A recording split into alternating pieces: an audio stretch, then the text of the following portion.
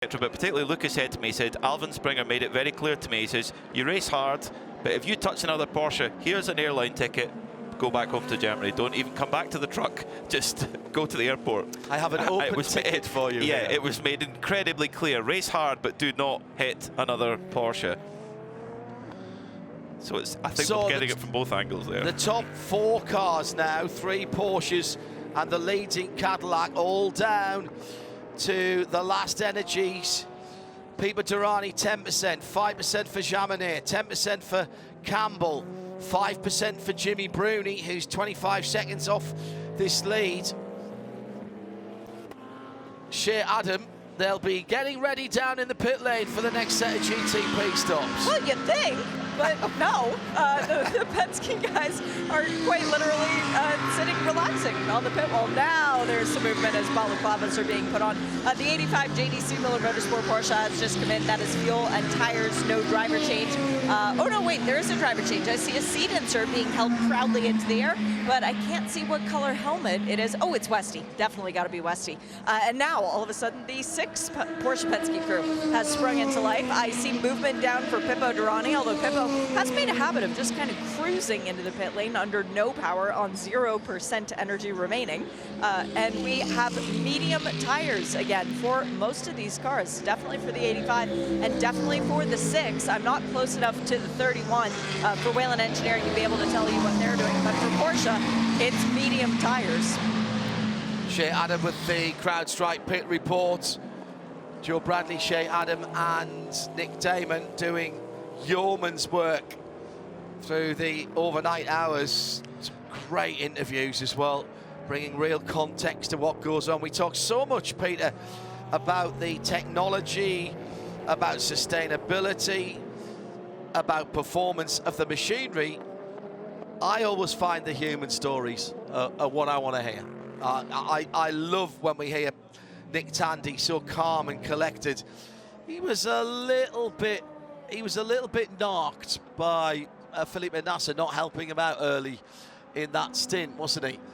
Just made a comment on that. You've got to listen carefully to what's being said and how it's being said when our CrowdStrike pit reporters get the microphone under the nose of the drivers as they get out of the car. But if there's any driver who's got a very thick skin, it's Nick Tandy. He grew up on short ovals. If he says, oh, is it like that? Is it? Okay, then. Okay. Logged. Understood. Yeah. I'll remember that. That's yeah. going on the spreadsheet for another time. Yep. Let's take a quick look. We're about to go into a pit stop cycle, so here's a VP Racing update. The top 3 within a second. Whelen Engineering Cadillac number 31 for Porsche Penske Motorsport number 6s and 7. Then another 25 seconds further back is Jimmy Bruni. Jordan Taylor for a moment is up into 5th position as Richard Westbrook and the JDC Miller Motorsport car is leaving after their pit stop. Leader into the pit lane, we'll go to that in a moment. It's Malte Jakobsen and Ryan DL, 3.5 seconds between those two, battling in the 04 and the 18.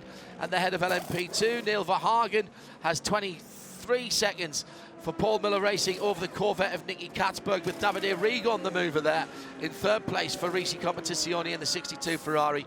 And Daniel Morad by 13 seconds leads GTD for Winward over Eliseo Rivera, who's pulled his way through to 2nd, and he's got the better part of 30 seconds over Scott Andrews for Lone Star Racing. Leading Porsches into the pit lane. Shea Adam. 4 tires and a data stick exchange for this Porsche number 6 from Penske, and a very near collision leaving for the Whelen Engineering Cadillac. That delays them a brief moment, meaning that the Porsche is able to get out ahead because the Cadillac had to check up. The Acura of Wayne Taylor Racing Andretti was the one coming in and had the right of way to get into its box. That was Jordan Taylor handing over to Louis Delatraz. This is the lone Acura that is still in this fight. That was a change for the lead though on the pit stops when they cycle back through. When everybody else comes into pit, that means that the 6 now has the advantage. Now the question for me is, as they were all so close, Matt Campbell's had a pretty clear lap.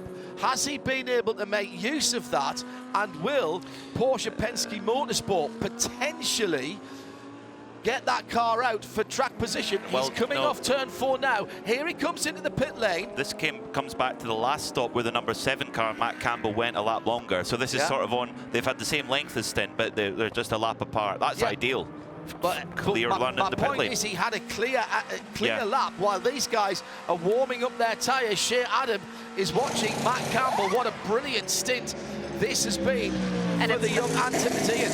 It's not over yet, John. Matty's staying aboard. So once again, Matt Campbell getting new tires. He's going to think it's Christmas and that everybody loves him, which, well, they do. These ones are also mediums. So Matt Campbell no longer a full season driver in this car. This year, it will belong to his last year teammate Felipe Nasser and Dane Cameron, 3 times IMSA champion, is Dane Cameron. This is so impressive, the work that they are able to do, because not only did they get the tire change done, lickety-split, they now have the opportunity to clean off the windshield, not giving him a tear off, so clearly they don't like him that much, but they were able to check the brakes as well to make sure that everything was good. And now, let's see where he cycles back out. He's stuck at the pit lane speed limiter. The leader is on the track at full speed. It's going to be tight. I'm not sure. I think this is going to be another Porsche perfect pit stop for Porsche Penske Motorsport, because the leader's only just coming off NASCAR turn 4 now, Peter. Now, I accept that there's a bit of tyre warming to be done, but the Matt Campbell car is out. It comes to the pit lane speed limiter. Let me see him behind that wall. I can see the headlight shining on the wall. Here he comes, gets his foot down, and he's out. He's out. And both Porsches have jumped. They came in 31.67, and they at the moment are 7.631. But here comes Jamini in the number 6 car. He's got his tyres up to heat, and I think he's going to be on the back of his teammate Matt Campbell in number 7. By the end of this lap, we're going to have a 3-way. Basically, we're going to have a 3-car fight for the lead here in GTP. Look how slow it is for Campbell. He's just being passed. Big lock-up for Durrani. Jack Aitken. He's just being passed by the CrowdStrike car, and there was contact between the two Porsche teammates coming out of turn 5. What have we just been saying? Was there? Yeah, coming out of turn 5. Oh dear. Our replay crew will be looking back at that. I'm pretty certain that we had contact front to rear between the two Porsches coming out of turn number 5, heading down the short chute to the end of the infield section. That's interesting. So the number 7 of Matt Campbell came out of the pits well ahead and is now back to 3rd. It's just purely out of the tyre warm-up cycle, but it's car 6 getting a penalty. This is at least the 3rd time this has happened. Failure to adhere to the control powertrain parameters. So all of that hard work by Nick Tandy and subsequently by Mathieu Jaminet, they'll come in straight away. They've overused their energy requirement between pit stops. That is a massive penalty. That's at least 3 times now. There was a drive-through, 2 stops. In fact, that's 4 times, actually. Yeah, and the number 5 Prodron competition car has had a penalty for exactly the same thing. It's only been Porsches, hasn't it? Yeah. So, well, that's Porsche Penske Motorsport will be doing everything they can to try and mitigate that. And now it switches across the attention to the number 7 of Matt Campbell trying to chase Jack Aitken, who's fresh into the car. Matt Campbell onto his 2nd stint in that machine.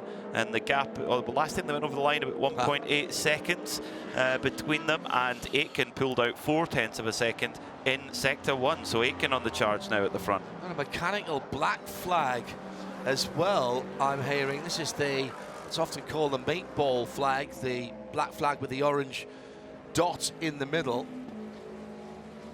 And that's Dirk Muller for Ford Multimatic. Immediately has to come into the pit lane.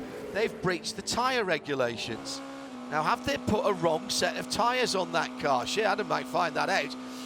They are in the pits now, and there's a new set of Michelins there, but they were told they had to pit immediately. So that's either a wrong set of tyres or wrong pressures in the tyres. Let me check and tell you how long ago they were in the pits. that might give us a little clue on that 65 Ford Mustang. And that's the better placed of the two. It is, yeah. 6th in GTD Pro. Sorry, my reset. Oops. So your race leader. No, Dirk Muller's been out there 22 laps. So what have they done on that car? That was immediately stop and repair, tyre operational requirements. Wow. Well, race leader number 6, Mathieu Jaminet, won't be the race leader for much longer. It's got to come into the pit lane, go down to the penalty box and stop there for 10 seconds. Jaminet will stay out for another lap, possibly another 2 laps. He's allowed to do that. The reason I say that is, look at the time, 6 hours and 1 minute to go. They'll stay out for Michelin Endurance Cup points. Good point, yeah, good point. So not only do they get the 5 points, but they stop the 31 of Jack Aitken and the rest of the Cadillac team getting the 5 points. Who have scored well in the Michelin Endurance Cup points so far throughout this race. Absolutely flat out through the tri-oval. Sun climbing steadily off towards the coast. It's not going to be, oh no, is it going to be? It will be the end of this lap. It's the end of the lap.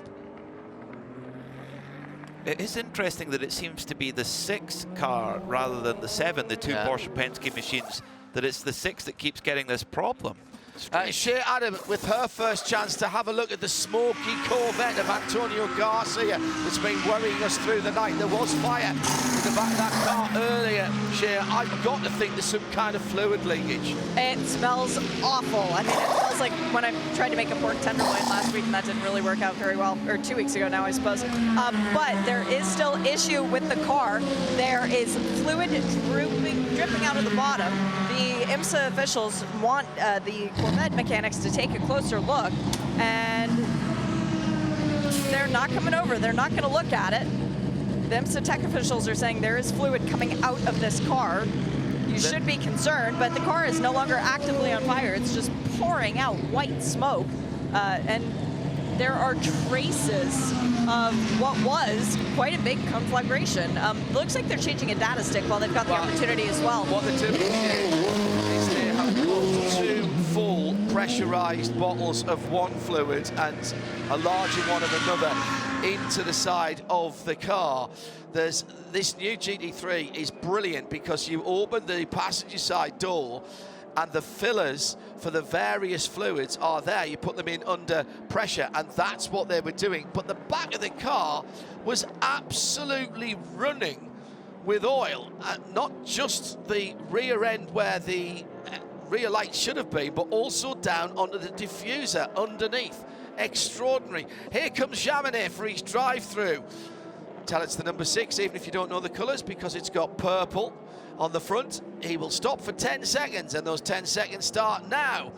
The official at the end of the pit lane clicks the stopwatch. Trusty 5, stopwatch. 6, 7, 8, 9, 10. And off he goes. Oh, that's going to hurt. That stings. That is going to hurt. So now they'll be praying for a safety car now. Yeah. They will be absolutely praying for it.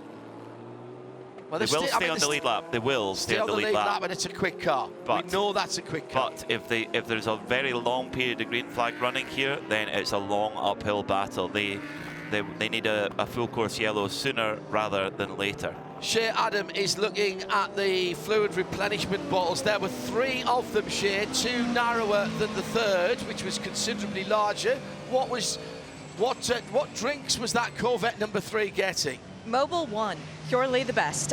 They've got the large bottle, which is 20 quarts worth of engine oil. They've got, I believe that was 20 quarts. Let me just spin it back around. Yep, 2 quarts, sorry. They had a second one that was engine oil, and then they had one that was transmission fluid. So yep, the 3 bottles fully empty at this point. The amazing thing about Corvette is that Mobil 1, who've been their lubricant partner for a very long time, not just for engine oil, but for transmission fluid, greases, etc. Back in the GT Le Mans days, Mobil 1 offered to build them, design them, a bespoke oil for that GT Le Mans car. That's been done. That's been done in the past. They did it. Funny enough, Mobil 1 did it for the Porsche RS Spider as well. Special oil. Yeah. They used off-the-shelf oil. Wow. You could have gone down the I think it was the 5W40 or the 0W30. I can't remember which way around.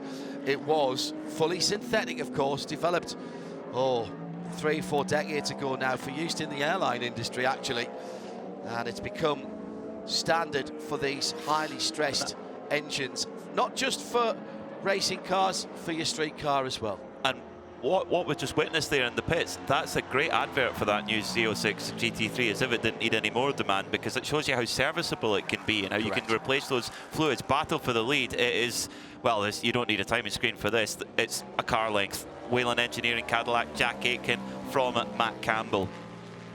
Two great young stars. Neil Janney now has moved up into third place with that penalty for the number 6. Once again, overuse of energy by the number 6 car. That's dropped it down to 5th position, but still on the lead lap. We've still got 6 cars on the lead lap.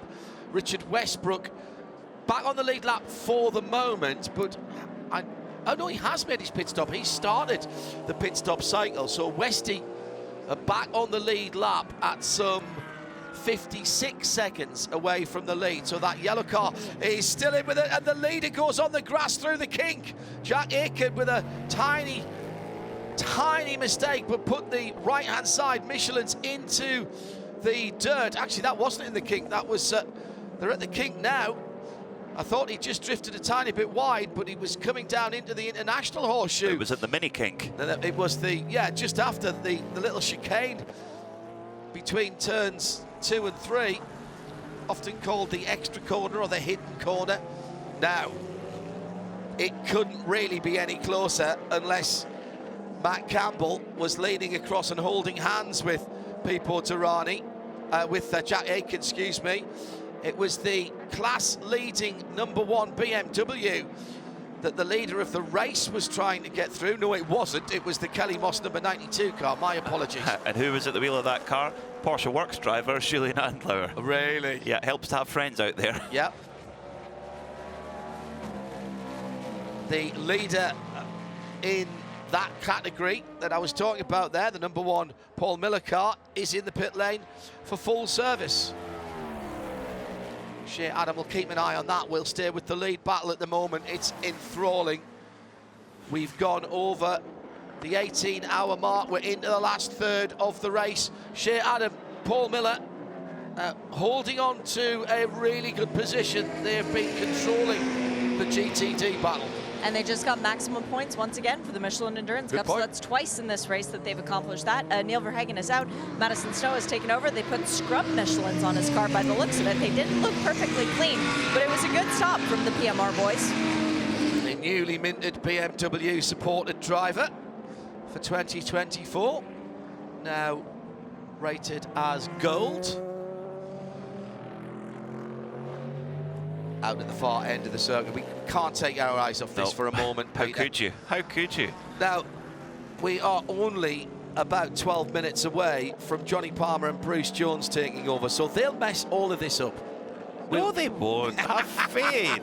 Have faith.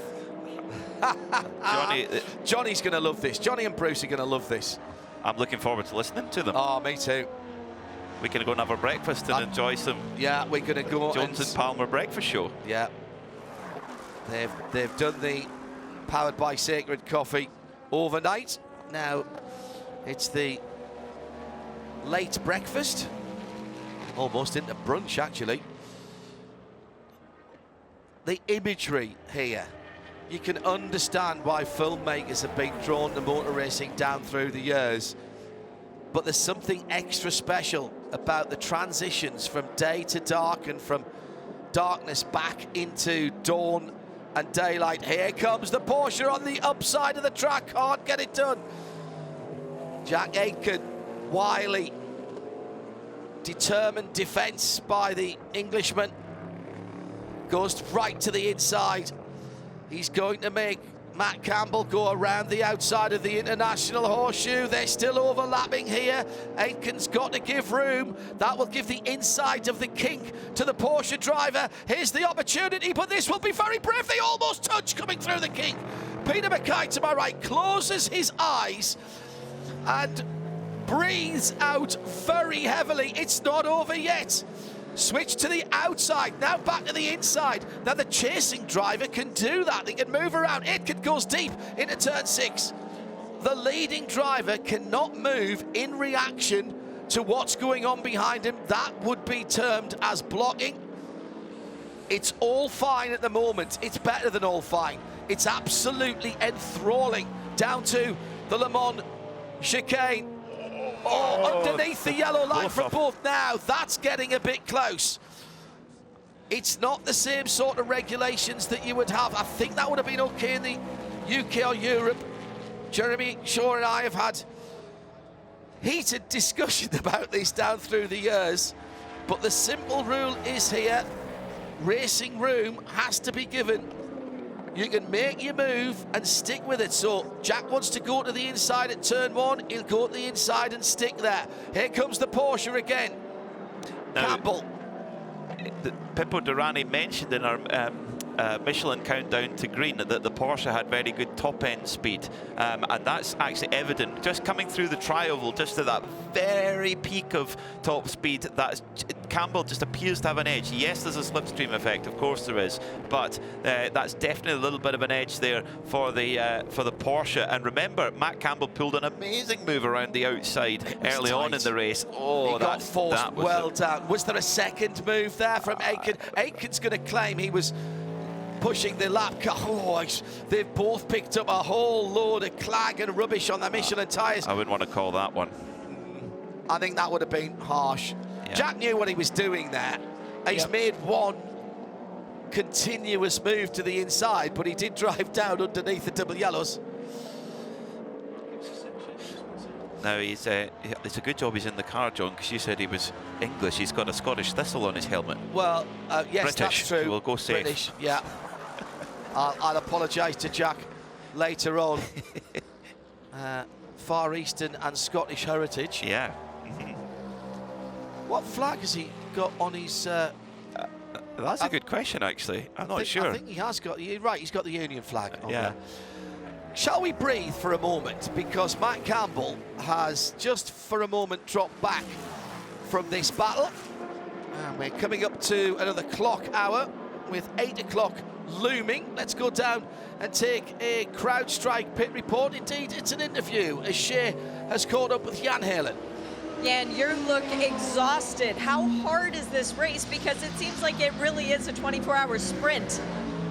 Well, it's extra hard because, you know, we just don't have the pace, you know, so we're trying to stay on the lead lap or trying to get back on the lead lap. It's yeah, it's been a really tough race. I really did not see this coming.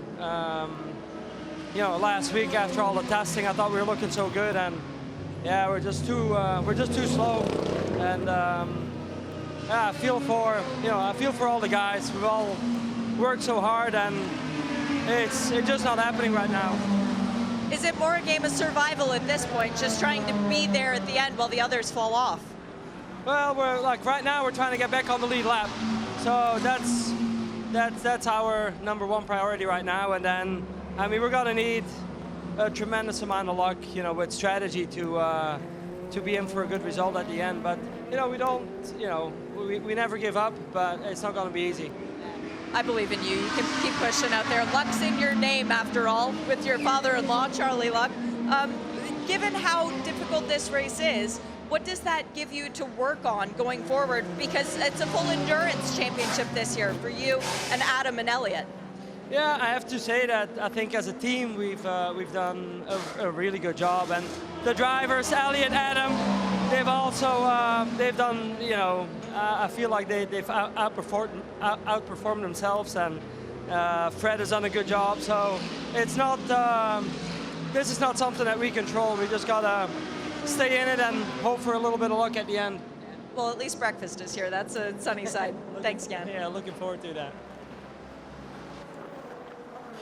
Shea Adam with that crowd strike pit report. 1.1 seconds at the front of the field. Do a little mini VP update here. And then another 40 seconds back to Neil Janney. It's Maltha Jacobson and Ryan DL has dropped to 8 seconds in that battle for LMP2, the 04 CrowdStrike car from the 18, the blue of ERA. Madison Snow has consolidated that lead since he took over. Earl Bamber in the number 4 Corvette is now 25 seconds behind and has gone back ahead of the 62 Risi Competizione Ferrari, those two having a cracking scrap, easy for me to say. Bamber now in that car, and Collado took over from Alessio Rivera. No, it wasn't Alessio Rivera, was it? Who was in before Collado? Doesn't matter, it's carrying on with different drivers.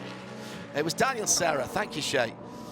And it's a 19-second gap for the GTD battle. 19 seconds in the favour of Winward Racing ahead of the Triazi O23. And here's the battle for the lead again, side by side for the lead. And the Porsche leads over the line, and this time it's the right Porsche that helps out its bigger teammate. Unwittingly, I'm sure. And the lead changes again. Matt Campbell getting the draft over the tri-oval. Peter Mackay had spotted and noticed that additional speed advantage. Now, can Campbell pull away? Well, that's the question. He's been behind, he's been putting Aitken under huge pressure, and now there's a great opportunity for Campbell to continue this mammoth double stint. My stint of the day, for sure. Just played the traffic perfectly. Aitken was a little bit unlucky, and Campbell just took his opportunity, exploited his advantage, and just, again, another little basketball screen style, and goes through. Now, thank you again to Tim Fulbrook and several others writing in. Jack Aitken has 2 flags on his suit. He has the British flag and the South Korean flag, because he's got a parent from each. Okay. So there you go. That's great. We've cleared it up. Thank you. Thank you very much. Let's link up our global broadcast centres, 1 and 2, and say good morning once again to Bruce Jones and Johnny Palmer. Good morning, Johnny. Hey, John. Yeah, this is really starting to wind up now, isn't it? It's funny, you go away for a couple of hours and the track's completely changed now. It was still in full darkness when we handed back to you, but we've... Mentally, this feels like the home stretch now, but there's still just 15 minutes less than a sort of standard World Endurance Championship race to go. So plenty more of this narrative to be unfolding in front of us, John. And if we needed, I don't think we needed waking up for breakfast time, but the front of the field and the battle in LMP2 up until that last pit stop has kept us going, and we've got a Corvette behind the wall. This is the car that's been smoking. Finally, they've decided to bring the number 3 car in. This is Alexander Sims behind the wheel. And I wondered earlier on if it was some kind of turbo pipe or turbo seal that was leaking. They're having a look at that now. It was quite worrying earlier on at JP. Lot of yelling going on there. Yelling and pointing, never good. I find it amazing, Johnny, we're only a year into the GTPs, and look at what we're seeing at the head of the field, and Porsche, with their customer cars as well, doing what Porsche customer racing have always done. You're always going to get the success bleeding into a customer car that was effectively released at roughly the same time as the factory car, and that was, I suppose, the danger for Porsche Penske Motorsport, being up against some really established sports car teams and effectively having the same machinery at their disposal. And I mean, it's been fascinating to watch who's got the upper hand in amongst the 963s alone. Yeah. And Porsche Penske Motorsport had been learning throughout their WEC campaign in 2023 as well. Didn't start off well, but they were definitely getting to grips with it in the latter races. And it sort of feels like it's continued on from last year's IMSA season and indeed further afield around the world. Bruce Jones is the second voice for the next few hours. Battles right throughout the field, including for second and third in GTD. Pro just going down the short chute to turn 6. That's Ferrari versus Corvette. But seeing those 4 GTPs, Bruce, from Porsche at the front of the field. You don't have, well, when you're our age, you don't feel like you're thinking back very far to some classic Porsche encounters in top-class racing down through the years. You could safely say almost a couple of generations have been born since those Group C times, John, but no, entirely so. And I think we knew when they announced they were going to automatically have customer drivers with the programme, as they did with the 956s and 962s, and the fact that the teams like Jota last year got straight on the pace with them, starred at Le Mans. Real accolade for Porsche, and long may they continue like that. One of the things we picked up, Johnny, before we came off 2 hours ago, was the fact the number 3 Corvette was starting to steam and smoke around the track, and under daylight we've seen it, and now that car parked behind the wall being cleaned up. It's Bruce Jones, me, Johnny Palmer, in the Global Broadcast Centre, and bringing us the CrowdStrike pit reports at exactly 8 o'clock in the morning is Shea Adam. Is it easier to sleep, Russell, when it is the car that you are driving, the 57 Windward Racing Mercedes, in the lead of the race, or fighting for the lead? I mean, that's a tough question. I mean, you look, it's easier to sleep when you're in the lead. I mean, this Mercedes AMG, it loves the clean air. That's where it's the fastest. And, you know, Daniel, Indy, and Philip are doing an amazing job. And, you know, look, I'm getting a little bit of reminiscing. I think we've been in this situation before a couple of years ago, and hopefully it'll go our way again. Yeah, 2021 was a pretty good one for you guys. Just thinking on the way that this race has unfolded so far, is it kind of what you thought it would be, with a little bit of chaos, but a long green run lately? You know, it's so similar to what we had in 2021. We got the Ferrari coming up our tail. It looks fast, you know, but I have faith in our guys. I mean, we did it before. We got a well-trained pit crew, and we're hungry for it again. We need another watch. Yeah, definitely, for sure. And if you guys want to know how hungry they are, they brought Duncan in for their crew members. I'm going to stock all the breakfast options and let you know.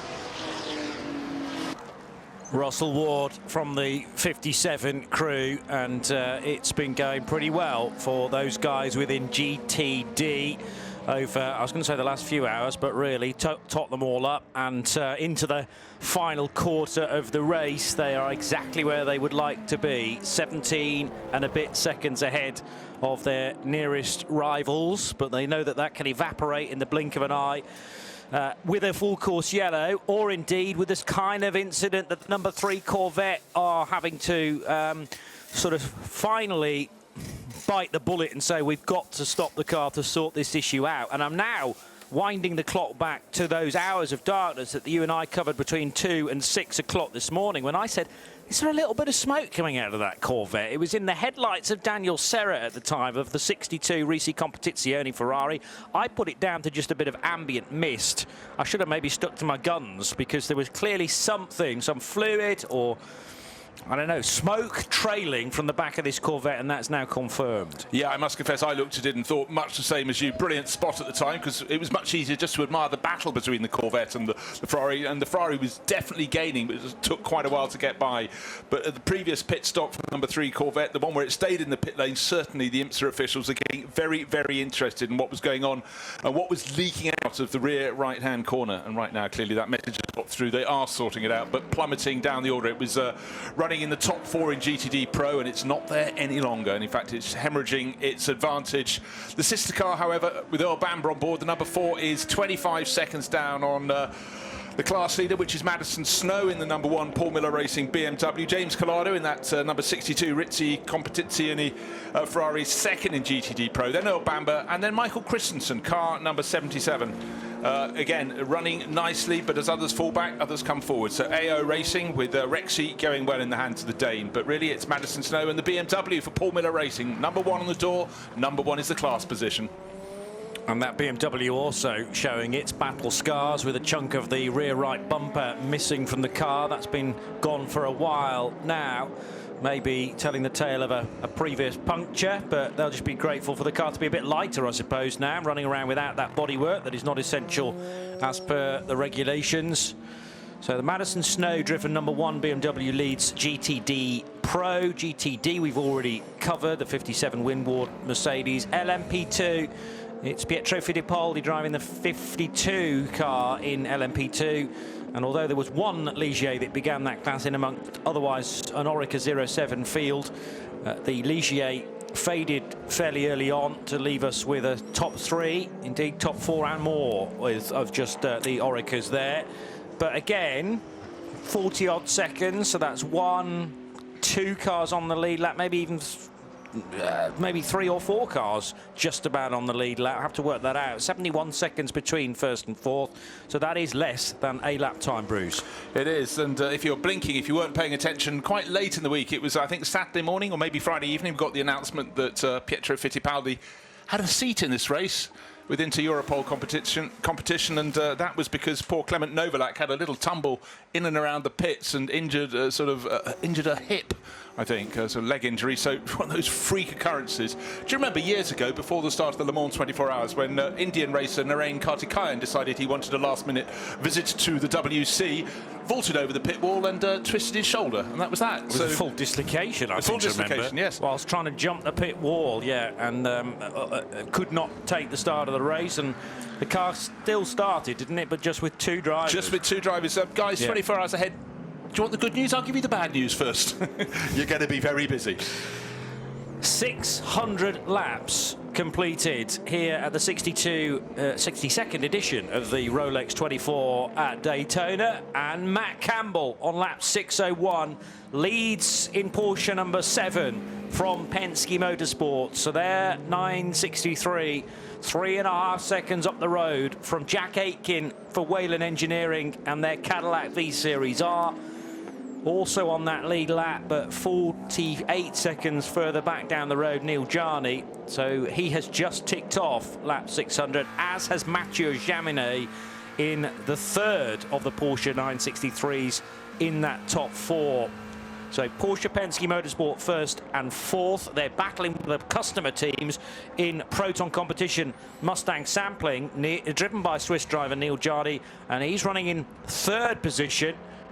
That's quite an arm wrestle as well for, you know, the best Porsche runners to make it to the podium potentially. There's only 5 seconds between those 2 cars as well. Penske will not like it to be beaten to a podium finish by one of the customer Porsche programs. Now, earlier we picked up a bit of smoke coming out of the back of the number 3 Corvette. I'd like you to take a look when you can, Johnny, a different camera angle at the flank of the Pfaff Motorsport McLaren. I think the right rear corner is also emitting a little bit of something. Number 9 car looks fantastic. However, I don't think the steam, maybe it's just an angle, maybe gone over a bit of dirt or something, but certainly something was coming out of the right rear, that very sleek looking McLaren. All right, keep my eagle eye on that. We know about the 70 dramas with the battery that needed replacing, and that's when the Inception car was right in the hunt for a cracking result. But unfortunately, the lengthy pit stop earlier on took it well out of contention. It is running again, number 70 McLaren 720S for Frederick Scharndorf, but down in 14th position in GTD as the Pfaff car comes down from the tri-oval. Martin Kerchhofer driving this car, and he's 10th in GTD Pro. Actually, not that far away from the other McLaren on the timing screen. They're 39th and 41st, respectively. Yeah, but it's running perfectly good pace. I may have just had a bit of a false call, but good news that Shea Adam is sprinting down just to check it out, because I know the crew taking over the Pfaff Motorsport McLaren, all the drivers are very, very impressed with this bit of machinery, and it does add a bit of variety in the field as well. 2 McLarens in the field, but I feel there's space for a few more in years to come. So Definitely. Any good showing will definitely be well received. Yeah, the more the merrier to make the variety even greater. We're hearing from Pfaff that it's all fine and no misreadings or no erroneous coding on the electrics or anything on the telemetry to be worried about either. As also from Shea, I hear the number 3 car is returning to the racetrack. So that is, thankfully, the dramas with the Alexander Sims Corvette hopefully solved. The problem for those guys, though, at Pratt & Miller is that they were leading the race. They've been flirting, certainly, with a 1st or a 2nd place finish, and now it's dropped to 8th place. How quickly things change. Yeah, and another figure I can throw you, it's between 6 and 7 laps down, as opposed to just about half a lap down as it was at the time. But hopefully the fix is good. There'll be no further problems with that corner of the car. a brightening morning at the Daytona International Speedway, but for some of the cars, they are looking a little bit as though they've been in the battle, just a little bit as though they've been running for, I don't know, let's say 18 hours or so, which indeed they have, very nearly 18 and a half on the clock. But at the moment, with the overtake, a handful of laps ago, brilliant working of the traffic by Matt Campbell, and unfortunately for Jack Aitken, he was lower down the banking and then suddenly found the Elliott Skier driving along, minding his own business, the Chip Park Racing GTD Porsche, but you know, sometimes the traffic will be just where you don't want it. That was very much the case for Jack Aitken. But since then, Jack has fallen back by nearly 4.3 seconds from Matt Campbell. So the Australian is escaping. But the good news is for race fans all over watching this race is they're on nigh on identical energy consumption. In fact, Matt Campbell's possibly got an extra lap over Jack Aitken a short while ago. I'm fairly sure they were exactly on the same rate of energy usage. And don't forget, not so long ago, the number 6 Porsche that should have been right in the mix with Mathieu Jaminet on board got pinged and penalised, had to come in for a 10-second stop and go for overuse of energy. This is something, if you're old school, you won't necessarily understand, but if you just accept what we're saying, they have a certain amount of energy they're allowed to use, it gets topped up at each pit stop, then that's fine. Yeah. It starts at 100%, it goes to 0. If you go beneath that, well, hey, it's a mathematical impossibility. But you can't call it entirely fuel these days, as you have been able to do for decades and decades, but fuel is essentially energy, and when you run out of fuel, the car stopped. Whereas these days, they're recycling the energy with the regen and the hybrid and blah, blah. And there's only so much energy you can use through the hybrid as well. And that's governed very cleverly by the officials and by the monitoring systems, by the electrical systems. And once the energy goes, the car stops. So that has not really changed. It's just that technology has sort of got very, very high spec. And we've seen it before in the World Endurance Championship last year at Spa. I mentioned this earlier on in our coverage that Laurence Vantor mentioned the dashboard went entirely black and the car responded no more, and then it was out. That was a Porsche Penske Motorsport 963. So important that you know how much fuel is in the tank and you know how much energy you still have to use. really sounded like a sort of 1980s video game where it just went game over. Yeah, entirely. And the more awkward thing for the Belgian was that he was actually on the main straight at the time it happened, so he could have actually dived into the pits, chose not to, and then powering out the chicane at Spa. Sorry, that's it. You're out. Wow. How decisive can it be? You know, when it's a 50-50 decision, doesn't really matter. Oh, it does matter which choice I made. Oh, dear. Yeah. Especially at Spa, whereas, you know, there's one of the longer tracks, or longer Grand Prix tracks of the world, longest, perhaps, these days, at 7 kilometres, so you were never going to get around there to complete another one.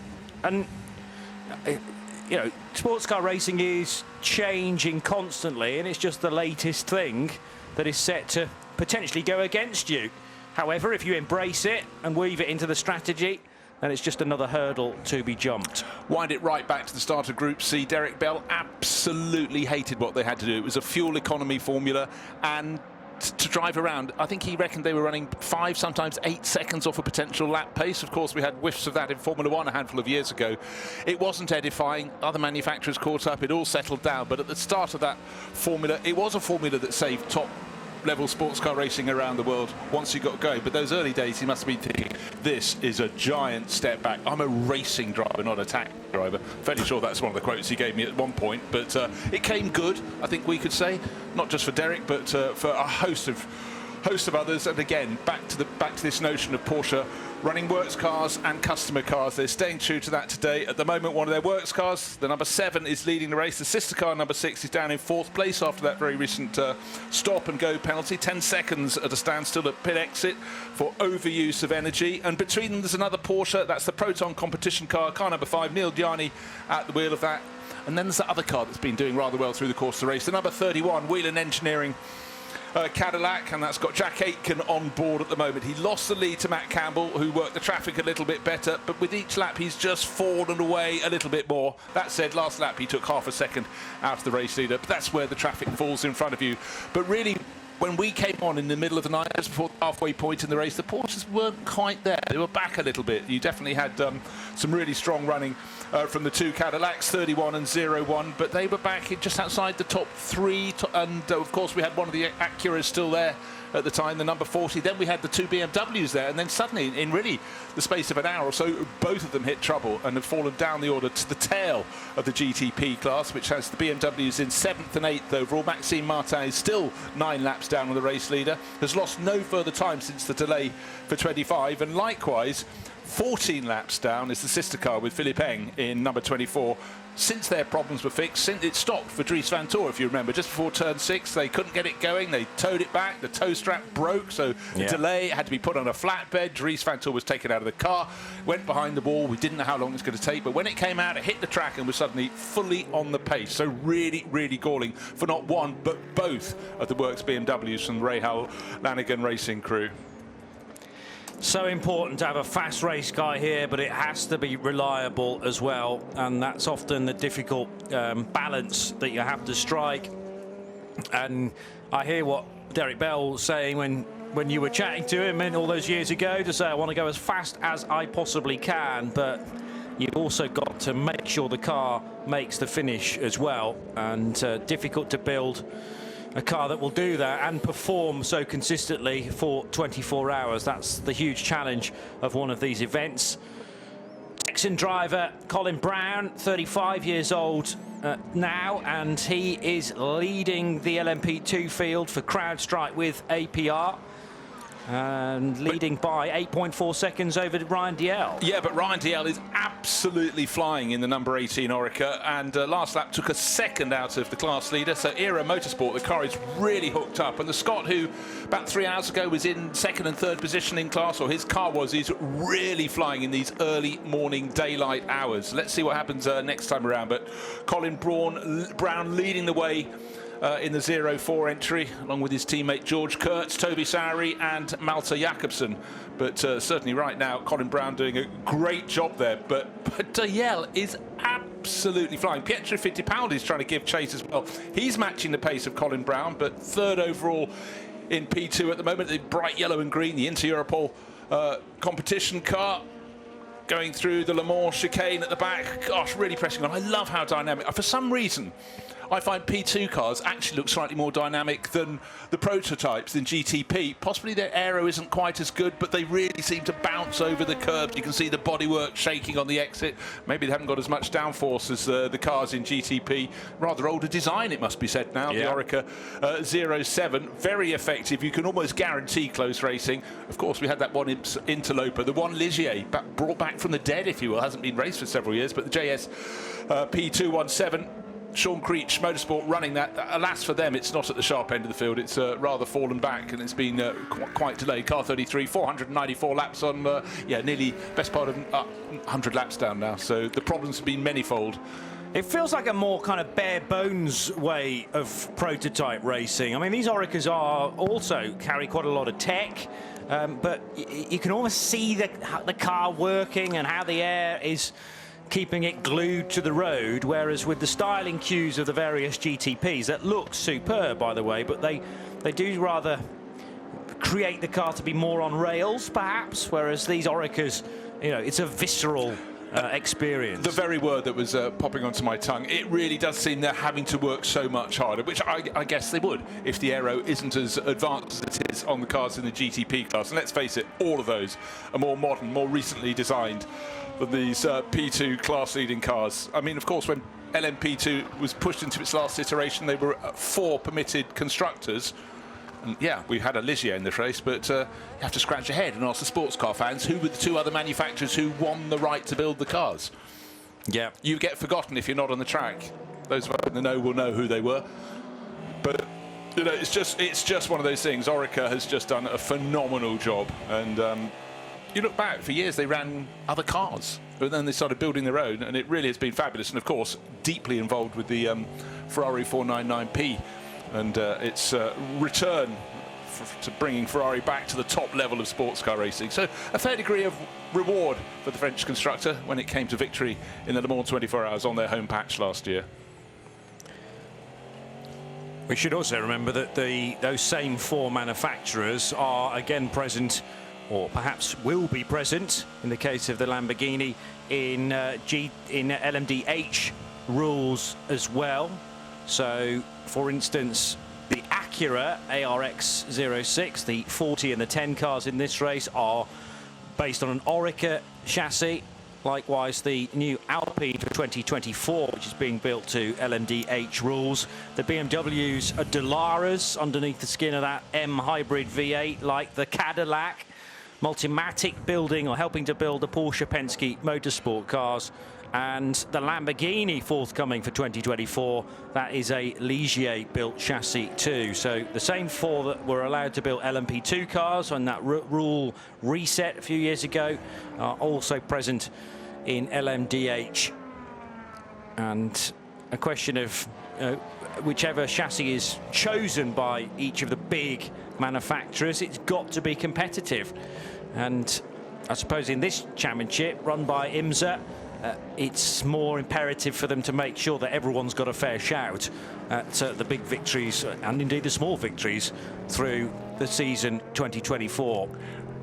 Right, the gap between first and second is out to 6.9 seconds in the advantage of the number 7 Porsche.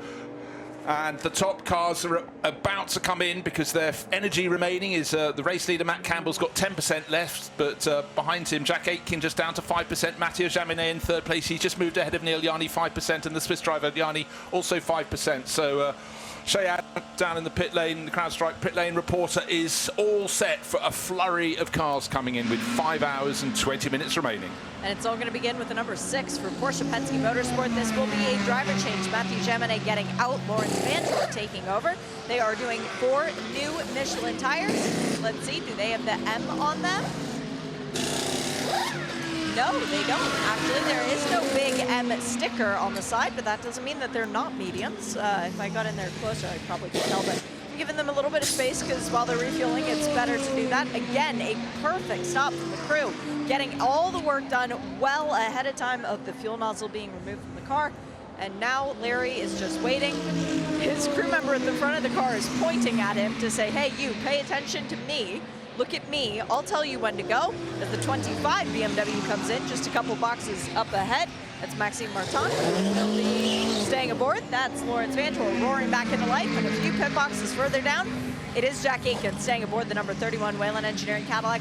This is a 4-tire change. They are doing sticker Michelins and fuel. And now up on the wall for the number 7, Matt Campbell will be getting out of this car because Felipe Nasser is ready to take over. They have tires that are marked M, medium. But of course now we are outside of the time when you can use the softs. And just remind us, Shay, when that soft window, if you like, was open. Was that through the evening hours and the night time? Yes. I think the hard out was at 7 a.m. Okay. Again, I mean, tyres are hugely restricted in this race, so much so that some teams chose not to run in some particular sessions in the early part of the weekend, if we can call Wednesday and Thursday part of a weekend. And yes, you've got to work out which tyres you'll be using in the race full stop, but also in these carefully prepared time slots as well. So when sunrise has happened, no more soft tyres. Sunrise at 7:15 this morning. We're now at 8:23 in the morning at Daytona, leaving us with 5 hours and 18 minutes still to go. Pit stop for the number 40 Acura ARX-06 for Louis Delatraz, who's just brought that car in.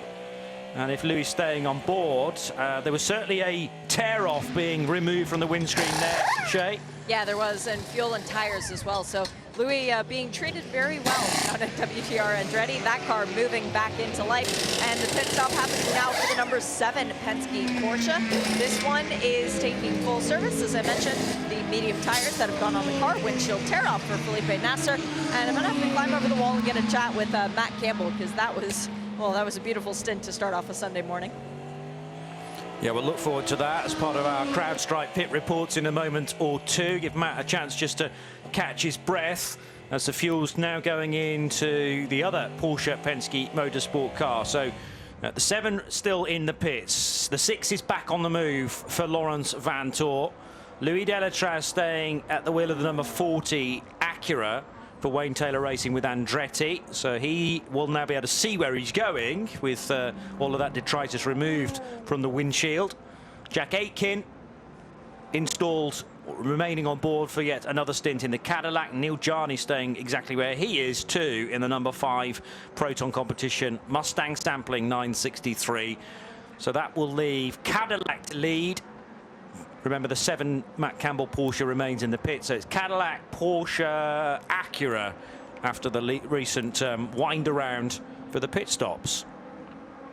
Actually, no, it's not. So despite Campbell and Campbell's Porsche being in the pits, it's retained the race lead, and the gap is now 40 seconds. So outlap for Felipe Nasr.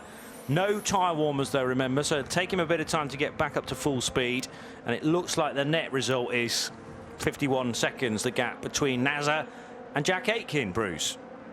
Waiting, watching. I was just taking a look at other factors that may affect the outcome of this race, and it's a beautiful morning at Daytona. Broken cloud, but blue sky has been spotted, so hopefully we will have a run of fair weather through to the end of this race. But sometimes you can focus so much on the tarmac and what's moving around on it, you don't look up to check out on the sky. But suddenly, as happens in races with a large number of cars, you can have people running on their own and suddenly just have great gaggles of car. And importantly for Felipe Nasr, there was a quartet of GTD cars. He's got past them and he's now left them in his wake. He doesn't have to worry, and he can concentrate on what you were just talking about, that crucial element of getting the new set of tyres up to temperature to get the grip you require to proceed at the pace you really choose. So that was fortunate. There's nothing worse for a GTP driver than coming out and finding a load of cars where he wants for the, going through turns, well, obviously turn 1, you emerge on the track between there and turn 2, but you want to get out of turn 6 and move up onto the banking with no one ahead, get that G-force and all that loading into your tyres to get the heat in.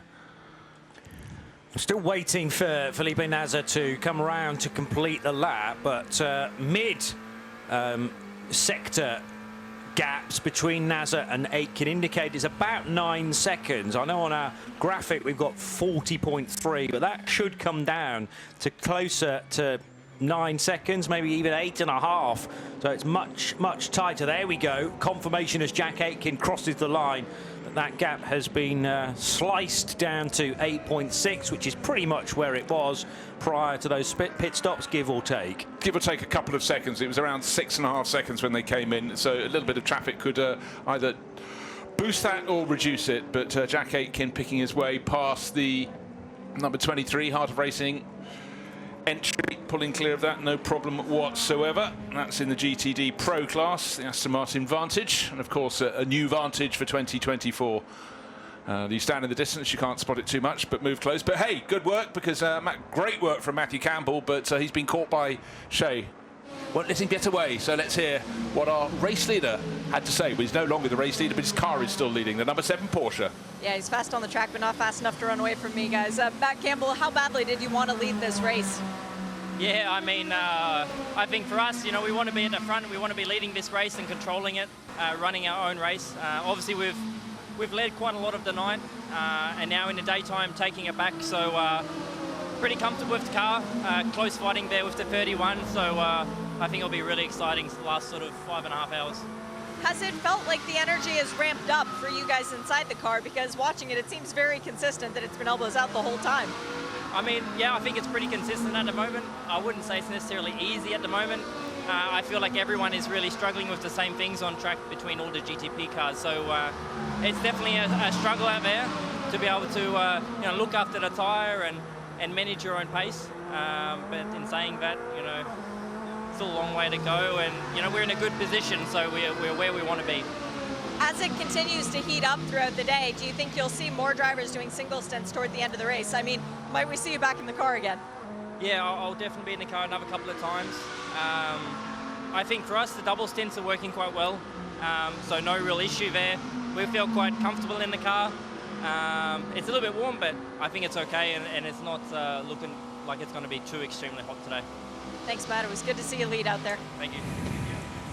Matty Campbell has been victorious here at Daytona a couple of years ago when he ran in the FAF Motorsport Porsche 911 GT3R. That was within GTD Pro. He shared the car with Mathieu Jaminet and Philippe Nasr at the time, so has got a Rolex in his possession, but it's not quite the same as winning the race outright. And he is in that lineup from car number 7 right now that does lead with Nasr as well. Yes, as it happens, but just a thought as Felipe Nasr leads around. If it hadn't been for the most recent stop-and-go penalty for the sister car, the number 6 Porsche Penske Motorsport 963, now driven by Laurens Vanthoor, we'd have a three-way battle with the top 3 cars covered by 10 seconds. The gap between first and second, between Nasr and Jack Aitken's Cadillac, is increasing. It's down to 9.1 seconds, but I do really feel for Laurens Vanthoor and the gang, including Nick Tandy, in that number 6 Porsche, been right in the mix in that works car. This would be hugely exciting, but you know what? Who knows who else is going to pick up a penalty, but Porsche Penske Motorsport will be reading out over the radio airwaves. Just to remind you, here are the rules on exceeding energy usage. Do not go for that. So Mathieu Jaminet was the driver who had to serve the penalty. He's since handed over the number 6 to Laurens Vanthoor, but they all know about it, and it wasn't that car's first offence. And of course, Kevin Estre was the other driver in that quartet. And in terms of lap pace at the moment, the number Laurens Vanthoor in the number 6 Porsche's just managed 1 minute 37.8, but Felipe Nasr, last lap, 1 minute 36.5. Maybe traffic clear, but the Brazilian, that is why he's escaping. Now he's 10.5 seconds, in fact, clear at the top of the field. So a much better lap for him than it was for the car in second place, the car of Jack Aitken, that Whelen Engineering Cadillac. Great lap from Albert Costa, who is now driving the number 34 Conquest Racing Ferrari 296. That's the best lap in GTD that we've had all race, a 146.205 from the Spaniard. He's running around in 8th position, so easy to miss that for Conquest, who clearly have a quick Ferrari, but they just haven't had the luck necessarily in 2024. And 2 retirements that we've now had confirmed by race control in the last 5 minutes. They're both from the same team, the 2 AWA Chevrolet Corvettes. Thomas Merrill was driving the number 17 most recently, and Alex Lynn's car's been out of the race for quite some time now, car number 13. So both of the privately run Chevy Corvettes are now officially retired. That announced at 8:25, so 6 minutes ago.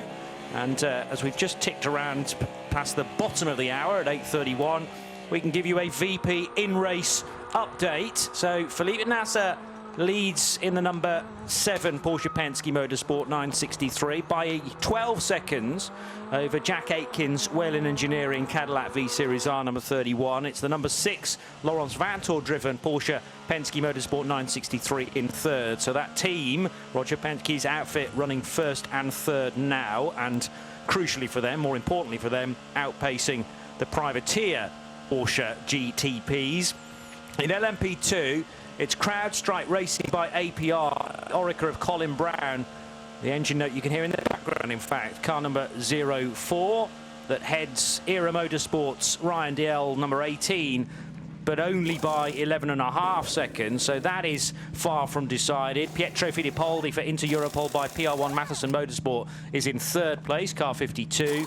GTD Pro, Madison Snow's Paul Miller Racing BMW M4 leading that, car number 1 after 572 laps, and again it's an 11-second advantage. So we've got 12 seconds between the top 2 in GTP, 11 seconds between the top 2 in LMP2, and a further 11 seconds between GTD Pro leaders.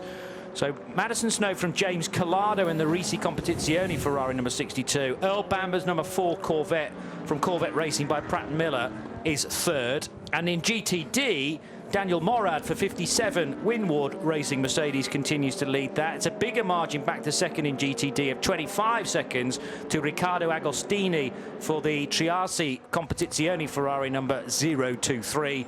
And Rui Andrade, the number 80 driver of Lone Star Racing's Mercedes, is in 3rd. That's the VP in-race update with 5 hours and 8 minutes to go, Bruce Jones. While you were running down the order in all of the 4 classes, I can report for Porsche fans, the advantage at the front of the field is now out to 12.4 seconds. At this point in the race, Fastest runner in the top 3 is the driver in 3rd place, Lawrence Van Tor, got under 1 minute 37 flat last time around, whereas only just under 1:38 flat was Jack Aitken, and he's done a series of laps in the 1 minute 38. That's why it's gone out from 8 seconds after he rejoined, and Felipe Nasr took over the race leading number 7 Porsche. But with each lap, seemingly, the advantage for the number 7 Porsche has increased. 12.4 seconds now the advantage. Aitken, though, still suitably ahead of the 3rd place car in class, which is number 6, Lawrence Van Tor, in his works Porsche. He's 59 seconds down on the ultimate pace, so therefore about 47 seconds up on Aitken. But the gap's coming down a little bit. But for Aitken, this slightly worrying stint. But then, of course, we've got to get what state his tyres are in. Were they changed at the last stop? I'm desperately trying to remember, because, of course, all the GTP cars came in at pretty much the same time, give or take 1 lap. The number 7 Porsche came out later. Thank you very much. Shay's just confirmed from the pit lane, Shay Adam, part of the CrowdStrike pit lane crew, that they did take on fresh rubber, so there's not and now in fact suddenly we're getting some faster laps from Jack Aitken. He's gone below the 1 minute 38 mark 2 laps in a row. He's down in the mid 1 minute 37s, while ironically Felipe Nasr, his pace has gone the other way. Chance to catch up on Dirk Muller's progress in the Multimatic Motorsports Mustang GT3, 5th in GTD Pro.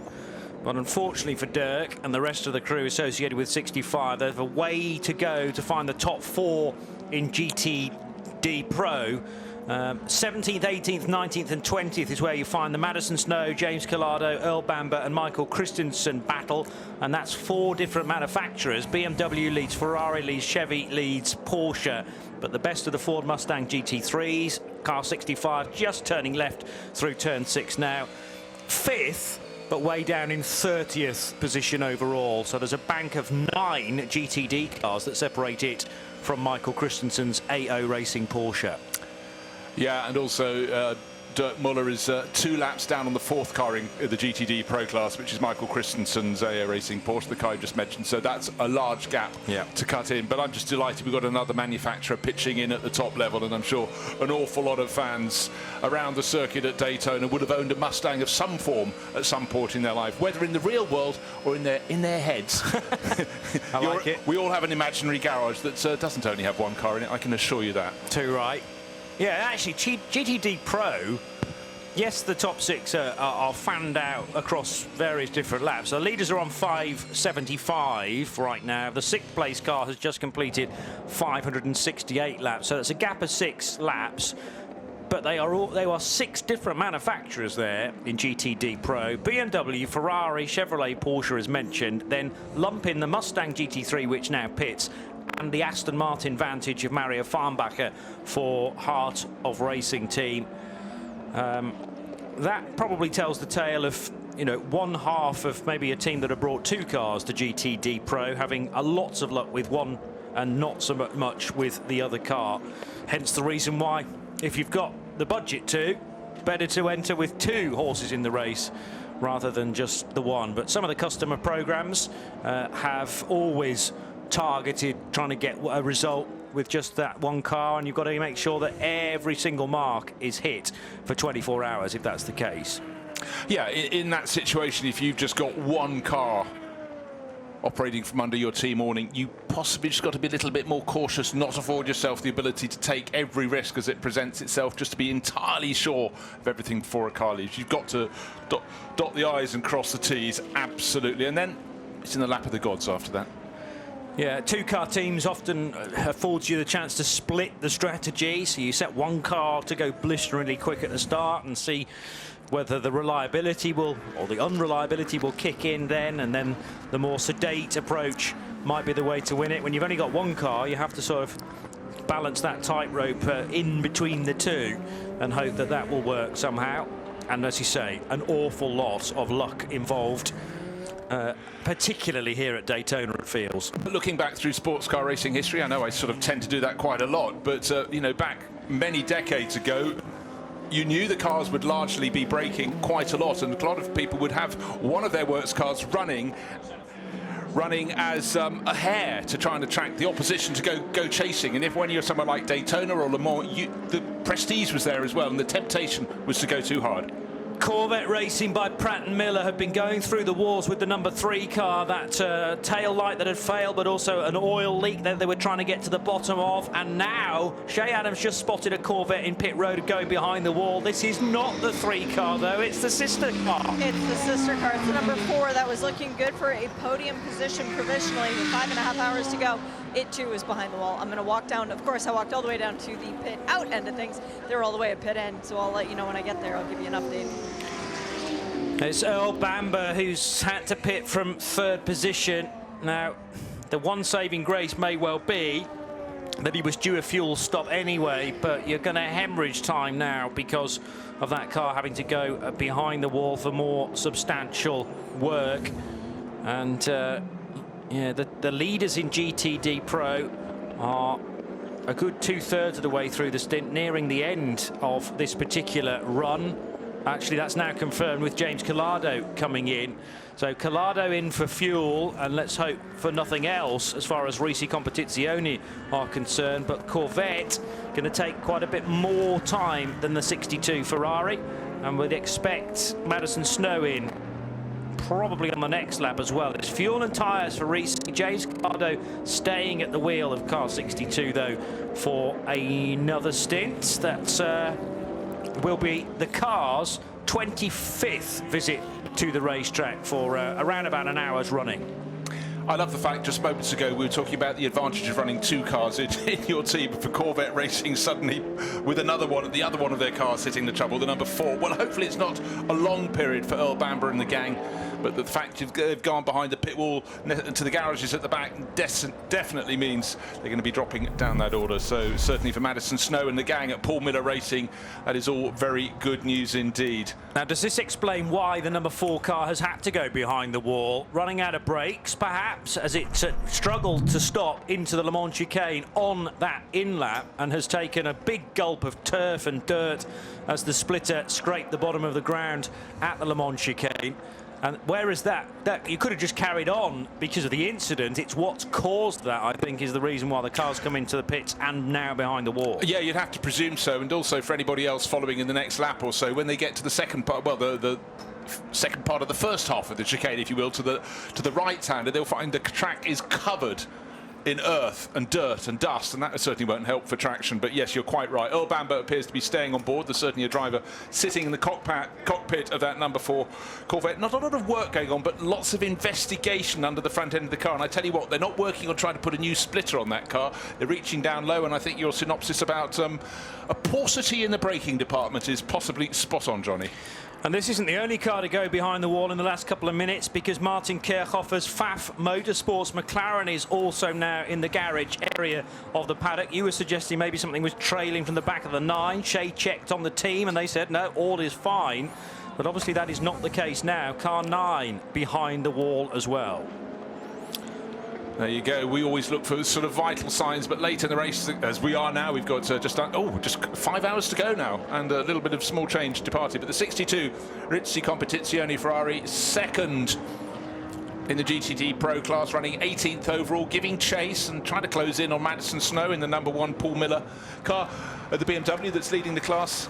Red with the 3 white stripes up over the back of the bonnet and over the roof of that 62 Risi car. It looks fantastic, but it does look wonderfully grubby. You know, when you get out of night and suddenly the light is coming onto the cars, there's a bit of sun on the roofs of the cars at various points, you can just see how much filth has come off the circuit. It's sort of red on top and largely greyish black by the bottom of the doors. Yeah, but yeah, that's a sign of how hard these cars have been working. After all, it's the cars that do the full distance. We worry about the drivers. Well, you know, these mechanical beasts that have been tuned up to tackle, yes, the 24 hours of Daytona, but a full season in many cases of IMSA WeatherTech sports car action as well. They don't have to take some punishment, and a ready amount of spares always have to be prepared in the wings as James Collado charges his way up the inside into the international horseshoe and exits out towards the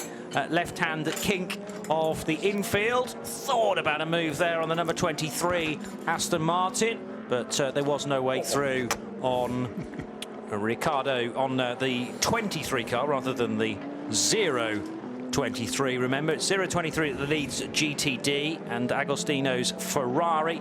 Car 23 being the Heart of Racing Aston Martin entry, which is now heading back out onto the speedway. Turn 1 for Mario Farnbacher. Driver changes of note in the last few moments. Ryan Diel's finally got out of the number 18 LMP2 car that had been 10 seconds or so away from the LMP2 lead, and it's Christian Rasmussen now taking charge of that. And Loris Spinelli clambers out of the number 78 car to be replaced by Misha Goikberg. So that is car number 78, 16th in GTD in the Lamborghini Huracan for Forte Racing. As Bruce mentions, though, another race hour reached, and we have now 4 hours and 57 minutes still to go of the 62nd edition of the Daytona 24 Hours. And Porsche Penske Motorsports, Felipe Nasser leading the way for car number 7. 15.5 seconds is the gap. So yes, that is growing now. It was 6 seconds prior to the latest round of pit stops. After they emerged from pit road, grown to 8 and 9 seconds. And now it's virtually doubled to 15.5. So testament to Felipe Nasser's raw pace. Yeah, and looking at the pace of the Porsches in the 963s in 3rd and 4th positions in the hands of Lawrence Vanthoor in the 2nd of the Porsche Penske Motorsport entries, and Neil Yarni in the number 5 version run by Proton Competition, that wonderful Mustang sampling livery. They are lapping faster than Jack Aitken's Cadillac that, bear in mind, in the hands of Pipo Derani, could do no wrong. But at the moment, the pace, maybe the ambient temperature's coming up and it's suiting the Porsches better than it did certainly in the night. The Cadillac V-Series R was the car to have, with not one but 2 of them running supremely well. The number 31 that's in 2nd place now, and the 01 that was also in the top 3 at the time. Sudden problem, out of the race. It's just one of those extraordinary things. But now, very much the 963 Porsches are coming good at this point in the race. And that advantage first to second, 15.6 seconds now, growing all the time, because Felipe Nasser, the Brazilian driver, can just knock out lap after lap in 1 minute, low 1 minute 37 second lap times. Now, Shea Adam, busy again down the pit lane. What's the very latest news? I made it all the way back into the garage, actually, and you think you guys might be onto something as far as the brakes are concerned for the Corvette, because they have taken off the entire front end of this car, and they are working in around where the braking system is. I can see the reservoirs there for power steering as well, but I don't think that's what the issue is. And they are hard at work. This is Team Never Quit as far as Corvette racing is concerned. Earl Bamber is still behind the wheel of the car, has not gotten out, and shows no indications of willingness to evacuate the cockpit of the number 4 Corvette. As far as the car immediately behind me, and the next garage over, well, that's Pfaff Motorsport with their McLaren. It sounds like this might be a terminal issue, something within the engine. Oh dear. Well, yeah, Bruce sort of semi-acknowledges that he thought he was onto something with that as well, although Shea, you did go down to Pfaff Motorsport and check up. Maybe they wanted to keep their cards close to the chest at the time because they were trying to work out precisely what the issue might be, and when you don't know whether it's worth pitting or not, far better to just keep the car out there, and what will be essentially. But it may well be that sadly for both of the McLarens in the race, they've hit dramas roughly at the same time. There was the battery that needed changing for the number 70 Inception Racing 720S. Frederick Schandorf now driving that in 14th position in GT Daytona. But Marvin Kerchoffer's example for Pfaff Motorsports, that might be the last time we see that car in the race, sadly. Another driver change in LMP2. Josh Burden got out of the number 74 car to be replaced by Felipe Massa. And also within GT Daytona, the 45 car has just come in for a stop. So that's a driver change to Graham Doyle from Danny Formal.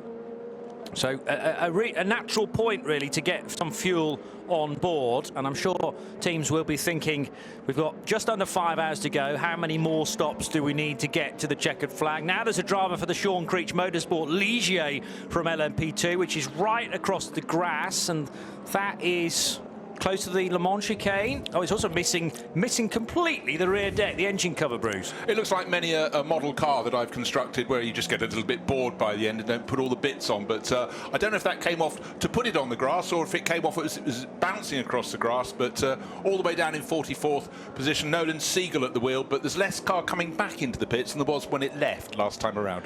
Let's take a CrowdStrike pit report. Here's more from Shay. That 33 Shotcreech Motorsport Ligier will be coming back and going straight behind the wall. I think the crew might actually have the engine cover already because the engine's been cutting out intermittently. So they're going to take it back to the garage and look at it. And now it makes the hard left turn. So Nolan Siegel, oh no, that is damage. Actually, that's quite severe damage that ripped the engine cover and the fin off, if you will. So no, the crew doesn't have that piece. Where around the track is it? That's the next question. Yeah, where has it landed, and is it going to compromise the continuation of the race in this phase?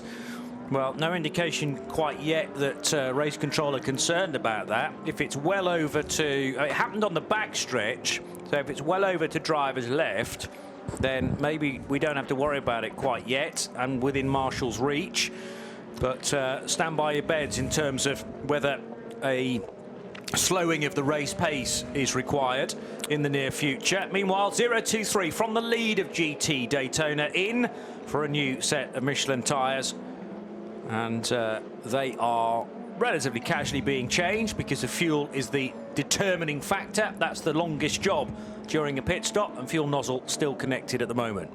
Yeah, driver out, driver in on that one. But I'm just thinking for Sean Creech Motorsport, it's not as though they can go to another team in P2 and say, can we borrow a sort of engine cover? Because they're the only team running that Ligier JSP 217. So, yeah, so quite where it landed. If it came off going onto the banking in effectively Speedway's turn 2, it could have ended up a very, very long way from the racing line, put it that way. So maybe in some way that could be a blessing.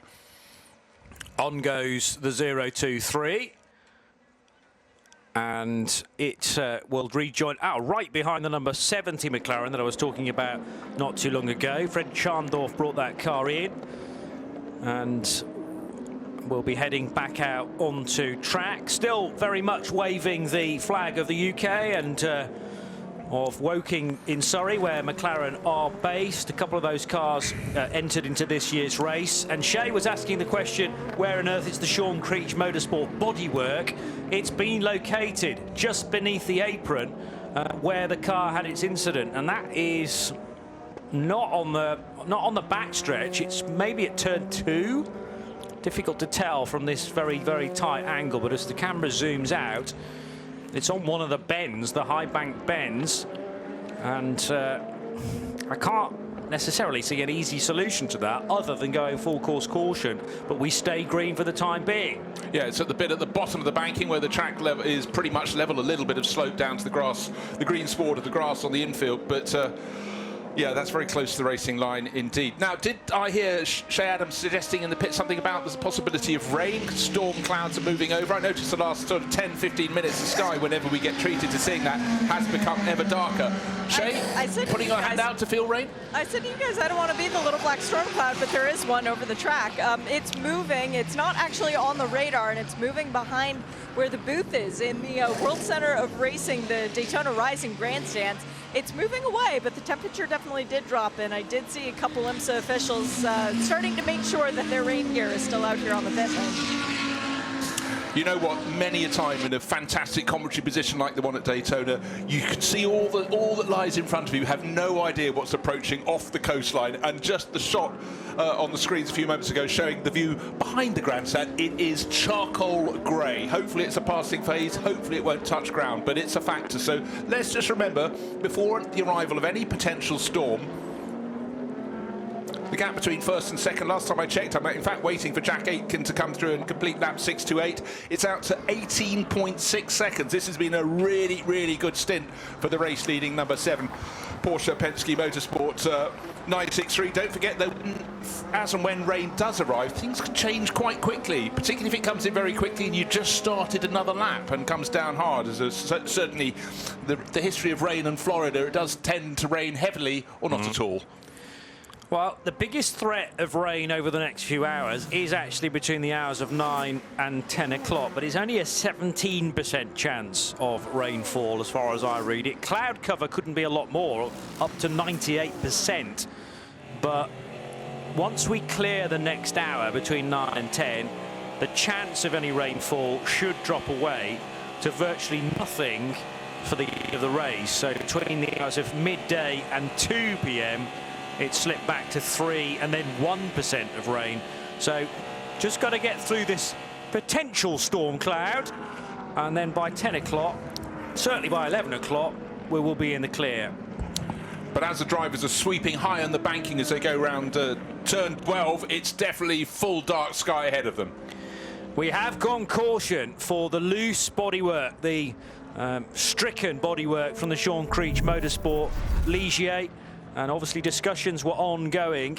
Is this the moment it pinged from the rear of the car? Still there at the moment. I can see the dorsal fin on the back of the car. No, the bodywork had come off before he came down low. Presumably that's why he came down low. He got to the chicane at the back of the circuit after a long run. This is the Sean Creech Motorsport Ligier, Nolan Siegel at the wheel. So it happened in Speedway turn 2, or possibly even turn 1, as he was turning left and spotted something was wrong with the car. Imagine suddenly losing all that downforce at the back of the car. I did see a bit of dorsal fin, but it's the very last bit on the rear of the car, which is part of the rear deck, and of course that's still very much attached. So rear bumper and rear wing on the car there, but there's this yawning gap between the cockpit and the back of the car, which covers the engine and covers an awful lot of other crucial components. I think it went very soon after he got on the banking coming out of turn 6, because when you get the long shot looking from the Le Mans chicane back up to the exit of that long left-hander, the bodywork is not to be seen. It's down at the bottom of the track, somewhere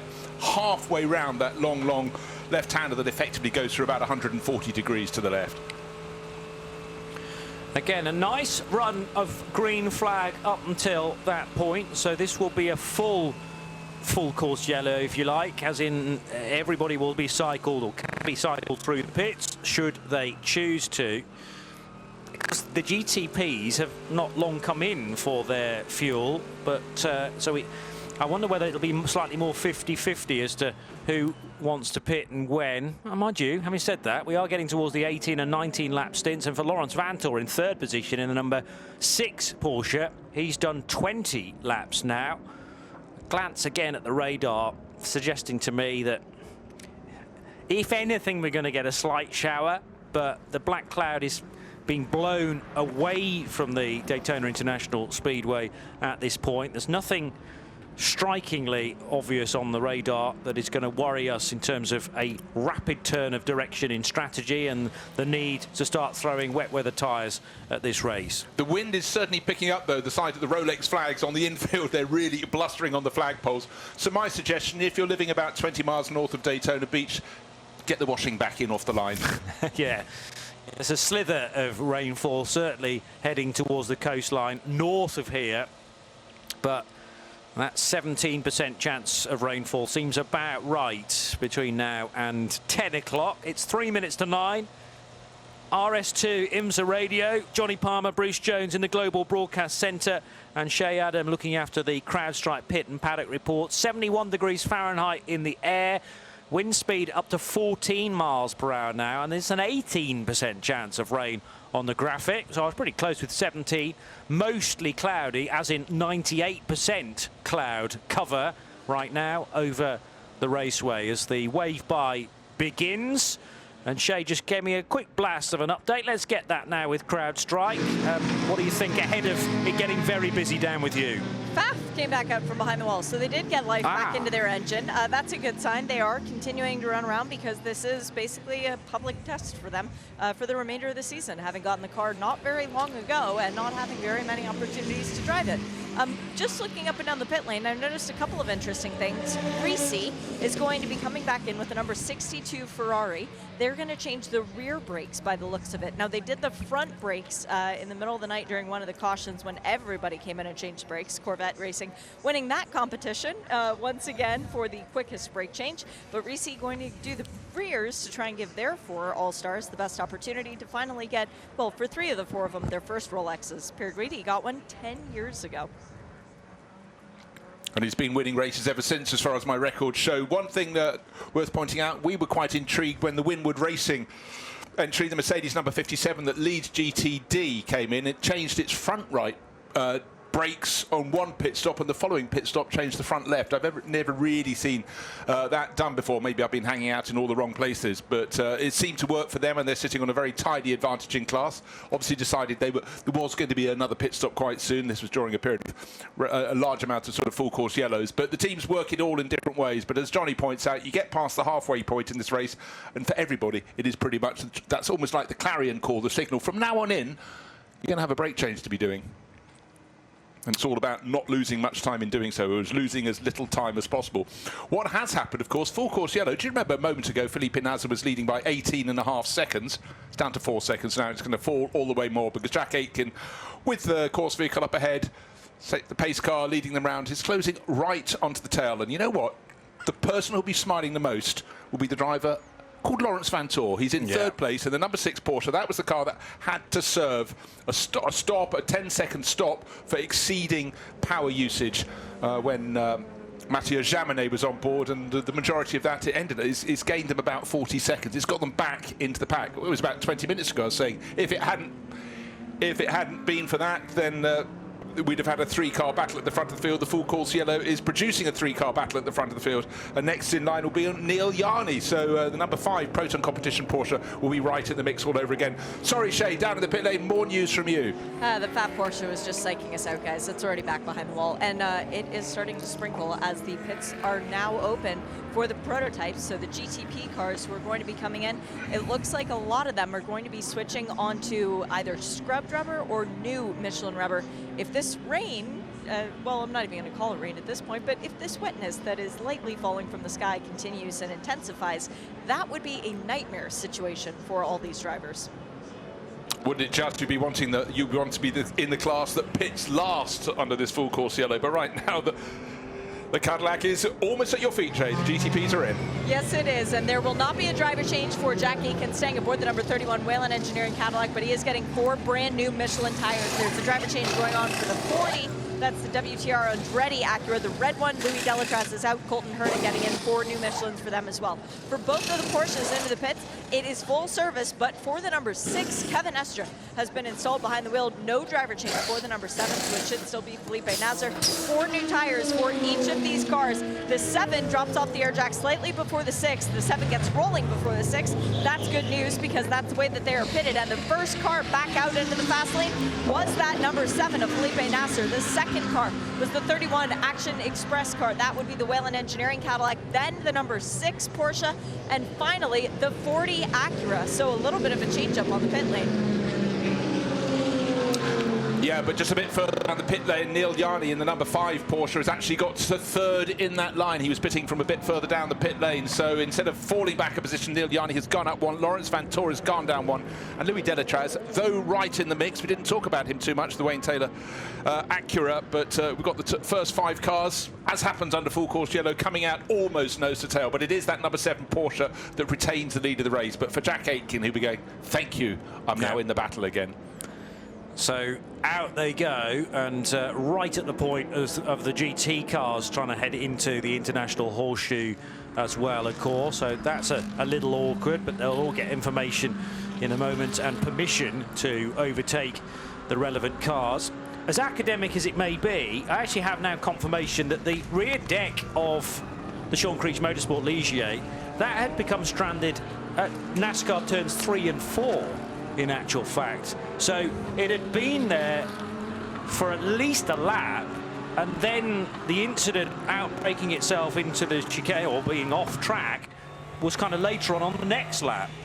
Well, we also had footage of the car driving across the grass. Whether that was coming out of the chicane, it was quite hard to tell, but that's interesting. So imagine going into the tri-oval right in front of that giant grandstand, not knowing you haven't got your rear bodywork. Well, so it's just come off at the entrance, the penultimate of the final corner. But for Sean Creech Motorsport and Nolan Siegel, that would have been eye-opening, I think, or character building. Or... So we reckon Ligier lost the rear bodywork earlier in the stint. I mean, possibly only 2 or 3 laps previously, and then the engine cut out, because definitely that the engine cover had come to a rest underneath the, just off the apron, or on the apron I should say, underneath the double yellow line at either NASCAR turn 3 or turn 4. So in that final sector, still an awful lot of weaving going on, particularly for the cars that have just made their stops. The GTPs onto fresh rubber, cold rubber more to the point. So they're trying to hurl those cars around as much as possible to generate some tyre temperature. As now into the pits come the GTD pros and the GTDs, and Shea Adam can keep us up to date with this CrowdStrike pit report. Was not expecting to see the Paul Miller Racing BMW back in, but they have a new filter that will go in underneath the hood, very similar to what Turner Motorsport had before their car had all of the major issues earlier on that resulted in them going behind the wall. But fear not, Justin is on it, and he is replacing the filter. Behind them, Risi Competizione changing the rear brakes as anticipated. Perfect opportunity to do all this. It is full service for the number 12 Lexus. That being fuel and tires, no driver change as far as I could tell. And also anticipating coming in is the number 83. That's the Iron Dames machine. As away goes the Paul Miller BMW, still in the pits though for Risi. They've got time, but they need to be careful not to lose a lap on this. It looks like they might have been doing a shock adjustment. Oh, no, they were adding fluid. Let me go see what the fluid was. Brembo brake fluid was going in the Ferrari, so that all adds up. They changed the front brakes a lot earlier on. They're still working on the rears. The number 12 Lexus is back out and moving. Risi will be the last car on the pit lane, doing a windshield clean as well. Now, where is the safety car around the track? The rain has disappeared. Johnny, you'll be able to see where the cars are, if not anything else, the dancing ants. Oh, interesting. They cleaned the windshield of Risi and then determined that it needed a full windshield tear-off because they couldn't actually get it clean enough. Left rear wheel has gone back on. Let me dive around the right side and see how that brake change is going. Having a little bit of issue getting it seated properly, trying to get it screwed back on.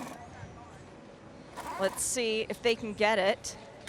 Starting to get nervous now. I can hear the safety car train making its way around the banking. Don't see anything yet though, and they do have an opportunity because the pits do not close again until the safety car has reached box number 10, which is where MDK used to be before they retired. Whoa, we're still having issues trying to get that brake comfortable. The guys are now happy with it. They put the Michelin back on, secure the car, drop it off the air jacks, fire it up, away it goes. I do not see the safety car, so Risi will not lose a lap. They must be somewhere in to Speedway turns 3 and 4 right now, and the clear-up is still ongoing. So, yeah, it was getting tight. I heard what you were saying, but Sector 2 just being ticked off by the race leaders in GTP, and it won't be a restart this time around. But it was the fact that the safety car was about to cross the line and get to pit box 10, and that would then automatically close pit lane exit road, but they managed to sneak out just in time in the number 62 car, and confirmation of that as the pit symbol on my timing screen flashes to outlap for James Collado in his Risi Competizione Ferrari. So Neil Verhagen leading in GTD Pro, ahead in the Paul Miller Racing BMW, ahead of that rejoining Ferrari, and in third position Michael Christensen in the AO Racing Porsche number 77.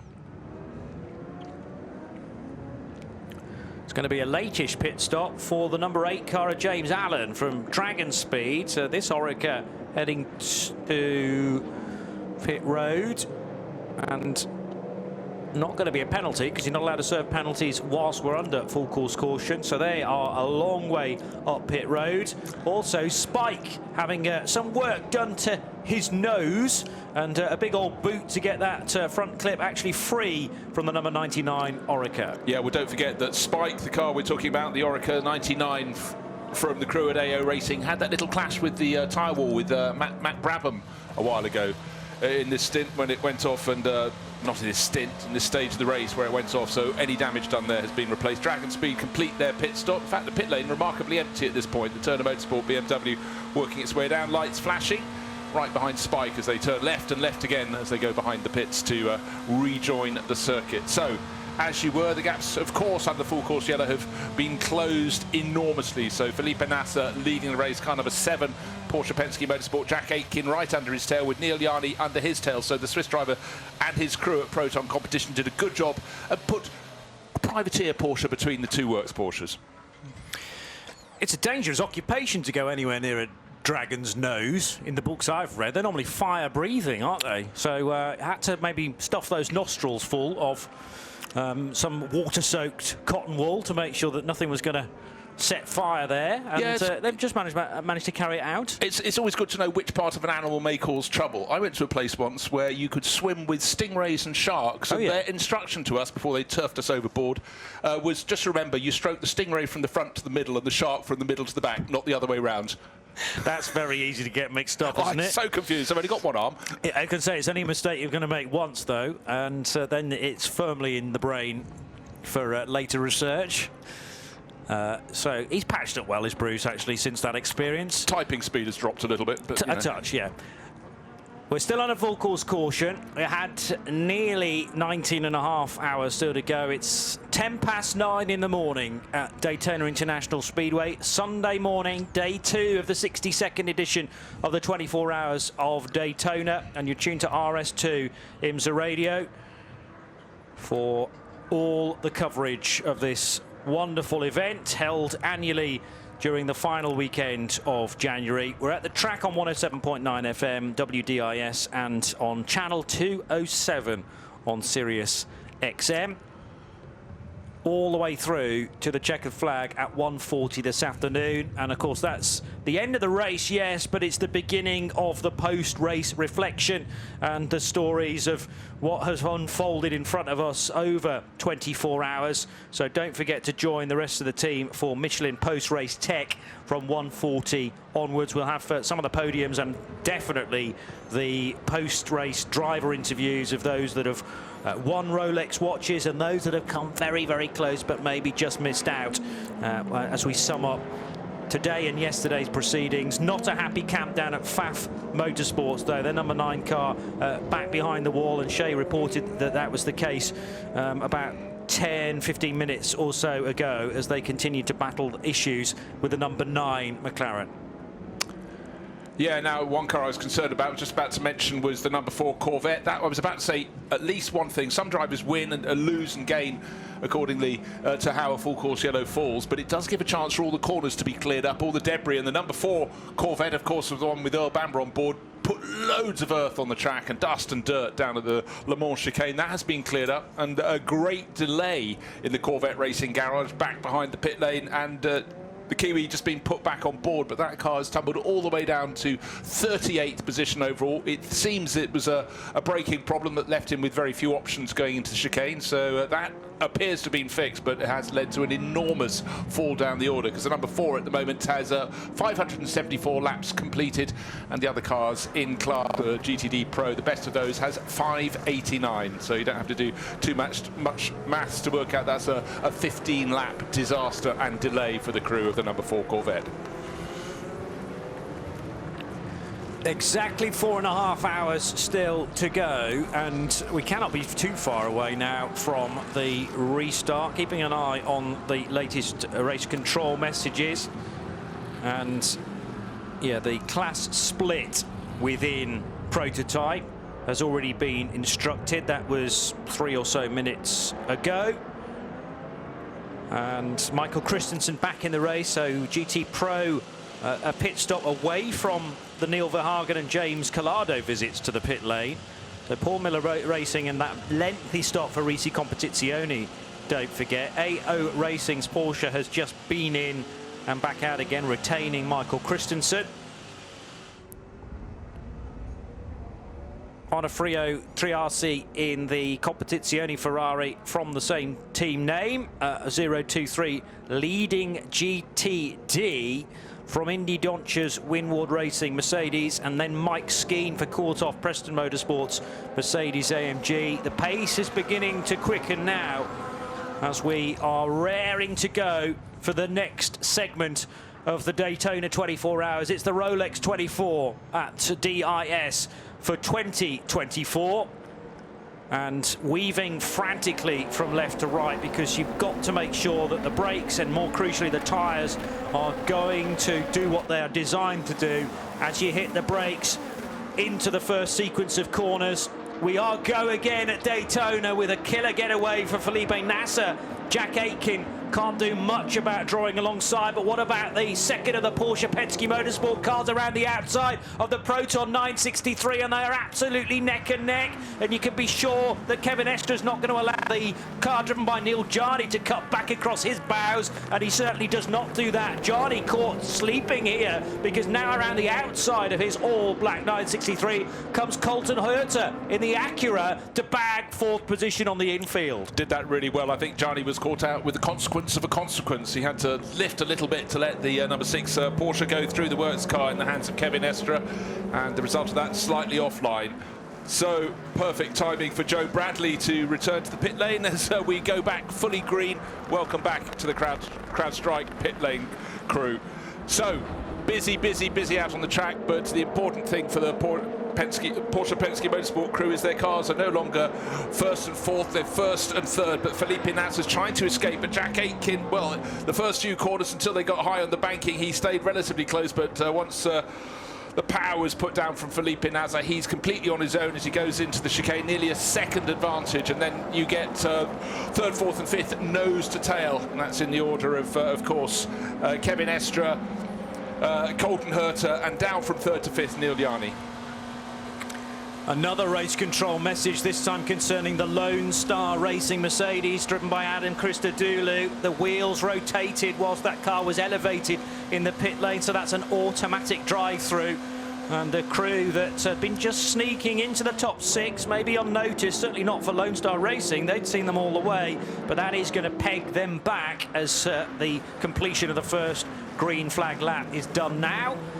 Nasser from Aitken is a second, and it's just 0.4 of a second back to Kevin Estra, who's desperate to try and make it a 1-2 order for Penske Motorsports in their 963. Estra cannot find a way by Jack Aitken just yet. He's not quite close enough, but there are one or two stray GTD cars already to maybe have to nip by, and that will spice things up, perhaps present the Frenchman with an opportunity. Charging down the inside of the Corvette, number 4 there was Colton Herter, to make sure that he wasn't going to be slowed at all through turn 6, and the Acura remaining in 4th position. It's when you get the shakeout after you've had a full course yellow period and all the GTPs get shuffled to the front, and of course we know we've talked a lot as the number 4 Corvette is brought back out of the garage. It'll soon be back in the pit. And applause from the fans down there. They worked really hard to get the braking problem sorted. But just to finish my point, you've got Tiemann van der Helm, the last of the drivers on the lead lap in GTP, but he's suddenly got the 2 BMWs right with him on the same bit of tarmac, Rennie Rast and Augusto Farfus, and also the car that's way down the order, all the way 43rd overall, the second of the Wayne Taylor Racing with Andretti Acuras, and Marcus Ericsson has every right to be in that mix. And of course he's thinking what could have been, but they seem to have every disaster under the sun. But the fact they're still running, here we are, just 4 hours and 20 minutes remaining. Yeah, accolade to the team.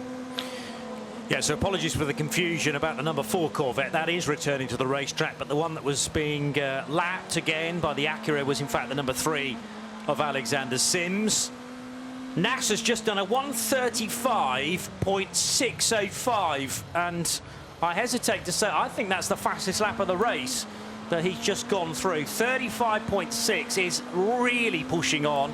He'll have brand new tyres on that car, and it's just been posted now, and that's the time to try and do it. I mean, you don't get any more points for a fastest lap, but it's some statement to be throwing down to Cadillac and to Acura to show how much speed Penske Motorsports have with a little over 4 hours to go. Yeah, and that hasn't just pipped the previous mark set by Pipo Derani in the 31 Cadillac. It's beaten it by a full quarter of a second, and when you're dealing normally in tenths of seconds, that is quite mighty. So he's mastered a car on cool tyres. Of course, it lost the temperatures behind, and he's really floored it. And the most important thing for him right now isn't so much that pace, it's the fact he's gradually dropping Jack Aitken all over again. 1.4 seconds is the margin between first and second.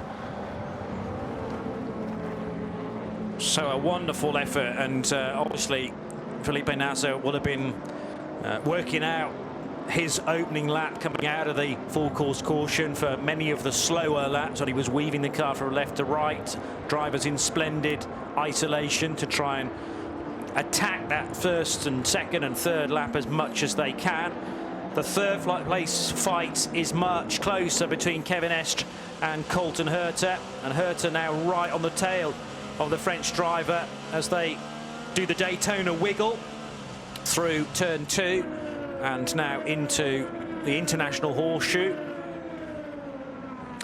And while all that was happening, we saw Neil Jani getting shuffled back from third in the running order to fifth. I noticed his last lap was the second fastest lap of the race, just a tenth of a second down on Felipe Nasr. So as those GTP cars run almost nose to tail, the first 1, 2, 3, 4, 5, 6 of them covered by 5 seconds. They are really pulling each other along. But what happens soon? They hit the tail of the crash traffic, and then, of course, advantage to the race leader, Felipe Nasr. He'll have the chance to weave his way through. Everybody else will be on a slightly compromised line. Also quicker than it's been all race, the JDC Miller Motorsports 963 in the hands of Tymon van der Helm. His time a 1:36.105. So we've got a lot of green appearing on the timing screen, and that wonderful lap from Felipe Nasr turning purple in the best column. And let's see whether we can get into the mid-range of the 135s. 135.5 perhaps may still be possible in the remaining. Now, how many more laps are we expecting from this race? It's always a movable feast, but 780, maybe the late 770s to be expected. So there's about 140 laps still to go on current pace. Now, do you like a class battle? I certainly do. And in GTD, we've got a fantastic 1.17 of a second between the class-leading Onofrio Triassi, written Triassi Competizione Ferrari, and being hunted down and absolutely in the slipstream is Indy Dontje, the young Dutch racer in the 57 Winwood Racing Mercedes. Looking as they go towards the chicane, looking to the outside, looking to the inside. Late on the brake goes the Ferrari. Has he outbraked himself? Onofrio Triassi bouncing over the curbs and somehow hangs onto that black and red Ferrari. But certainly a little bit of caution behind him from Indy Dontje, but he was more concerned with getting a good exit from the chicane to then use the speed on the banking. He's 4 car lengths behind. He was closer before the chicane, but with each 100 yards or so around the banking, the Mercedes getting closer and closer to the Ferrari. Right in front of the main grandstands they come, looking in the slipstream, down into just 2 car lengths behind, 1 car length behind. The car up ahead, I think it's actually the number 120 Chip Hart Racing Porsche, can't be too sure, but down into turn 1, Onofrio Triassi keeps hold of the class lead, but he's really pushing hard. The front end of that Ferrari washing to the left, washing to the right, and in the blink of an eye, Indy Dontje will go for a gap. There's a gap, but it's only half a gap. The Dutchman pulls out of it. Good idea down into turn 3. Yeah, well, obviously Triassi knowing that he usually needs to push on like crazy, and Indy Dontje in the reverse, realising this is maybe the best opportunity of the current stint to fashion the overtake and wrestle the race lead back again within GTD. So absolutely nose to tail, and whilst we concentrate on the car in front from Dontje's machine, let's not forget Aaron Tielitz for Vasser Sullivan in the Lexus RCF. He's only 2.7 seconds back, and Aaron's just done the best Sector 1 time of that car for the race so far. Darting to the left, darting now to the right. Indy Dontje's right in the slipstream of Onofrio Triassi in the Triassi Competizione Ferrari. Is there going to be the chance here to sow the seed of doubt in Triassi's mind as they head towards the Le Mans chicane? Actually, that Ferrari looked very good on the brakes. It took the tighter line, the defensive line, into the left-right, right-left sequence of the bus stop chicane on the back straight, and back onto the high banks they go. Same order. It was last time, just as impressive through the chicane as it was last time. The Ferrari does look incredibly well balanced, but again, hunting, hoping. If Triassi can get any closer to the Chip Hart Racing with Right Motorsport Porsche up ahead that's running way down in class, then he may get a tow, but right now he's not quite close enough, and the person getting the tow is Indy Dontje. He's only being shown the outside line, only place to try and go around into turn 1, but he backs it off, and right in behind him he's got the car that's leading the GTD Pro class. He's got the car, the #1 BMW M4 GT3, driven by Neil Verhagen. The young American does a lot of his racing in Europe, a lot of experience in Nürburgring, also the Spa 24 Hours, but he's got company as well. So this is what I love after a full course yellow period. You suddenly get these battles, but obviously you get the flux between GTD and GTD Pro, and right now Neil Verhagen, he's sitting on a tiny lead in class, trying to see who's tucked under the rear wing. He seems safe for the moment in the lead of GTD Pro, but it's only listed as 1/10 of a second. In fact, no, it's James Collado who's closed right in, 0.145 of a second. So GTD Pro class battle is immediately behind the first two battling for GTD honours. And no advantage is being gained as yet by Indy Doncic, but he's giving it a very good fist of it. And up the lead of the race between the #7 Porsche and the #31 Cadillac, the advantage is far bigger. It's out to 2.6 seconds. Jack Aitken falling behind Felipe Nasr. First and second overall, but still some cracking racing here with just over 4 hours remaining in this, the 62nd running of the Daytona 24 Hours. Doncic again trying to get the best possible run out of turn 6. They will always talk about that corner being so crucial, because it can manifest itself into a good opportunity into the chicane. They're a little further around though now, heading out towards the tri-oval. So Speedway turn 4 done. Now the Mercedes in chevron formation compared to the Ferrari, just over the right shoulder of Triassi. But Indy Doncic not getting the chance to slip up the inside there, and it would have been brave to do it on the outside, much like Kevin Estre did on Neil Jarni at the restart in GTP. And this backmarking GTD car is just starting to compromise Triassi's route into various corners, I would say. It's a distraction rather than being balked at this stage, because there's still good speed from that Porsche up ahead. Yeah, it's Elliott Skier doing a very good job. He's running 8th in class, but he is about to go a lap down on the class leader who is right on his rear. But every time he gets in close, Onofrio Triassi in the 023 Ferrari has to look at his mirrors. He knows Indy Doncic is there.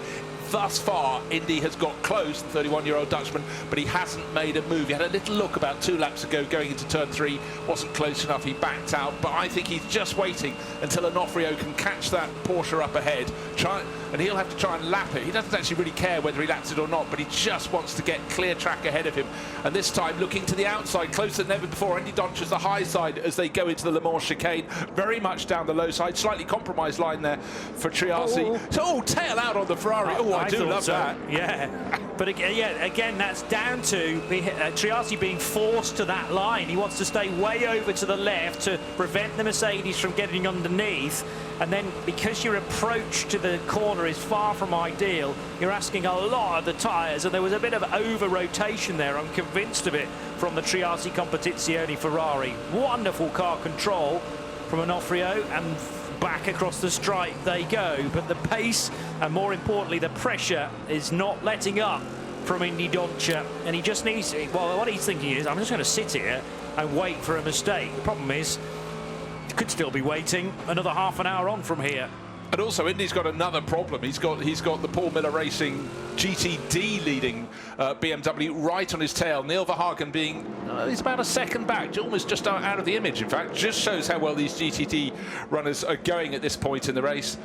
But also, bear in mind that for Neil Verhagen, right in behind him, he's got James Collado. Point not very much at all between them. 0.36 of a second between Verhagen leading GTD Pro, the BMW, and James Collado giving chase in the Rizzi Competizione Ferrari. That's car number 62 into turn 6, taking a fairly serious look. Was Indy Doncic.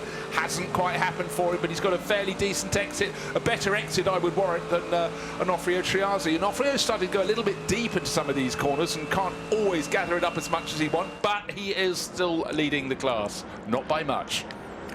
And you can understand why we're so focused on this GTD battle. You're missing nothing out front in the GTPs. Felipe Nasr leading by 3.4 seconds. Again, the Ferrari will be the first into the Le Mans chicane, but there was more of a squirm there, and there was a better run through the chicane for Indy Doncic. So this might be the Mercedes driver's best opportunity. He's very close to the rear of the Ferrari. There might not be much that Triassi can do on this occasion, but I have to tell you, The 296 is straight line speed, and when I say straight line, through speedway turns 3 and 4 as well. But here comes the Mercedes, fully overlapping the Ferrari. It doesn't want to cut across the bows of it just yet because it's not quite clear. They've all got spotters, these cars, and Doncia will have been told, you're not clear, and you can't overtake at turn 1 quite yet.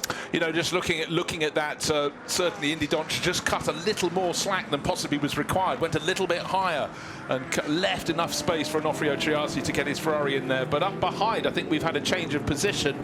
Yeah, James Collado has moved ahead of Neil Verhagen, so it's now a Ferrari leading GTD and GTD Pro, because the Rizzi Competizione Ferrari has got through, and having got through, and they're both being passed by our race leader by looks things. That's the number 7 Porsche 963 going around the outside of turn 3, the outside of that GTD battle, but it had already got past before we had the change in GTD Pro. So the red Ferrari with the white stripes on the roof now leading that class, and it's a question of whether Neil Verhagen can hang on or will he fall away.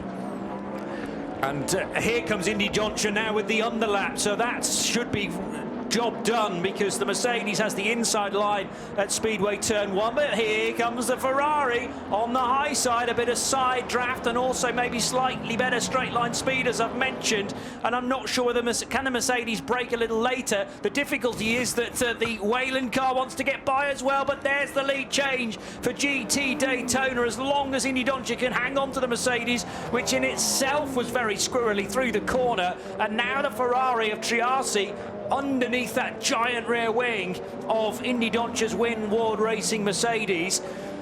To the high side goes Colton Herter in the Wayne Taylor Racing Acura ARX. And who's this on the boot lid now? Is that James Collado? James Collado, he's about a second down. He's going to, three abreast. Why not? We love that. So Neil Verhagen's got the grandstand seat and cutting under all of them, but I think about to dive in the pits. No, just cutting under all of them is one of the prototypes. It's the number 5 Neil Jarni driven Porsche 963. It's suddenly very busy, but read to perfection by James Collado. And again, I do really think that Onofrio Triasi was taking quite a lot of the life out of his tyres for the last few laps. We had that wonderful tail-out moment, not so wonderful for him, but for us viewing and commentating on the race, fabulous. You don't often see a GT3 car going sideways like that.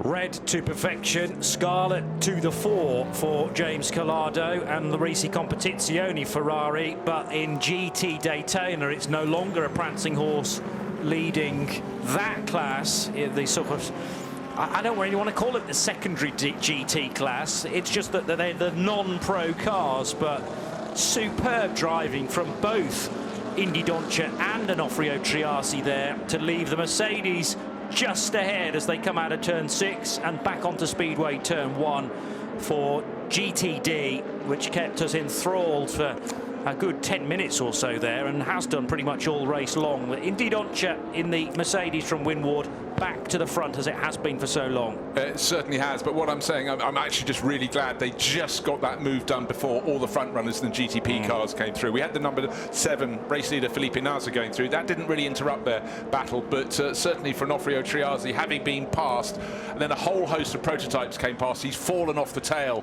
now of Indy Doncia, and whether he can use one of those prototypes to get back close. He certainly seems to have lost a little bit of a margin. He's not on the tail of the BMW, of the Mercedes at all. So Winward Racing, it was a question of just biding your time and looking for the gap and making it work. But certainly you'd have to say that Indy Doncia was starting to run out of options when it came to trying to find another line, another way of unseating the Ferrari, but he did get the job done. So confirmation of the latest fastest lap set by Felipe Nasr. We chatted about that at the time about 15 minutes or so ago, that 1:35.605, and he's opening the gap up to 4.2 seconds. 9:31 in the morning at Daytona International Speedway. A VP in-race update. In GTP, first of all, Nasr is mentioned for Penske Motorsports and their Porsche 963, leading in car 7 from Jack Aitken's Whelen Engineering Cadillac V-Series R, that's 31, and then the sister Penske 963, car number 6, running 3rd. In LMP2, it's CrowdStrike Racing by APR's Orica, Colin Brown in the 04 car, leading, but only by 1.3 seconds, so that may well be the scrap that we need to next focus our eyes upon. Christian Rasmussen is doing the pursuing there for Era Motorsport, number 18, and the 52 Tom Dillman, driven into Europol by PR1 Matheson Motorsport Orica, completes the top 3. Currently, that's been chopping and changing an awful lot, particularly around the pit stops. GTD Pro, there are 3 cars in splendid isolation now above a field of 10 GTD cars on the timing screen, but the pros read like this. 62 James Collado leads for Risi Competizione. He went to the high side and made it 3 abreast across the start-finish line when he was neck and neck with the GTD leaders. He's got a lead at 3.3 seconds over the BMW M4 of Paul Miller Racing and Neil Verhagen, number 1. And it's the 77 Michael Christensen AO Racing Porsche in 3rd. And GT Daytona, a wonderful fight, seeing Indy Doncia finally break the stranglehold of Onofrio Triasi. So Doncia for Winward Mercedes leads, car 57, ahead of Triasi Competizione's Ferrari, the 023, and the 12 Aaron Tielitz, Vassar Sullivan, Lexus in 3rd position. That's the VP in-race update. And what about the number 6 Porsche from the GTP class, Bruce Jones? Side by side with Jack Aitken going out of turn 3, trying to get up into 2nd place. Unfortunately, had to go past, I think, the 40 Racing Lamborghini, and the number 6 Porsche ended up on the grass. Certainly Kevin Estra got it back onto the black stuff, but that would have been a big tooth-shaking moment. Let's go down to the pit lane. My CrowdStrike pit lane reporter there is Joe Bradley. Who have you got for us, Joe? Brian Sellers out of the number 1 Paul Miller BMW. Brian, we were watching a very busy racetrack right there, and you were watching it also, and your car was involved in all of that. How easy is it for you to watch your teammate go through that? I missed that last part. How easy is it watching your car and your teammate having to tend to that? Yeah, I mean, it's not so bad, to be honest. I mean, you just got to understand that they're doing the best they can in every situation out there, right? And that you have faith in the people that you put in the car around you, and we certainly do. So, you know, Neil's done a great job for us up to this point. It's tough. The Ferrari shows quite a bit of speed right now, and I just doesn't seem like anybody has enough to keep up with it. So it's 4 hours left. I think to beat the 62 car, we're going to need some help. It was beginning to look like a sprint race there. How hard is it to stay with the discipline with, like you say, 4 hours of this race still to run? I think it depends on your mindset. The reality is right now there's not a lot of discipline. You've come this far, so...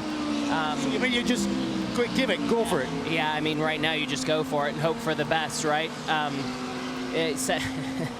Second place doesn't mean much here, you know? And I don't say that to take away the accomplishment of it, right? Everyone comes here to win. It's our biggest race of the season, so for sure we'll do everything we can to try and make that happen, but... You know, Risi doesn't make many mistakes in times like this. And neither do you guys usually, Brian. Good luck. Thanks, man. Very similar conversation to so many other drivers that we've heard from during our CrowdStrike pit reports throughout the course of the nearly 20 hours of running.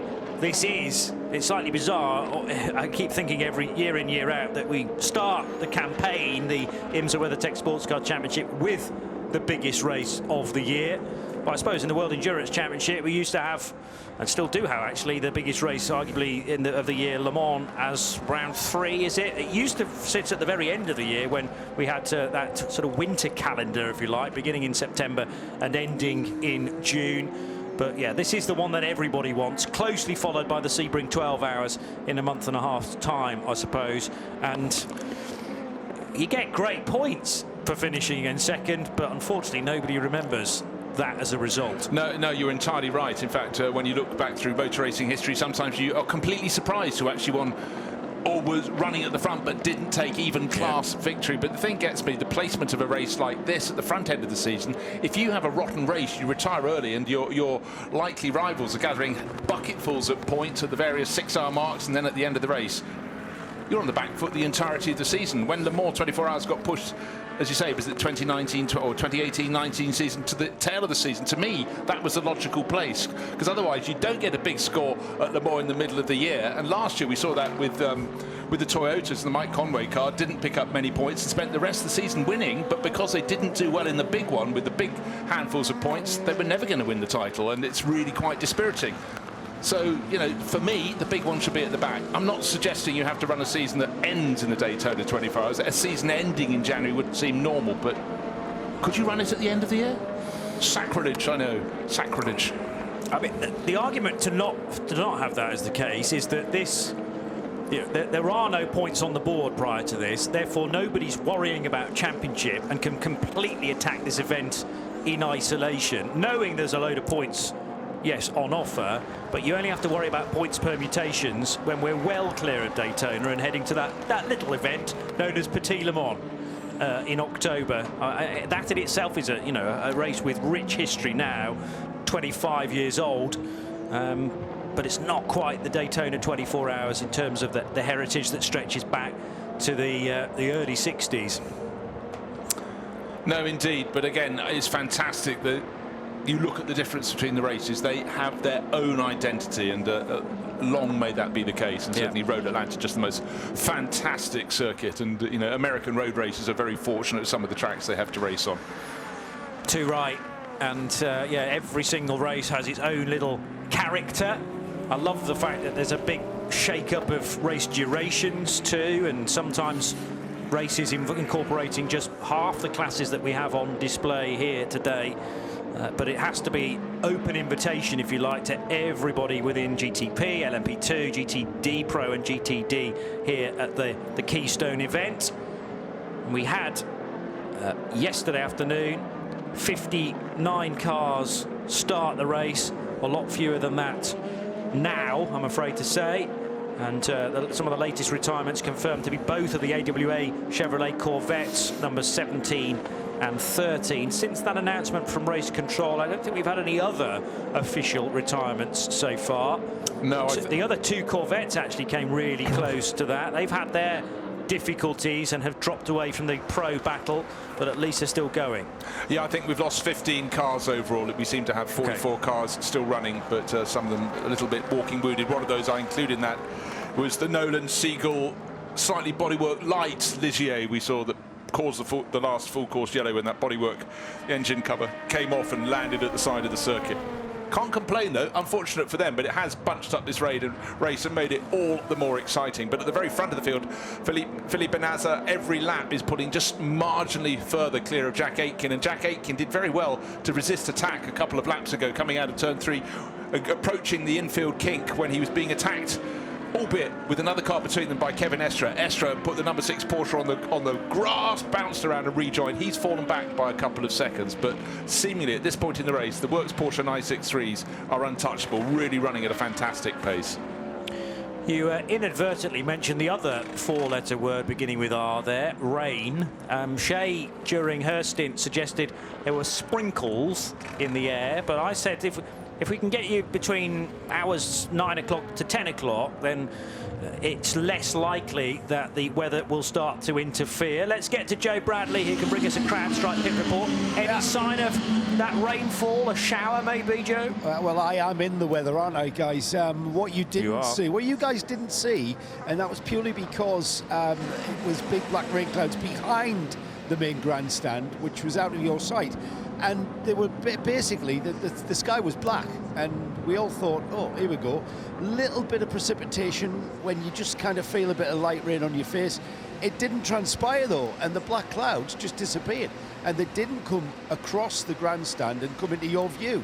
So a bit odd, but they do say that if you don't like the weather in Florida, wait 5 minutes. And that's pretty much come to bear here. And at the moment, I wouldn't say the sky is blue. The sky is reminds me of a wet Sunday in Snetterton without the rain, though, quite yet.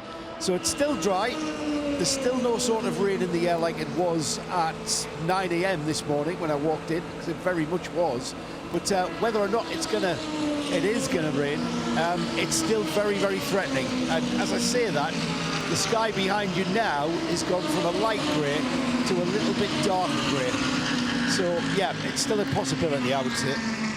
Yeah, well, the threat's coming from the cloud cover, definitely. There's been an awful lot of cloud in recent hours above the speedway. The wind's going to pick up, I'm hearing, though, as well. And so the wind increasing for the rest of the race, which is probably helpful in terms of taking away any of that nasty weather, as now there's a spin for the second place GT Daytona car, the 023.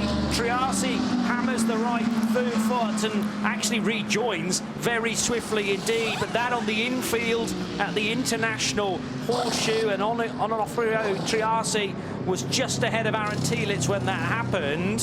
What was the gap back to the Vasser Sullivan Lexus? It was about 1 minute and 50 seconds, in fact, so he may well have hung on to second place. Well, no, in fact, he's got the fourth place car right on his tail. It was a very quick rejoin. He could have sat there easily for 30, 40 seconds waiting for a gap in the traffic. Did he jump? Was he pushed? Well, he had the Dragon Speed Orica going around the outside. Was he pushed? We can answer affirmative, he was. Paul Miller Racing, the BMW, don't forget, fighting in second place in GTD Pro. Tapped him up the rear, round he went. I think, quite frankly, that Onofrio Triassi was so busy looking at the Dragon Speed Orica on the outside, thinking, oh, hold on, that might not work.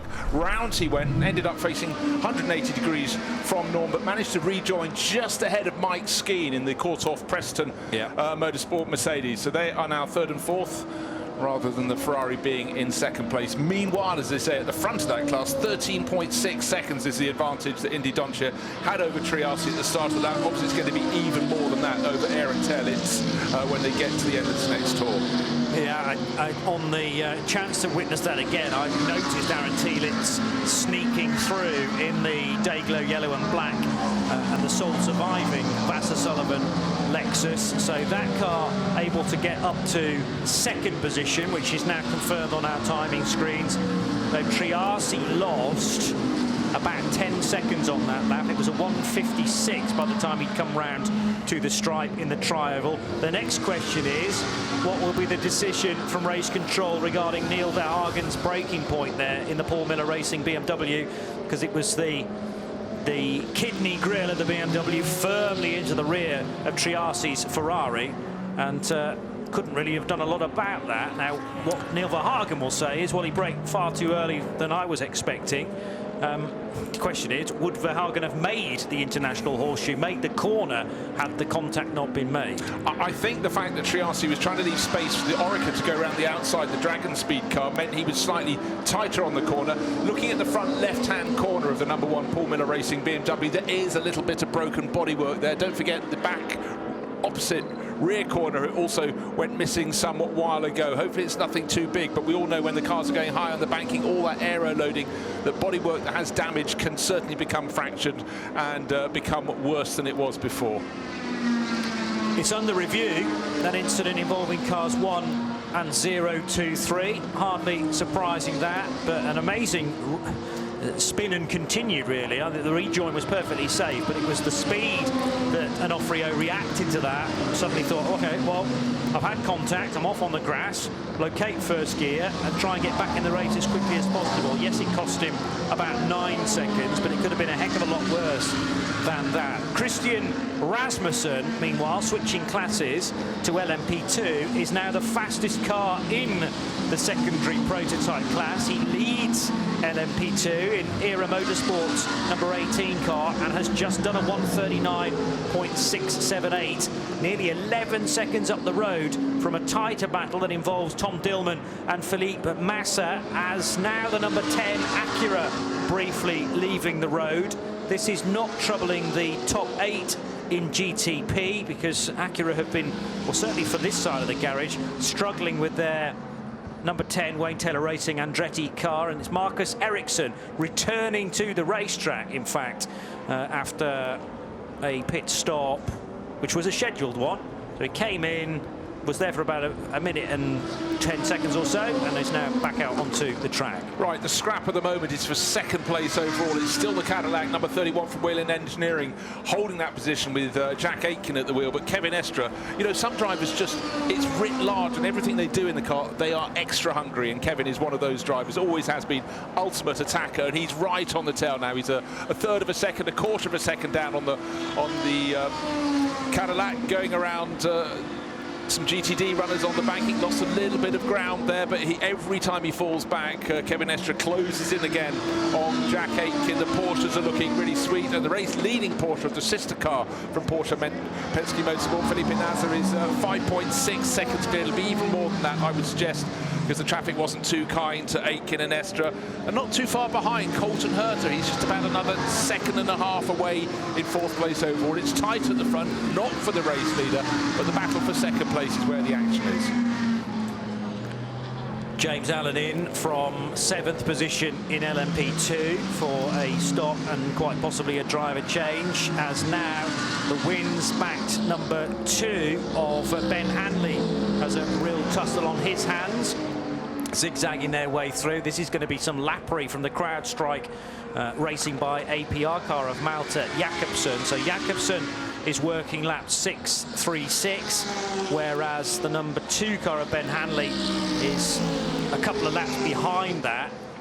But he's not going to make it easy, Ben Hanley, for the Dane behind to skip through.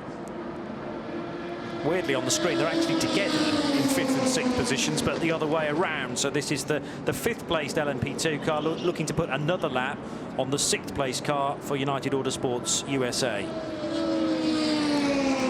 Yeah, well covered. Again, any shots to the sky, it's still remaining very grey. Hopefully any vestige of rain is going away, but especially for teams like Tower Motorsports, because they've got a pit stop coming up, so they don't want any rain within the following lap. But all looking cool, calm and collected for them. Tower Motorsports have had a really, really good run in this Daytona 24 hours.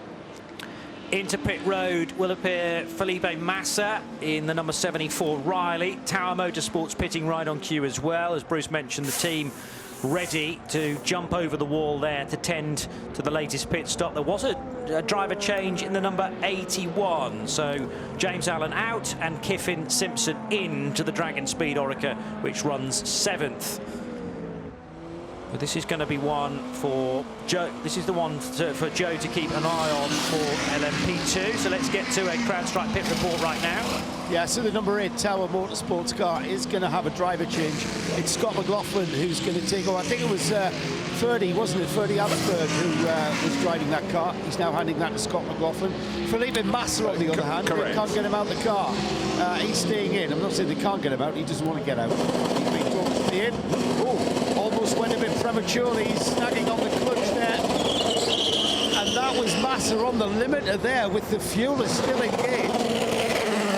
And there goes IndyCar driver Scott McLaughlin to chase after the former Formula 1 Ferrari driver. So quite a star-studded field, isn't it, we have here? And that's the LMP2 pure racing battle resuming out on track.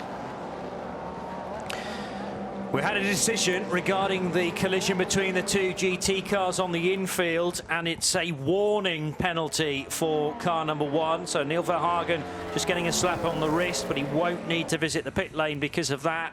So just a slight misjudgment for Neil Verhagen. Maybe some early braking from Onofrio Triasi. As you say, an avoidance of an LMP2 car that was on the high side into the international horseshoe. But the number 1 car will not be delayed because of that. And the number 1, remember, needs to stay as close as possible to James Calado's Risi Competizione Ferrari. Let's head to Joe again. Yeah, we've got a flurry of LMP2 pit stops, and this time it's the leading number 18, the Era Motorsport car of Christian Rasmussen, the Indy Next champion, at the wheel of the car and stays at the wheel of the car. I didn't see a driver change there, and I'm pretty sure I didn't miss that. Fueling going in, so all pretty standard pit stops what we're seeing now. Everybody doing these pit stops as quickly as possible, because time can be gained if not lost. That's the philosophy, isn't it? Totally, yeah, you're going to lose way more than you stand to gain if you start to take risks during a pit stop, particularly this close to the end of the race. Feels a bit strange saying that when we've got well over 3 hours still to go, but with every tick of the seconds on the clock, there's less time of the race to try and recover any sort of incident that you may be having. So you just need to hit your markers. A reminder then that the incident responsibility assessed to car 1, assessed to Neil Verhagen, but they just get a warning at Paul Miller Racing with the BMW M4 after that nose-to-tail contact to the rear of Onofrio Triati's Ferrari. It is RS2 IMSA Radio with the 62nd edition of the Rolex 24 at Daytona. We're live on the track here at 107.9 FM and WDIS Sirius XM channel 207. It's Johnny Palmer and Bruce Jones keeping you well up to date with what's going out on the track and any incidents and stories breaking out in pit lane or indeed behind the wall. Joe Bradley keeping us in tune with the CrowdStrike pit and paddock reports, and Shay Adams going to also make sure that she is covering the other end of the pit lane. So it's going to be a two-pronged CrowdStrike attack for the pit reports. And let's get a quick one now from Joe Bradley. In fact, what else have you seen? Well, another LMP2 pit stop for you again. Another very sort of regimented, if you like. Tyres have gone on. In fact, oh no, as I say that, the fuel, I was left with just the fueler. And now we're bringing out a couple of planks of wood, one in the front, one in the back, and then some air pads to lift the car. This is the jacks, so the air jacks in the car don't appear to be working. And I haven't noticed this, I don't know if Shay has, but the car is being lifted to allow them to change tyres on air pads. It's kind of a jack, but manual, not air jacks within the car. So I'm not sure if that's an issue. I'll check with the team. Because you know what? It's not, all right, it's effective insofar as you can get the wheels and tyres changed, but it's certainly not as clean cut as an air jack just being plugged in and the car going down. And then when they release the air jack, it's kind of like an air-filled pad, and you've got to kind of push the air out, physically push the air out, and then pull the plank out. This is messy for the 99. That's going to cost them time every time. Let's stay in the pits with another CrowdStrike report, this time from Shay. Down at the other end of the pit lane, the 40 WTR Andretti car is in the Acura getting full service. Windshield clean, not a tear-off, no driver change, but 4 new Michelin tires just waiting on the fuel. Yeah, but that 99 issue that Joe was describing for Paul-Luc Chatin's car, the 80 racing machine, is now back into the race. But if they're going to have to keep doing that, far from ideal to get a good result. Again, how strange things can quickly turn, because the AO racing car was regularly at the front of about 4 or 5 cars that were taking turns to lead the race, but it's now dropped down to 8th position and at least 5 laps off the lead pace, which is Christian Rasmussen right now for Era Motorsport, but not very far away. Malte Jakobsen for CrowdStrike Racing, into Europol by PR1 Matheson and Tom Dillman.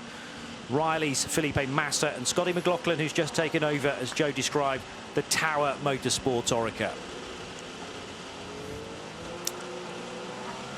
Here's Colton Herter. Actually, that 40 car's just completed its stop. Kevin Estre will come down pit lane, the number 6, and Joe Bradley's got something to pick on that he mentioned a moment or two ago, and then we'll get to Shay for the latest on the 6 Porsche. Joe first. Team manager from EO Racing, Gunnar Jeanette, confirms they've lost the air jacks, lost them about 2.5 hours ago. He smiled. He's been around this sport enough to not let that stress him out too much, but he does realise, and yeah, they are going to lose time with every pit stop, with every tyre change, because it's just not as clean and crisp as an air jack. Kevin Estre's got a new nose. Well, sorry, not to panic Caroline there. Not he, but Porsche has a new nose going on it, and they've taken this opportunity to do fuel and tires for the number 6 Porsche. No driver change. Also into the pit lane is the number 85 JDC Miller Motorsports Porsche. I came down here for a chat with Richard Westbrook. He's decided not to talk to me just quite yet. He's staying aboard for another stint with 4 new Michelin tires. clean of the windscreen and waiting on the fuel. Also in the JDC Mustang sampling car, just a couple boxes up. That's the number 5. It looks like they did do some service inside the cockpit, but I did not see a driver change for that car either. It also was fuel and tires, and wow, both of the privateer Porsches getting away at the same time. That was beautiful synchronicity, but already gone is the Penske car. And off towards the end of pit road. Onofrio Triasi is in the Competizione, Triasi Competizione Ferrari 296, which had that spin, well, contact and spin into the International Horseshoe, but this is now a scheduled stop as we head back to Joe in the pits for this interview.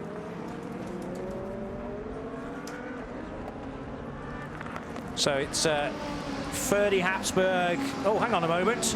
The third place Porsche has just gone off the track. Third place number Porsche 6 is off the road. Yeah. So this is was this the outlet for Kevin Estre? It was. And the number 6 car hits the brakes, but there's absolutely no grip as it turned in and nosed into the barrier.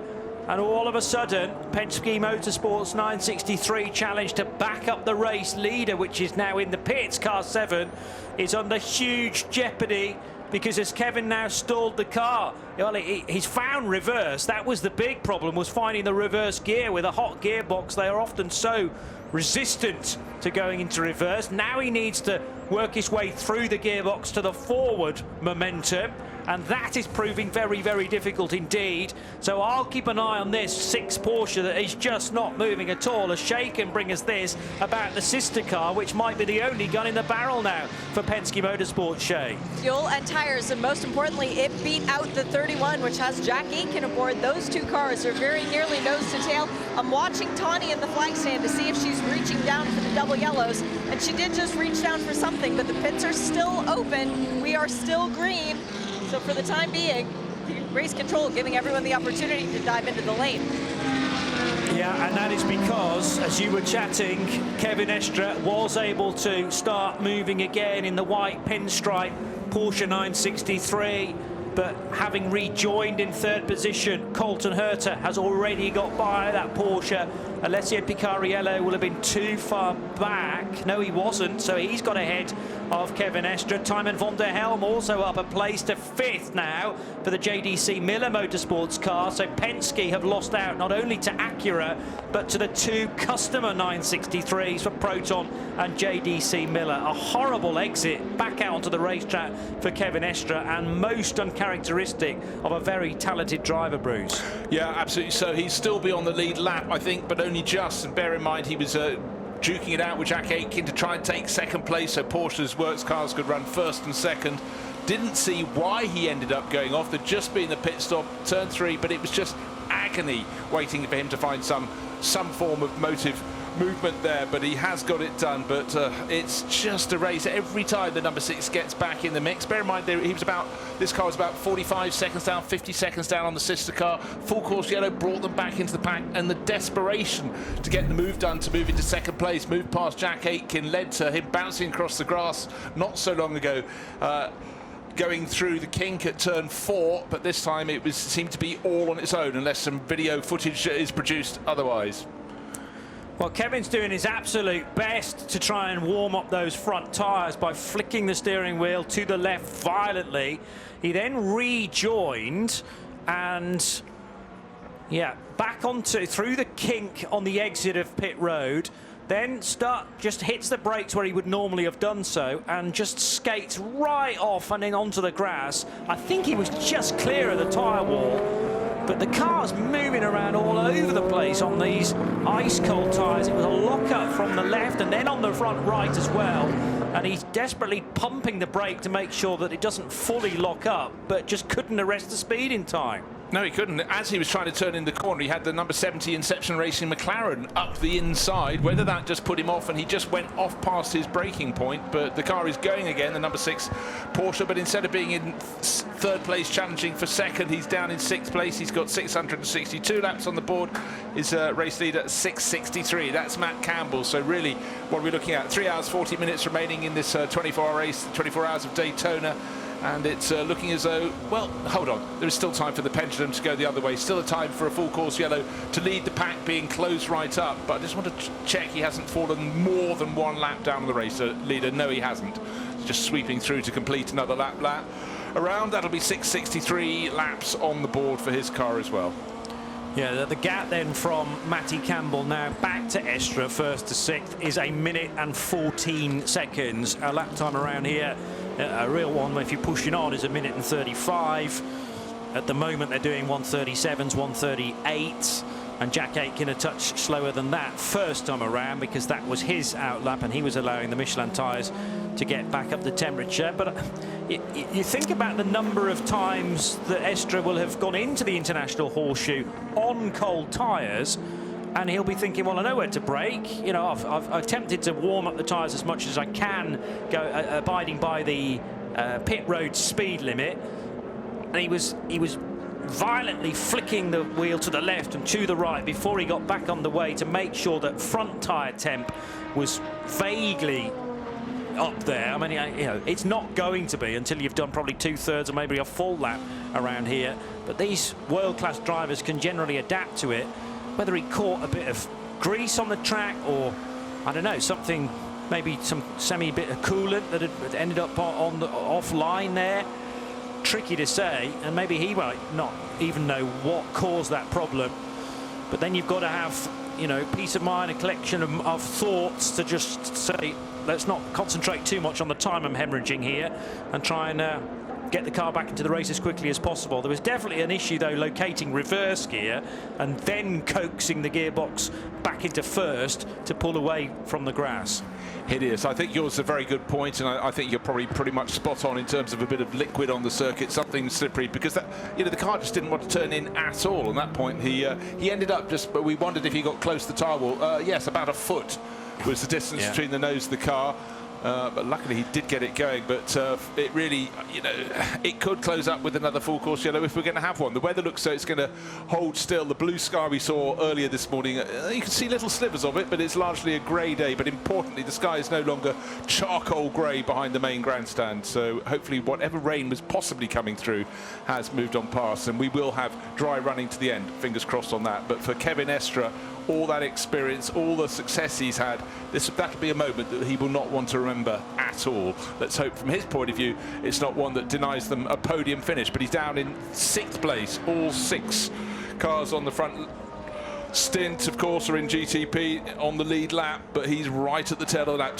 If he lost 20 seconds more, he'd go a lap down, which we know is the ultimate thing you do not want to do, because a full course yellow would no longer bring you back into the mix if that was the case. It's that time again for a round of GTD pit stops. The race leader, Winward Racing Mercedes, into pit road, Shay Adams. So what service are they doing on the 57? That's Joe's, and I'm actually at the Lexus in the second place car, and it is fuel and sticker tires for Aaron Thielen, staying aboard for another stint. Okay, so Thielitz pitting from second after the contact to the 023 of, well, now Riccardo Agostini's car. It was Onofrio Triasi, though, at the time, and the 023 having to come fighting back again. Indy Doncia's pit stop seems to be going a plan so far, though, pitting after 616 laps. And if Joe's in the vicinity of the 57 crew, we should be able to get another CrowdStrike pit and paddock report either during the pit stop or maybe quickly afterwards. There's been a driver change, in fact, there, as Doncia hands over to Phil Ellis. So if Indy is in conversational mood, it might not be a bad idea to catch up with him after at least a couple of stints where he was really charging hard, especially that fabulous fight with Onofrio Triasi. Also, GTD Pro leader comes into pit lane. So Neil Verhagen staying out in the Paul Miller Racing BMW. He moves from second to first, but James Collado is in, Shay Adam. And he's staying in, so I'm going to grab him for a chat in just a few moments' time. A bit of a sticky gun, once again, on that right rear of the Racing Competizione Ferrari. This was the brake change that they had issue with, was on that tire. But they managed to get all 4 tires changed. No harm, no foul, because the car is still up on the air jacks, waiting on the refueling to finish. Still up on the air jacks. There we go. Now it drops down. Fuel nozzle is still attached. And we wait for the signboard to go. That's APG who's taken over, Alessandro Pirguidi. So back into the office he climbs, and it's a very familiar space indeed in now a year-old car, the Ferrari 296. It took a wonderful victory last year in GT3 format at the Nürburgring 24 hours around the great Nordschleife circuit there in the west of Germany, and nobody quite saw that coming, because that's traditionally been a race dominated by the 4 big German manufacturers, and the 296 looking to try and get victory in GTD Pro here at Daytona in 2024, which again would be a superb result for a car early in its GT3 run. Yeah, it was a bit of a fairy tale run that period of June, because that was the first win for Ferrari in its sort of return to sports cars, and then a far bigger win came in a 24-hour race just within the fortnight, and it was the Le Mans 24 hours, of course, which was the full official works return. But for the Fricadelli racing team, Klaus Abelin almost beside himself at the end of the race, where they took that victory in the Nürburgring 24 hours. But it's very, very busy in the pit lane, and Joe Bradley has caught up with the driver who had probably the best last hour in this race. His name is Indy Dontje. He's just out of the Winwood Racing Mercedes, car number 57. Yeah, Winwood Racing, a very busy place to be at the moment. Indy Dontje, though, as you're smiling, Indy. That was a cracking stint. You enjoyed that? Yeah, of course. It's tough racing out there, and we're fighting the Ferrari hard, and it was really difficult to pass him. I think it took me 6-7 laps where to catch him, and finally it happened, and yeah, really happy with that. I think from where we were watching from, it looked like you saw the traffic coming to you, and you were thinking all the time. Yeah, you have to make use of the traffic everybody has. Sometimes it's not in your in a negative way, sometimes in a positive way, and sometimes you need those things. And have you logged where the Ferrari's strong, where it's weak, where you can do that again? Well, on the straight they are pretty strong, but we are strong on braking. So I think it's a compromise. We are good in the infield, they are good on the banking. So let's see. And you enjoyed that, didn't you? Thank you. I wish you could see smile, boys. He's had a good stint. Thanks, Joe, and I must say I've probably known Indy for about nearly 10 years now. He's normally smiling, makes me laugh quite a lot. He's got that very dry sense of humour. You know, when you listen to the words coming out of his mouth, you think one thing, then you see the expression on the face and you realise he's just trying to put one over you. So we do always like drivers with a sense of humour, but clearly a very good right foot as well. But very interesting, your question there, Joe, about the relative performance of the Ferrari versus the Mercedes. The Mercedes, a better known car in GT3, simply because the Mercedes AMG has been around a few years more. But the 296 Ferrari, it does look very sleek standing still, but that acceleration it has out of corners, it's very, very good in a straight line. So that's something that he will have to consider when he gets back in the car at some stage between now and the end of the race. We've got just over 3.5 hours remaining in this, the 62nd running of the 24 hours, the Rolex 24 at Daytona International Speedway. Up front, it's still the number 7 Porsche leading the way. Only by 4 seconds, though, from Jack Aitken in the 31 Cadillac, and he's got Colton Herta in behind. Of course, you might have automatically thought, where's the number 6? If you've gone away for 15 minutes, you'll wonder why the number 6 Porsche isn't in 3rd place challenging for 2nd, but an off-track moment onto the grass at turn 5 is why that has fallen to the back of the pack, back to 6th place overall in GTP, the last car on the lead lap. In LMP2, though, it's the world of Oreca's, and it's Christian Rasmussen leading the way, the number 18 entry. It's been going very well in this these later stages of the race for Era Motorsport, and the young Dane Christian Rasmussen is doing precisely the job that's required of him, and he's starting to stretch clear. 14.5 seconds clear of Malte Jakobsen, so it's Dane and Dane, and then Tom Dillman 3rd in the class.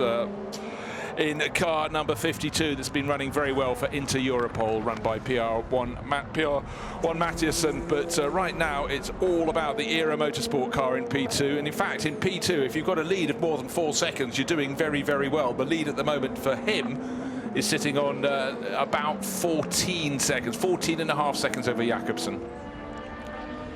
Pato O'Ward now driving the number 2 United Autosports USA car that he's taken over from Ben Hanley in the Wins livery. Rasmussen, you've just said charging hard. He's just done the fastest lap in LMP2 to date. So 139.5 is the fastest that anyone has pedalled an LMP2 car in nearly 21 hours of action. And Philip Ellis in the 57's not long been installed there in the GTD class leading Mercedes, but he's just done that car's best lap of the race so far as well for Winward Racing. So nice new set of tyres being put to good use. It's still Matty Campbell leading after 670 laps in GTP and overall by 4 and a bit seconds over Jack Aitken as we get this CrowdStrike pit report from Joe. Yeah, Ben Hanley has just handed over the number 2 United Autosports Horeca to his teammate, current IndyCar superstar, Pato O'Ward. I'm filling time here, guys, because I'm standing with Ben and now he's got into conversation. He's just had a chat with Richard Dean. Now he's having a chat with his engineer, Gary Robichaud. I'm not going to be rude and stick the mic under there, even though I know Gary very well. But I'm going to ask the question, which is what everybody's thinking about this number 2, and that is basically, I can see he's describing handling characteristics now to Gary. Very little we can do other than tyre pressures regarding that at this stage. But it's going to be all about getting this number 2 back on the lead lap, isn't it? And that's going to be Robichaud on the pit wall, using all that tactical news that we've seen the Le Mans class winning engineer do. Let's see if we can eavesdrop and get a bit of insight to what they're planning. There's lots of gesticulation there. I can't really read it. It's kind of money gesticulation. I think Ben might be thinking, is he can I have a pay rise and we'll do the job. But yeah, it's going to be. Were you asking Gary for more money there? Were you? Because you're doing that. Yeah. Yeah, we just had a little bit more of an unpredictable car compared to what we've had in the build-up to the race. So we're just trying to understand why that is, really. Do you think that's down to the temperature's completely different? It's like a different month, not alone a different day. Yeah, I mean, to be honest, this should suit us more. We kind of we thought we might struggle to start the race in the heat and we'd come alive towards the end, but we seem to be struggling. We had a brake issue for quite a long time, so everything was super hot on back there. So I don't know whether that's done some damage to something. But yeah, I mean, we're hanging in there. 3.5 hours left. There can always be yellows, you know. Well, I was going to ask you from last year, so I know that more than anyone. Exactly, 30 minutes. We've got to be in a position to be able to use that yellow, you know. What I was going to ask you when I walked in here, is there anything that you guys could do to get yourselves back on that lead lap? Well, I mean, we did a pretty good job getting in front of the CrowdStrike car, you know. That was for the get back on the lead lap, but then Rasmussen just seems to be that touch quicker than everyone else, so he's now jumped us, so that puts us now back behind the leader overall. So we got in a good position and then we've just lost it. There's still 3.5 hours. I mean, I'm considering how clean all the testing was. I'm surprised at how messy the race has been, you know. You know, the conditions have been pretty good, but there's been a lot of mistakes, so we've managed to keep clean. Just a little issue with the temperatures on the back there that might have cost us some performance. We don't know. We'll have to analyse after the race, but it's not bad. We just expect it to be a bit stronger, especially with the temperatures how they are today. Always intriguing for us though, Ben. We love it. Let's head down to Shiadam, who's got the GTD Pro, I believe, came in from the lead, James Collado. Yeah, and James, if this is how hard you work when they're telling you to save a little bit and you get out of the car completely drenched in sweat, I don't know what it would look like when you're told to push. How much were you giving out there? What do you mean? I was pushing as hard as I could. No, I think the pace is very good. The car is very well balanced. And I think the team have done a great job in preparing for the end of a race car, which is good to know. But as we know, we've had our ups and downs. At one point, we were completely in flames during the pit stop. Luckily, all the guys were okay with some minor issues. So, yeah, I mean, anything can happen, of course. But yeah, we'll see. I mean, I'm happy with what the guys have done so far. Nice to be back in a GT.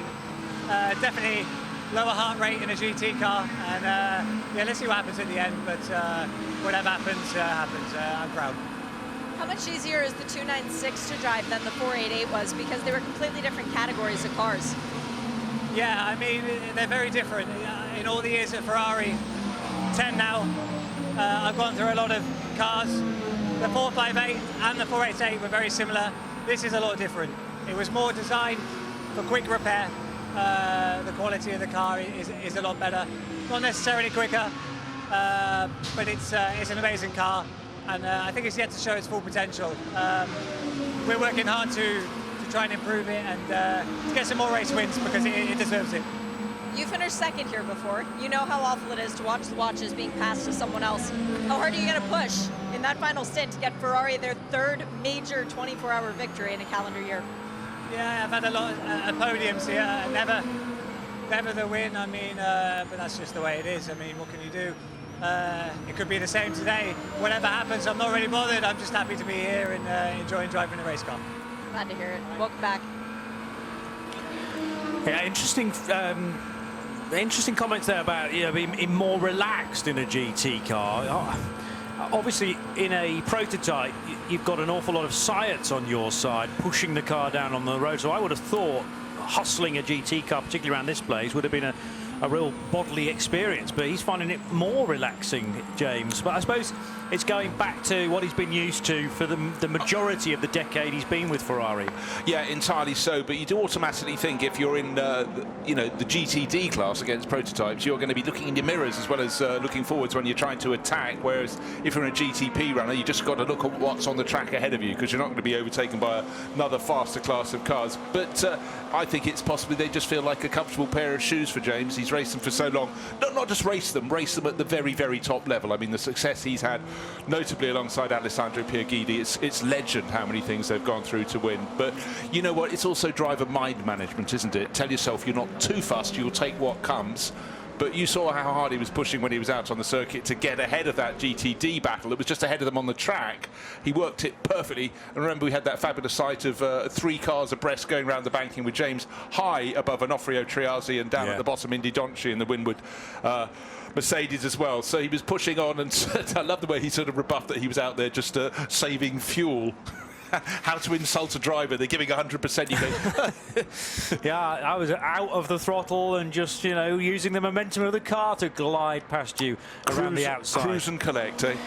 But the 296 GT3 making its debut at the start of last year then, and as Shane made the point, Ferrari as a brand have already won the Nürburgring 24 Hours and Le Mans, of course, last June with the 499P. So within the same 12-month segment, of which we are within until May of this year, this could be the third huge victory for the prancing horse.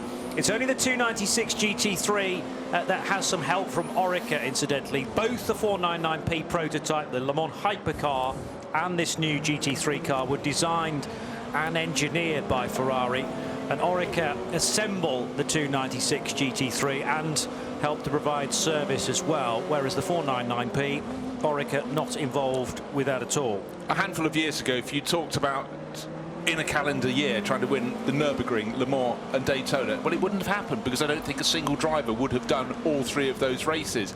But such has been the sort of reformatting of sports car racing in this boom time, we now have, with GT3 in particular being so strong, we do have drivers who will be in all 3 of those races in a calendar year. But before, they might as well have operated, 20 years ago on different planets. So I really like the fact that drivers can go. Single-seater drivers often have like the holy trinity of what they try to win, and famously, of course, that it was always an estimation.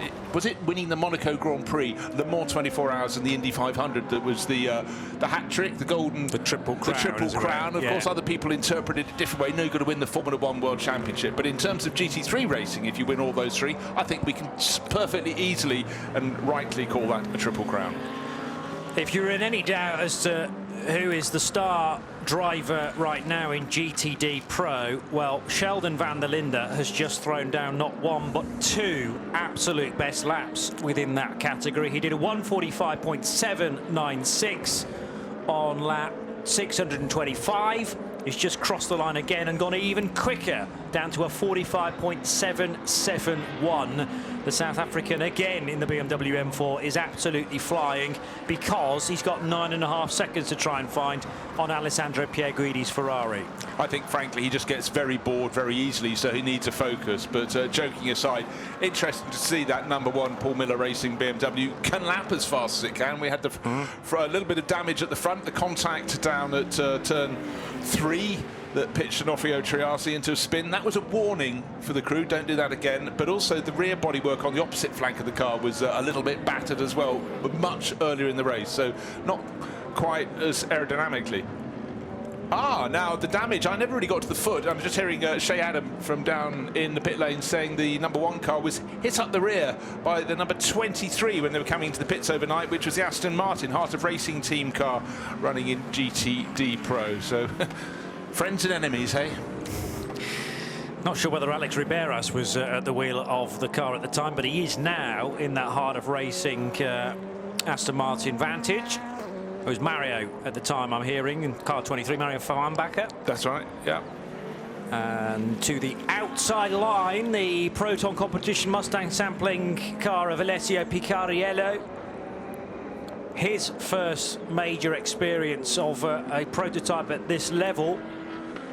Picariello coming onto my radar, although he was on yours well before that from his experience in Asia, although from Belgium originally, and then followed for the next probably 3 or 4 years establishing his name within GT3 running in Europe and also GTE competition, with at least one title in the European Le Mans Series in the last handful of years. But 2020, I just happened to be looking at his statistics. So he'd come back from racing in the Far East. I mean, it's a really strange career. Not many drivers leave Europe after a few years of single-seater racing and then head over to Formula Masters in China. But it kept his career going, did well enough in that and started to make a name. And then when GT racing began to blossom over there, people looking for a co-driver, oh, he's rather good, he knows the circuits, but he's done the rest and became very much a friend of Porsche. And that's why he's moved up to the Porsche prototype program. And taken to it very naturally indeed, it seems. That Proton Customer 963 is the second best now of those new cars. There were 4 of them in the race. The Penske Motorsport cars were first and third when Kevin Estre had his moment coming out from a scheduled pit stop. Zero grip as he hit the brakes into the international horseshoe, couldn't stop the car in time, and as the #7 which leads the race in the hands of Matty Campbell comes out onto the back straight once again, he looks behind him and it's going to be a long time before Dries Vanthoor appears, between Kevin Estre appears I should say, out of that left-hander at Speedway turn 2. Now down in 6th position, but well clear of Dries Vanthoor in the next best GTP car, which is the BMWs. They have had early success in this race, and then it went very wrong at roughly the same time, actually, for the 24 and the 25. Within about the same 90 minutes, their race somewhat nosedived. Really did. And just to reiterate, for Kevin Estre, he lost the best over a minute with that rotation, and just the inability to get that #6 Porsche going all over again. No such problems. Matty Campbell doing a fantastic job in the sister car, #7, leading by under 5 seconds. Jack Aitken is remaining there or thereabouts, but with the problem for Herta, who've been pushing him very hard indeed. With him being removed and dropping down to 6th overall, that was the chance for Colton Herta to move up into 3rd, but since getting there he's remained roughly 5 seconds down in the better place of the Wade Taylor Racing with Andretti Acuras. It's the AR606. He's 9 seconds down on the race leader, but he's got a comfortable cushion of the best part of 20 seconds back to Alessio Picariello in that #5 Proton Competition Porsche. So for now, it's sort of settled down into a little pattern among the GT4 runners, GTP runners. 3¼ hours remaining. Lots of battling, but not at the very front of the field. Yeah. They're just keeping their powder dry before the real fight begins, if you like, in about an hour and 15 minutes time. So often I've heard it mentioned that if you're on the lead lap and even just hanging on to the tail end of the lead lap with 2 hours to go, then there is still a chance of taking victory at this wonderful event. The 6.2 litre V8 that you can just about here in the background, powering Philip Ellis through Speedway turns 2 and 3, and now onto the backstretch. This is the 57 Winward Racing Mercedes that has an 11-second lead over Vasser Sullivan's Lexus for Aaron Tielitz in car number 12. And then the Triassi Competizione Ferrari of Riccardo Agostini, 023. Don't get that confused with the 23 Aston Martin, the 023 car running in 3rd position. Yeah, just taking a little look at that, and Aaron Tielitz is definitely starting to close on Philip Ellis, so the car that's 2nd in GTD is closing in. For Vasser Sullivan, they need to draw something out of this race because the number 14, the sister car, had retired long ago from GTD Pro, and I must say, ahead of this race, that was one of my class favourites of GTD Pro because of the lineup of Jack Hawksworth, Ben Barnicoat, so much success together stateside last year, Kyle Kirkwood and Mike Conway, who can sort of do no wrong in a prototype, but running in the GTD class. I looked at that and thought, you know what we always say, Johnny? Have a well-balanced driver lineup. Yeah. It's far better for you, for the team, for everyone if it's well-balanced rather than having a few stars and a few others. This is GTD Pro, of course, so I expect them all to be stars. But I looked at that and thought, oh, that's got some good ingredients. But alas, for the number 14, it didn't go the distance. Nobody's gone the distance, but it dropped off some time ago. So for Vasser Sullivan, if they can at least get 2nd place or maybe a potential win in GTD, then they will gain at least some reward for all their efforts in this event in Daytona.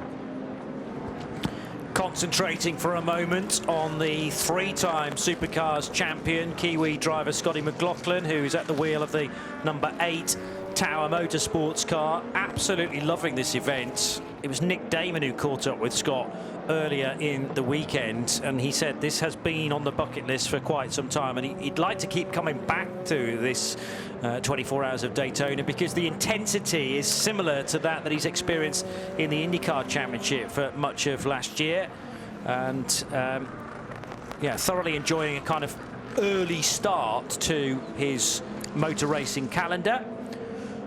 And there's not a lot really that clashes with this. Only the Dubai 24 Hours this year, and that's not by design. We should be back to the normal dates for 2025. He's a great addition, the man from Christchurch. No, I think very much so. And really, I think for years, not everyone twigged this, but it's a very good way, certainly in the days before drivers had sims to play on at home, just to keep the eye in. It's one thing going testing, but racing is racing. And, you know, it keeps those competitive juices being rewarded. You put the effort in and it may or may not work, but it also gives you, you know, we always talk about the highs and lows of motor racing, and unfortunately you normally have to suffer both of those through the course of a year. But I just think it just keeps a driver sharp over the winter. It gives them something to focus on as they're going through the closed season, and an early start is definitely what they want. They're racing drivers. Yeah. They want to be on a track. So the Tower car is running in 3rd ahead of the Riley of Felipe Massa, car number 74. And then Malte Jakobsen in the CrowdStrike Racing by APR car. Great chat that Joe had with Stuart Cox in the nighttime hours. Stewie was quite surprised at the pace within LMP2. Well-known teams that are in that solid block from 1st to 8th and 9th to 16th overall, really pushing on from the early stages, and there has been no let-up in the LMP2 scrap. All the more impressive to think how good that pace has been, that there's still only 20-odd seconds separating Era Motorsport and now into Europol, with the Tower Motorsports car, though, finding time here and there on Tom Dillman. McLaughlin's experience behind the wheel of a prototype is you know, relatively slim on the ground, but obviously with all of his now more recent single-seater experience after a number of seasons in the IndyCar Championship, you move from downforce car single-seater to downforce car double-seater, if you like, twin-seater prototype, then there's some comparable skills there, no doubt. Yeah, no, certainly that is the case. Right, let's take a look at what's happening at the front of the race. Can I get people excited by saying that the gap is coming down, but Matt Campbell is still sitting on a lead of 4.2 seconds. That's a bit of a struggle to really, but it was a much better lap that time around for Jack Aitken. Again, traffic has no doubt come into play, because certainly Matt Campbell's looking very comfortable leading this race for Porsche Penske Motorsport, sitting on, 4 seconds is sort of fine, but as we've seen, you have a few laps consecutively with traffic, then things can slow down. Now, a driver who's just come into the pits, you were just talking about him, Johnny, is Scott McLaughlin. Yeah, so that's the end of a pretty standard stint for Tower Motorsports. Also in is the Riley. We'll get to that in a mo, but it's 10:30 in the morning. It's time for a VP in race update. Matt Campbell leads in the number 7 Porsche Penske Motorsport 963 by just under 5 seconds. This is lap 683 we're working. Jack Aitken for Cadillac and the Wayland team. The V-Series R running in second, number 31, third position. It's the 40 Wayne Taylor Racing with Andretti Acura ARX 06. Colton Herta remaining at the wheel there. Set for quite a bit of change in LMP2. As mentioned, the 3rd and 4th place cars have just reached the end of their fuel stint, so they're now in. Scott McLaughlin for Tower and Felipe Massa for Riley, but it's still Christian Rasmussen who's really been setting the pace, holds on to the fastest lap within the category of 1:39.5. So Era Motorsport lead, car 18 into Europol competition, and Tom Dillman in second, number 52, and Scott McLaughlin was third but is now in pit lane. GTD Pro, Alessandro Pierguidi leads in the Risi Competizione Ferrari number 62, ahead of a rampant Sheldon van der Linde and the Paul Miller Racing BMW M4 car 1, and third is now Lauren Heinrich in the AO Racing Porsche number 77. GTD without the Pro suffix is being led by the 57 Phil Ellis driven Winward Racing Mercedes, from the Lexus Vassar Sullivan Aaron Telis controlled number 12, and the 32 caught off Preston Motorsport Mercedes of currently Mike Skeen. That's our VP in race update at 10:32 in the morning. And Joe was watching, well, those two LMP2 stops that we mentioned. What about Christian Rasmussen? Is he your end for Era Motorsport? Yeah, he's in now, Johnny. Whilst the Rasmussen car, the Era number 18, is being refueled. Right, so we had the number 8 in ahead of the 74. Now remember the previous pit stop, McLaughlin chased down Massa off the pit apron. They came in for this pit stop in that reversed order. McLaughlin ahead of Massa, and they left the pits in exactly the same fashion. Brand new unscrubbed rubber went on both the number 8 Tower car and the number 74. So the team's maintaining a good collection of saved rubber to take these cars to the end. And the Era car just left pit apron as well. Driver stayed on board in that one as well. So we are seeing the countdown to the checkered flag beginning to sort of show its head. Now, one thing, thank you very much, Joe. One thing we'd like you to look out for as part of the CrowdStrike pit lane reporting crew is next time the Paul Miller Racing BMW that Sheldon Linder is hurling around the track, running second in GTD Pro in that BMW. There's long been damage to the right rear corner, but the bodywork is seemingly becoming ever more tattered and loose. So that may need a fair bit of attention. He's just 10 seconds down on class leader Alessandro Pierguidi's Rizzi Competizione Ferrari, but I think it might be a very good idea to get down and see it with your very own eyes. Well, the issue at the moment is that the BMW should be able to do about another 15 odd laps. Let's just check whether the stint that it did earlier on, which was 33, incorporated any caution. There were 2 caution laps in a stint that went from lap 588 to lap 620. So let's round that up to maybe a 30-lap stint. Even that might be a bit of a stretch under full green conditions. But Sheldon's only done 14 is the point. So maybe another 14 laps before it will need fuel.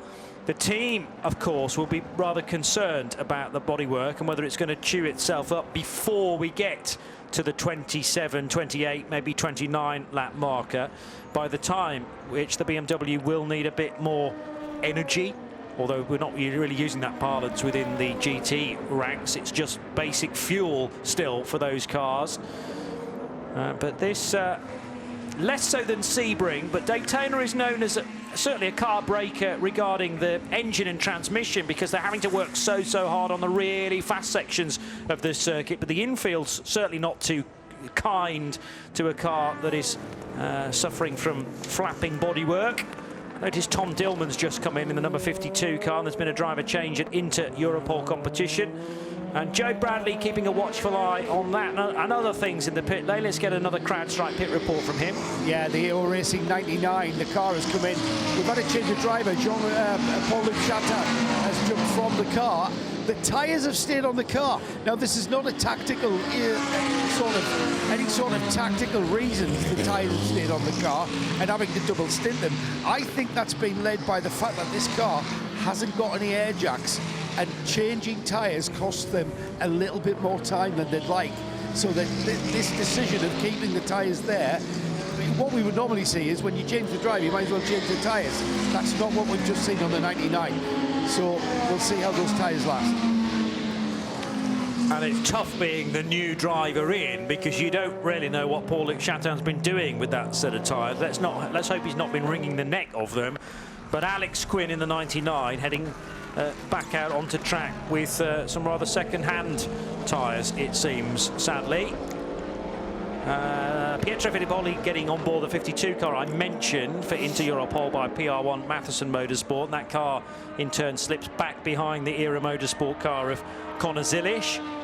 So Zilich has just taken over as well from Christian Rasmussen after a fine double stint. And let's see whether Zilich can match the sort of times that the Dane was doing. So the number 81 car heads through the backstretch chicane. That's the Dragon Speed car for the man from Barbados originally, Kiffin Simpson. And rounding speedway turn 3, or 4 rather, just at that time being swamped by Jack Aitken in his all-red and black rear of the Whelen Engineer Cadillac V-Series R, which is desperately trying to hang on to the coattails of Matty Campbell, who leads the race. Yeah, the gap is 7.9 seconds, so it's going out always in favour of the number 7 Porsche Penske Motorsport 963. However, we know what we've got left. Just over 3 hours remaining in this race. We saw everything bunch back up. Last time there was a full course yellow, and if you don't know why that was caused and triggered, it was because the bodywork, the rear engine cover came off, and some of the rear bodywork came off that Sean Creech Motorsport Ligier and was parked just off the banking. Towards the end of the lap, after it had come off somewhere after the chicane. We thought it must have been before and couldn't find it when we were looking for it, because clearly the driver on the board at that time, Nolan Siegel, went a further lap and went past the pit in and had to carry on for another lap with no bodywork pretty much behind the driver's head. The rear wing was still there, but the bodywork and the dorsal fin was no longer with the car. Around the world on RS2 IMSA radio. Here at the track, 107.9 FM is the frequency you'll need between now and the end of the race. 3:03 still to go. That's 3 hours, 3 minutes and 3 seconds. I did that earlier on as well. 11:11:11, wasn't it? It was on that occasion. Just to have a sort of handy knack of getting to the clock when they are easy numbers to remember and tally up with. Anyway, Sirius XM channel 207 is where we remain to. And in that 3 hours and 3 minutes still to go, obviously we will keep you entirely up to date with what is set to be an even more intense fight in all 4 classes to the checkered flag. But the checker indicates purely the end of the race, but the start of the conversation and the post-race look back. So it'll be Michelin post-race tech to round up our coverage from Daytona for 2024, and that all kicking off shortly after the checkered flag this afternoon. But it's mid-morning in Florida and still plenty of cloud cover above the raceway. When we get to 11 o'clock, I'd be pretty confident to say that the major threat of rain will have disappeared, because there was something like 3% chance of rainfall between 11 a.m. and 1:40, the end of the race this afternoon. Car 23, I'm hearing from Shea, is heading into pit lane, and that is the Alex Riberas Heart of Racing Aston Martin that tagged the back of the number 1 BMW in the dead of night. So Shea is watching this pit stop. It's fuel and tires for Alex Riberas, but yes, the hood is actually popping up quite significantly. They do have 100-mile-an-hour tape. Cleaning off the nose, that's good. That'll make it stick better. But I don't think the piece of tape is actually big enough to really do very much of anything. There is a great deal of air that is being pushed underneath the hood. It's lucky that it hasn't come up yet, and the latches are doing their jobs. Alex now clear to leave. Johnny Knott, the lead pit lane official, is going to go have a quick chat with the team and make sure that they're happy with the work that they've done. Yeah, certainly that's been rising by a good couple of inches for the last stint. Sounds like me trying to wrap some Christmas or birthday presents. Never quite enough tape to hold the paper down. You need a larger sheet before you start beginning the job. A well-deserved slurp of water for Colton Herter, who's just come in the number 40 Wayne Taylor Racing with Andretti Acura.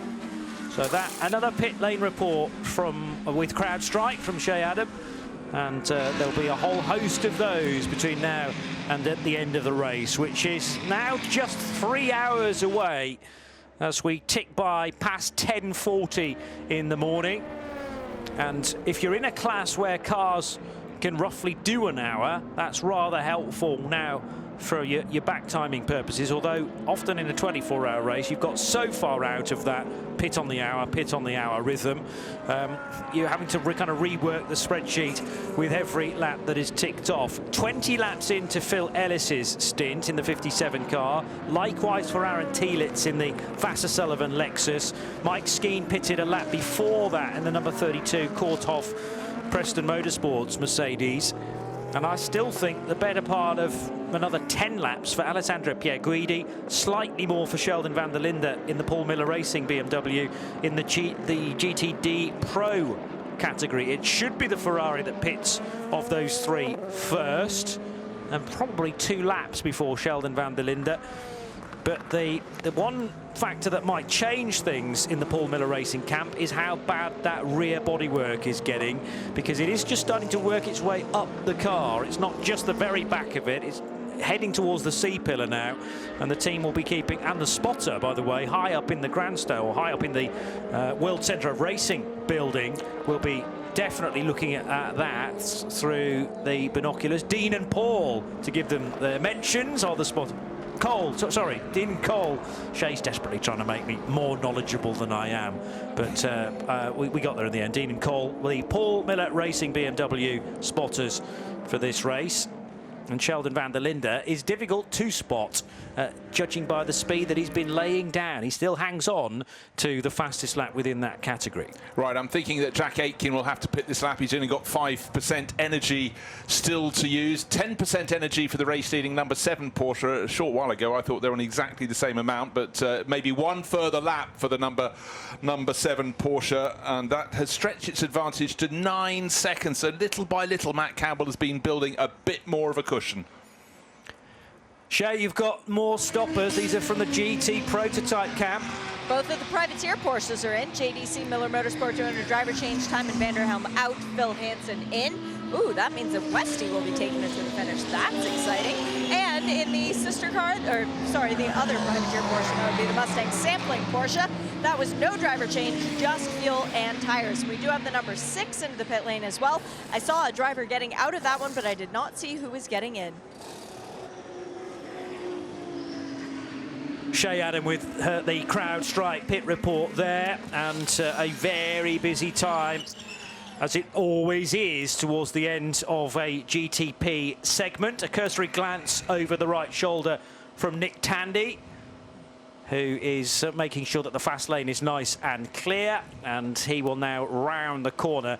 Got to be careful though now on the outlap. Doesn't want to repeat Kevin Estra's escapades down at the International Horseshoe, as Nick pulls those belts nice and tight and heads back out onto the racetrack in the number 6.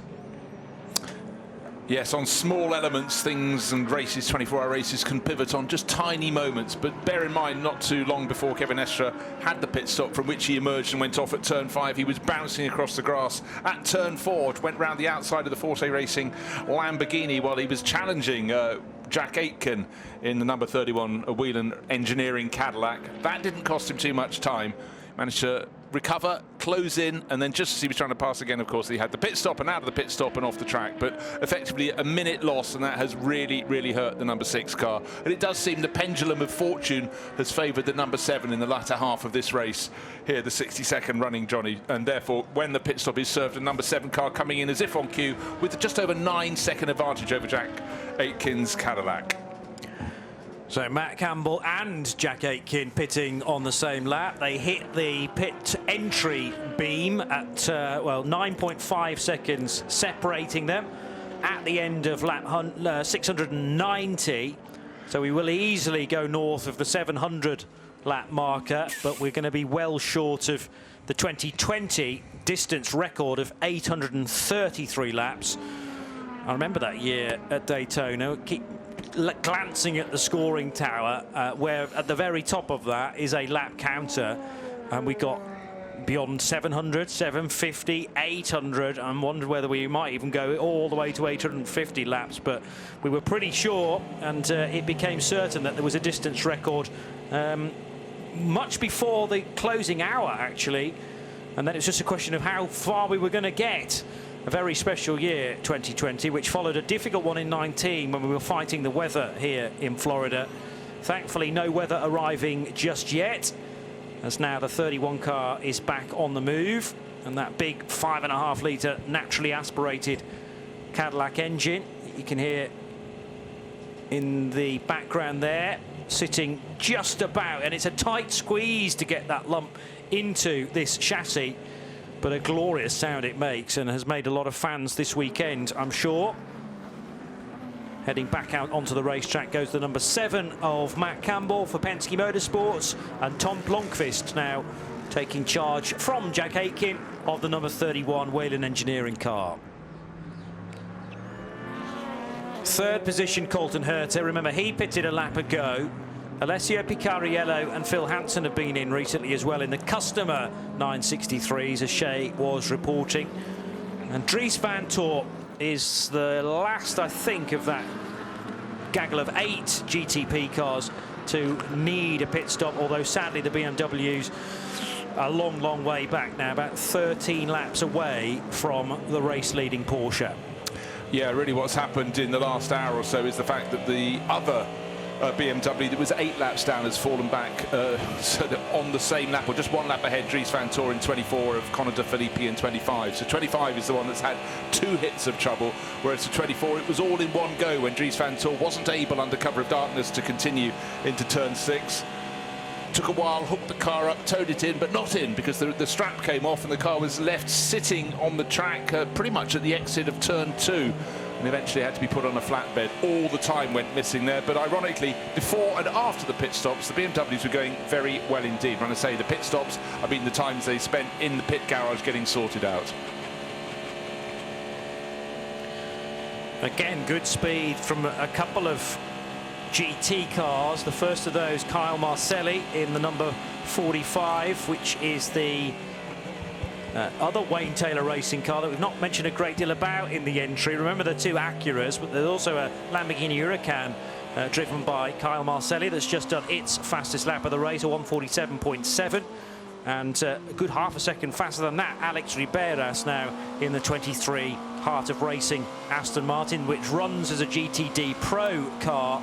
4th position in that, and ordinarily you would think, well, that's quite a good position to be at this 21-hour marker. But the problem is, if you're not in the top 3 in GTD Pro, you've had a nightmare, basically, because it's really strange to see that Pro lineups that far down in 30th, 31st, 32nd position. A reminder, I suppose, that there's actually nothing different technically wise between a GTD and a GTD Pro car. It's purely on the driver lineup, but we've got stories galore of driver combinations with AMs in them doing a heck of a lot better than the pros. Yeah, it just means that we got GTD pros in 17th, 18th, 19th. Then the next block of 10 positions from 20th, which is Phil Ellis in the Winward Racing and Mercedes, down to 29th, which is car number 43, which is the Andretti Motorsports Porsche, all ahead of 4th, 5th, 6th and 7th in GTD Pro. So yes, it's been a class that's been troubled, and up front, are the troubles over for Alessandro Pierguidi, or more to the point, James Collado was a little bit cagey about what he expected from the rest of the race, but sitting on an advantage in that class over the number 1 Paul Miller Racing BMW, the car with the tattered back rear right-hand corner. And we'll wait to see if that gets fixed during the next pit stop, or do they need to fix it? But it certainly has become more ragged and therefore slightly more of a distraction for the driver, one would suggest, when trying to use all the aero they're looking for high on the banking here at Daytona. Just hearing of another official retirement. The Nolan Siegel car has been out for quite some time for Sean Creech Motorsport. That Ligier that lost its rear deck, and then a lap or a lap and a half later, they had the engine cutting out, so it actually caused a full course yellow. Not the car stranded out on track, but the piece of bodywork, which was significant on the apron somewhere between speedway turns 3 and 4. Well, that number 33 car is now officially out, which is a real shame. It's the only Ligier called a Ligier in the race, Ligier LMP2 JSP 217, and it's not going to make the finish. Also, a bit of stats that could be interesting if Tom Blomqvist is able to get ahead of Matt Campbell and take victory for Whelen Engineering Cadillac, because it would be 3 in a row and would tie Helio Castroneves for the most wins in a row as well. So Helio, what we need to know now is when those years were for Helio Castroneves here at Daytona. I'm sure you've probably got it tucked away on your notes. They're very easy years to find. 2023, 2022, and a year called 2021. Fine. So, okay, very recent indeed. And 2 of those shared with Tom Blomqvist. There must have been, because Blomqvist on a hat-trick. Castroneves completed his 12 months ago. Simple. Yeah. Don't know why you needed to ask, frankly. I should have remembered that. But there's always a lot going on in this race, and you have to always remember who's driving with who from year to year, which does rather change quite a lot. And there's some other racing going on around the world in between, which takes the attention. Now, out of the second of the horseshoes goes the race leader, Matt Campbell. He's got 9 seconds as an advantage over Tom Blomqvist, but Blomqvist will be seeing that as a challenge to whittle away at. We're 6 laps away from the 700 lap marker, and here is Joe with a CrowdStrike pit report. Now, I'm not sure whether I saw the number 1 on the 023 Triazi Ferrari. The GTD, I think the leading Ferrari this one as it's come in for a pit stop. Driver staying on board, tyres going on are, that is a set of already scrubbed tyres. No, sorry, I was wrong. I'm looking under the wheel arch now, and they are very, very glossy. Got a lovely glossy sheen that will be scrubbed off by the time he gets to the pit out. Car still on the jacks, drops off the jacks now. That was a beautiful Ferrari soundbite for everybody there.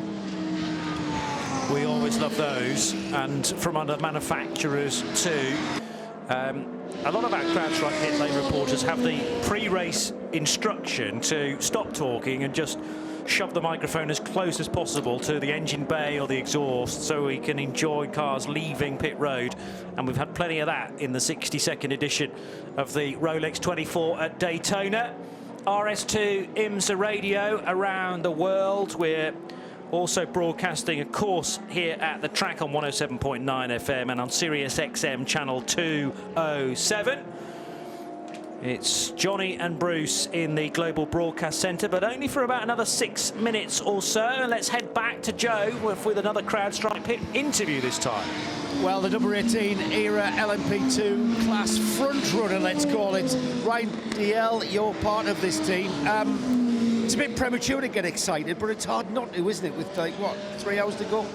Yeah, I mean, it's been an amazing race, I think, for all classes. So, you know, every year coming back there, it seems to get better and better, bigger crowds. But, you know, we came within 19 minutes of finishing 2 years ago with this team and had a gearbox failure. So, long way to go. I know everybody says I'm down to panic, but, you know, what we're trying to do is manage the pace at this point.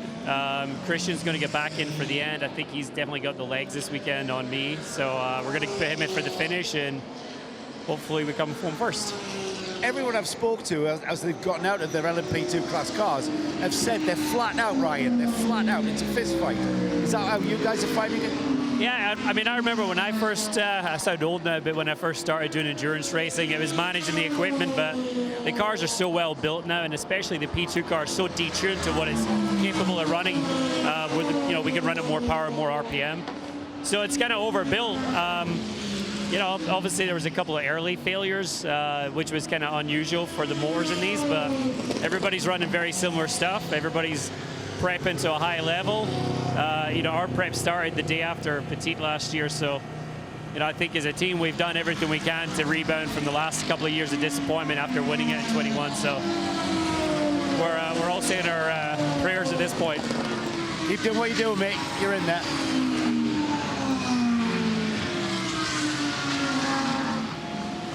Staying down here in the pit lane with Urs Toronto. Urs, you're the factory director of the LMDH program for Porsche in this 963, but with the 2 customer teams performing so well here today, did anyone expect that we would have 4 Porsches inside the top 6 with 3 hours to go?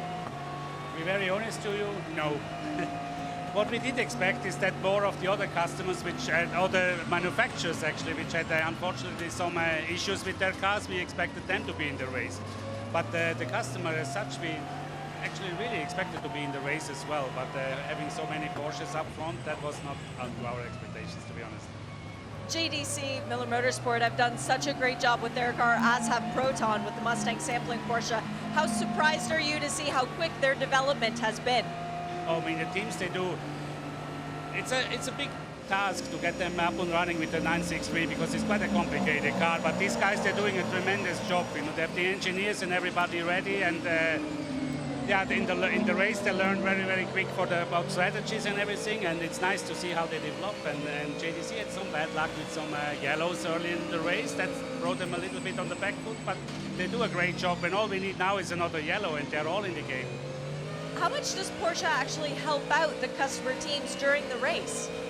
I mean, there's a technical support, obviously, and then the setup is up to the customers. Because that's something they do by their own, but again, they do a great job with this one. If somebody would be really on the back foot and they would really somewhere, yeah, they would go somewhere in a direction which doesn't make sense, then we will go and say, hey, look, that doesn't really make sense. But other than that, they are on their own and they do a great job. The one car has 4 factory drivers. The second car, the JDC car, has no factory drivers from Porsche. What's the thinking behind Porsche trying to step in and say, let us help you at least with this? I mean, these are discussions we do internally, and the driver lineup is something JDC, and actually they have a really good driver lineup. They don't really need help from the manufacturer on this one, but the drivers, that's something we discuss internally, and again, I mean, those teams, they do a great job even there. It's 3 separate teams, 3 separate programs, Porsche overseeing all of them, but you're not sharing information with each team. It is still its own separate thing, correct? We do not share setup information in between, but we obviously do share technical information. So if something happened with technically, if a bolt comes loose or anything like this, we have one common open points list where all the open points, all the issues come into. It doesn't matter whether it's a works or a customer car, but setup again, it's up to the teams really. Thank you so much for a few minutes. It's very interesting to chat with you. There's Corrado, the factory LMDH president. That's Shay with actually what turned out to be a double CrowdStrike pit report with Joe Bradley before that, and tremendous work. Thank you, Shay. A really insightful interview about the Porsche 963s, whether in factory hands or in customer hands. We're at a minute to 11 o'clock. Delighted to welcome back John Hindhaugh to the Global Broadcast Centre. We're nearing the really important hours in this now, but I'm still guessing as to who's going to be taking. Who's going to be taking these watches at the end of it? Go on. What are the important hours? I mean, that's the joy, isn't it, of this type of motor racing? Was it the first hour? Was it something in the middle of the night when someone got a lap back? I don't know.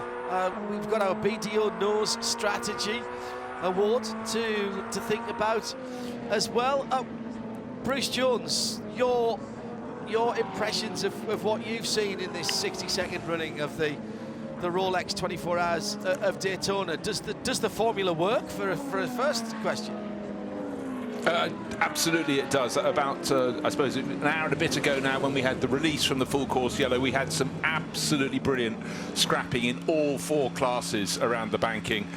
You know, that will stand with me for a long time, because the drivers in the GT3 class seem to have loads of space for playing, and one of the very best battles was I've gone slightly mad there for a second. The Winwood car, of course, with Indy Doncia pushing so hard on Onofrio Triazzi, and it was just so enticing just seeing where they could place the cars, where the advantage was for each of the manufacturers. So that I always love. The prototypes always catch my attention. I think it's looking set fair, I think I'd say, if I was wondering whether to wear a raincoat when heading out. JP, your thoughts from what you've seen? You've watched an awful lot of endurance racing. You're our voice of the FIA World Endurance Championship on the Radio Show Limited network of audio and visual channels. This race has got a real international feel now, and it's back to its very best, isn't it? Totally. Everybody wants the Daytona 24 hours in their calendar, first of all, and then in the trophy cabinet afterwards. And I love the fact that from all sorts of different disciplines, you know, Scotty McLaughlin shouting like crazy to Nick Damon earlier on in the weekend that he'd been desperate to come here to tick it off, and he comes from a touring car background, very much, I know, IndyCar nowadays, and every corner of the world is recognising this race as one to be at and then one to succeed at.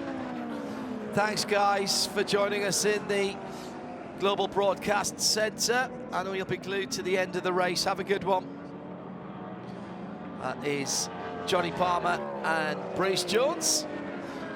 Thank you to them, particularly for our sacred coffee-powered Daytona night owls in the wee small hours. Johnny didn't manage to wreak that much havoc with the yellow flags, Peter. I told you to have faith. I did. It was in safe hands. It was. Very safe hands indeed. Just want to say very good luck to Henry Keck, who's having to miss the end of the race to go and play with a very pumped basketball game. He's been listening to IMSA radio all night, and he's having to, well, he'll keep it on as long as he can, is what I've been told. Henry, play well. Have a good one. Hope your team win, and we'll get the full story, I'm sure, at some stage. At IMSA Radio, if you want to get in touch, welcome back to the Global Broadcast Centre to Jeremy Shaw, who has been enthralled with these battles in all 4 categories. 11.5 seconds between first and second in GTP, 8.5 in LMP2. What a scrap that's been between ERA and the 04 CrowdStrike Algarve racing car. GTD Pro just under 50 seconds and ran about the same in GTD. And yet we've still got effectively a full WeatherTech sports car race to go, Jeremy, before we can wave the flag and hand out the watches. Yeah, about a minute less, you're right. 2 hours and 38 minutes and 45 seconds. So yes, fantastic motor race, just tremendous. And up at the front, yeah, Porsches are looking really, really strong at the moment, but you know, Cadillac's within 11-12 seconds. That gap, though, over the course of its last stint from Matty Campbell has gone out from, it was 3 seconds, well, it was a caution period not too long before that, so he's extended out now to over 11 seconds over the course of the last hour or so. So he's definitely inching away. Colton Herter, though, doing a really nice job there in that 3rd position, not lost much ground at all to the Cadillac. We saw the Acura struggling earlier on, then 3 Porsches in a row. The 2 privateer cars, the 5 and the 85, they're separated by only a few seconds, although that gap has extended just a little bit lately. Over the course of the last 20 laps, it's actually gone from 3 seconds to 10. And then Nick Tandy, who's charging along in that number 6 car after that mistake by Kevin Estra. And he's been the quickest car on the track now for quite a while. That's Nick Tandy. The battle in LMP2, John, there's 5 cars there on the lead lap. Scotty McLaughlin is the guy who's moving there. Getting closer now to Pietro Fittipaldi. Still in 4th position is the Tower Motorsports entry, but it's been a really fantastic battle between those 5 cars. Number 1804, which is now in the pit lane, 52, 8 and 74. Just a thought as well, don't forget that number 6 Porsche has now had 4 penalties for power usage, as well as the little whoopsie that we saw. Nick Damon is watching the 2nd place LMP2 car. This is the Algarve Pro Race CrowdStrike machine. Yeah, the CrowdStrike number 4 came in. It was a completely full service mouth. Jackson got it out of the car, and he's just undoing his helmet. Might be able to grab a word with him almost immediately. It was a pretty standard service. I mean, he's much faster in the car than getting his hat off. It's way too many bits, but the hands device, sometimes you get caught around everything. One of the weird things was I put my hand down to jump over the wall. It was wet, so I know there's supposed to be some fluid. It's not rained whilst I've been off, has it? It's been very humid and trying, but no, it has not rained. Obviously, therefore, I need to work out what is on my hand then before I get to anything important. just a quick word with Malthy's get out. So on this 0-4 crowd strike, it's a real fight out there for P2 between all of you, isn't it? Yeah, I mean, it's super tight out there right now. Now Jolin just got back in the car. I mean, the car is fast, and yeah, it's tricky out there right now because everybody starts to go a bit quicker, and like even the GT cars and the GTP cars as well, you see that they start to fight a bit more. So in the traffic, you need to be a bit more cautious because you know the others will be more aggressive, but still, you need to move forward and go for it. And we've had a real change in the weather. The humidity's dropped quite a lot. Is that it's a bit cooler, but more the humidity has gone down. Has that affected how the car feels on this track surface? I mean, for us, I think it's a slight advantage that the temperature has increased a little bit here since the night, but it's definitely cooler compared to yesterday. So, not that we struggled during the night, but the rear was a bit more loose on the car, and now it seems to be gone. So we're in a good position. Under 3 hours to go. Do you get back in the car to finish, or is that your work done for the race? I'm not 100% sure yet, but yeah, we'll see what David figures out with the strategy. Thanks a lot. That's Alex Jacobson out of the 04 CrowdStrike LMP2 car, which came in second, but it's so close it's probably gone out about 5th. It's been a brilliant battle to watch. Thank you, Nick. Nick Damon down in the pit lane for this part of the race. Catch up on a couple of messages from you, our audience. Jesse Young, just past 3 a.m. in his part of Australia. Sorry, her part of Australia. Holding on with barely any sleep, watching the P7, the Penske Porsche number 7 with Matt Campbell. Been brilliant. He has done a cracking couple of stints. Cracking finish on the way. Checking in from Baton Rouge for Joy Two Shoes, enjoying their first race here. Been camping in the West Horseshoe since Thursday. Well, I hope you'll want to come back, JTS. This one is one of my favourites. From the UK, Barnaby Scarf. The annual, I'll do the ironing this Sunday afternoon, darling. Paying off, set for a good finish. That's genius. In all classes. Do you like that, Peter? Genius. That is excellent I don't stuff. mind a bit of ironing as long as you've got good entertainment to watch or intake while you're doing it. Nick used to watch the baseball while doing his ironing. Did he really? Yeah. Did he iron his socks after rooming with Alan McNish? And NASCAR, when we used to get the highlights or the live show in the UK, sadly we don't get that anymore now. This has been enthralling, hardly able to pull ourselves away. Even when I went for a quick snooze in the front seat of the BMW X1, had the radio on, listening to the dulcet tones of our night owls, keeping me in touch. There's nothing you'd put your house on here at all. Not any of the top places in any of the classes, Peter. Impossible to call.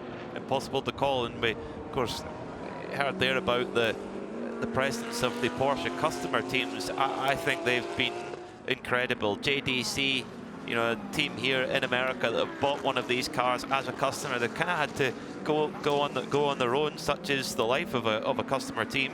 And what a lineup they put together.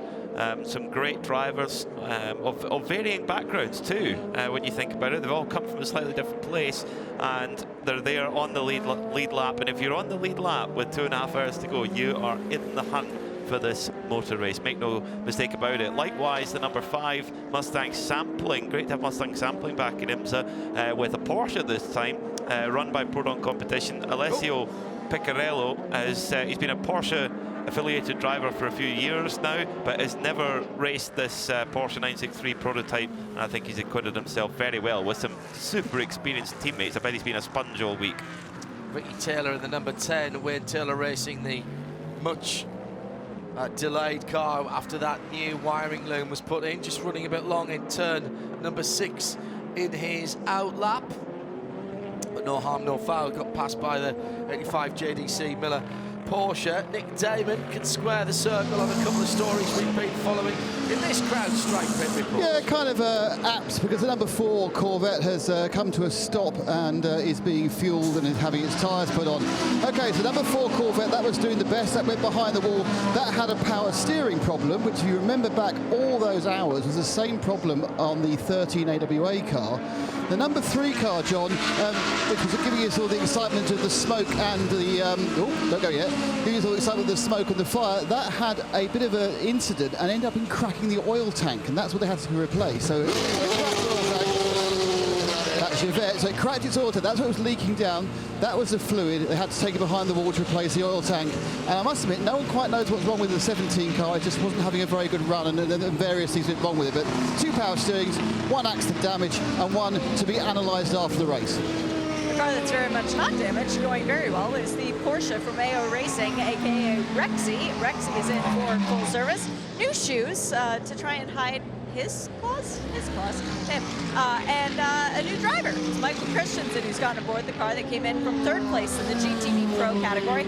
Also into the pit lane, the Riley number 74 LMP2 machine. This is a driver change. We've got Felipe Massa out, Felipe Fraga in, and 4 tires that are new, but they have been scrubbed. So they've got a little bit of experience around the track, but not very much. And this is all going swimmingly, just waiting on the fuel and the driver change to complete. A lot of confused oxygen. So he's just been told off for staying up too late to watch this one. Rooting for the Porsches 7 and 5. Loving the stream. I don't know where you are, CEO. Speedy Wombat. Sounds like that might be somewhere down under. And Sean Jakes enjoying the 24-hour race in Bedford.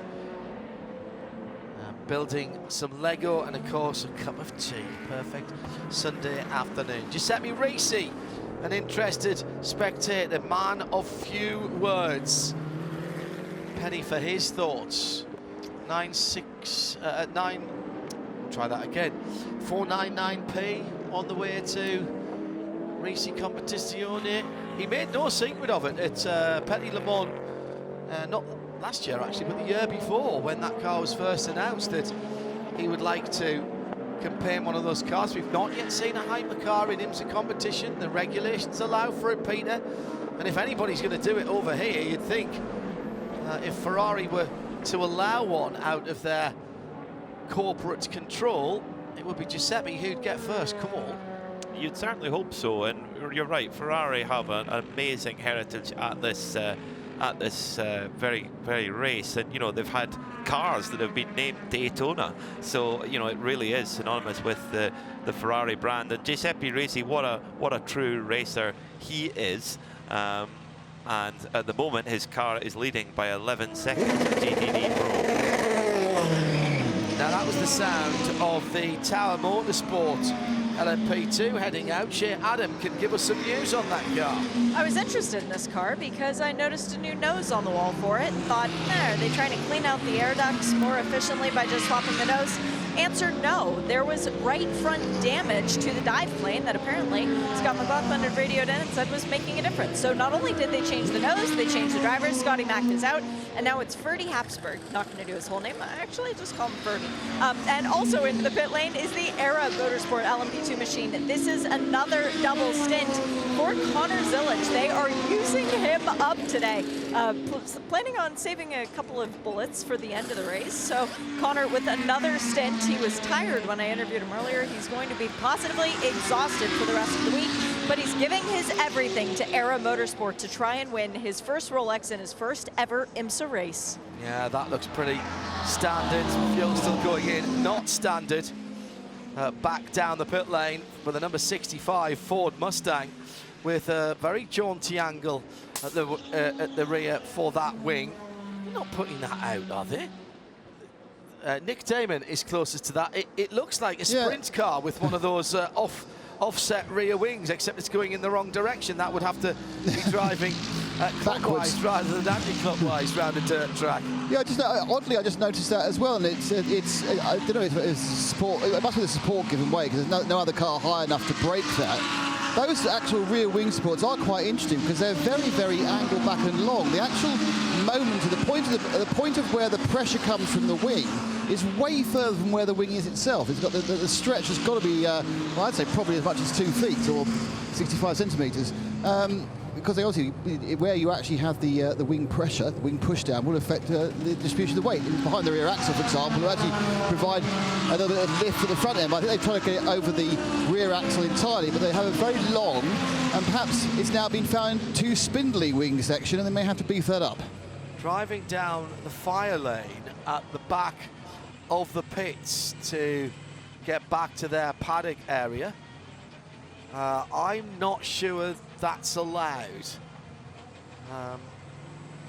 Adam, you were in the drivers' meeting. Yep, they're allowed to do that. Okay, it's I'll take it back.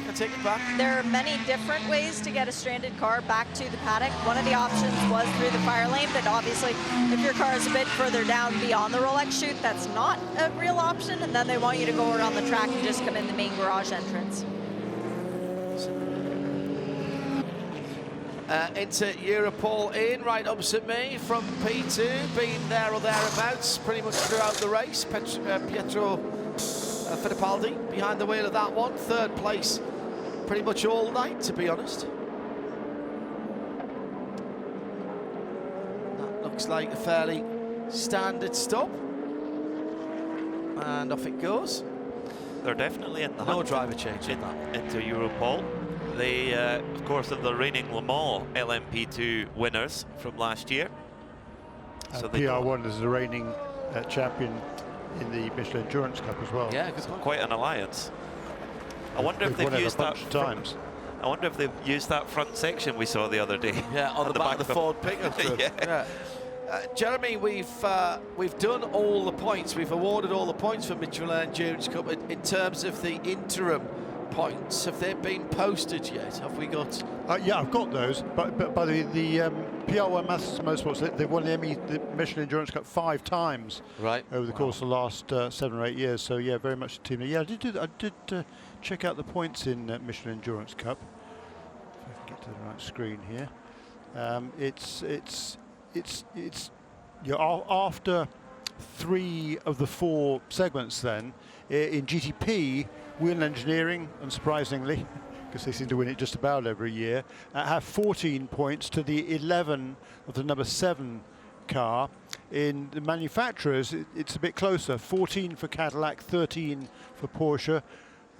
It's really between those two. In LMP2, after the 18-hour mark, points are awarded at 6 hours, 12 hours, 18 hours, and at the end of the race. In LMP2, CrowdStrike Racing by APR, number 04 car, has 13 points to the 11 of Inter Europol with PR1 and the 10 of Era Motorsports. So that's still very, very open. In GTD Pro, Paul Miller Racing has 12 points. That's car number 1. And then Risi Competizione and Ford Multimatic Motorsports have since had problems. They were tied on 9, actually, along with the Corvette Racing with Pratt Miller Motorsports number 4 car that's also had problems. That was on 9 as well, but it's really now between number 1 and 62. In manufacturers and GTD Pro, 12 points for BMW, 11 for Corvette.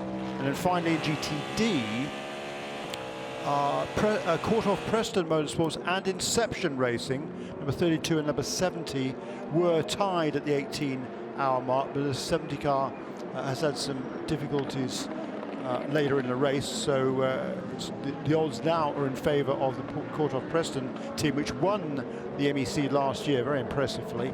Triazzi Competizione also have a really good race so far, 9 points for them. And in manufacturers in GTD, Mercedes has 13 points, McLaren 11, and Ferrari 10.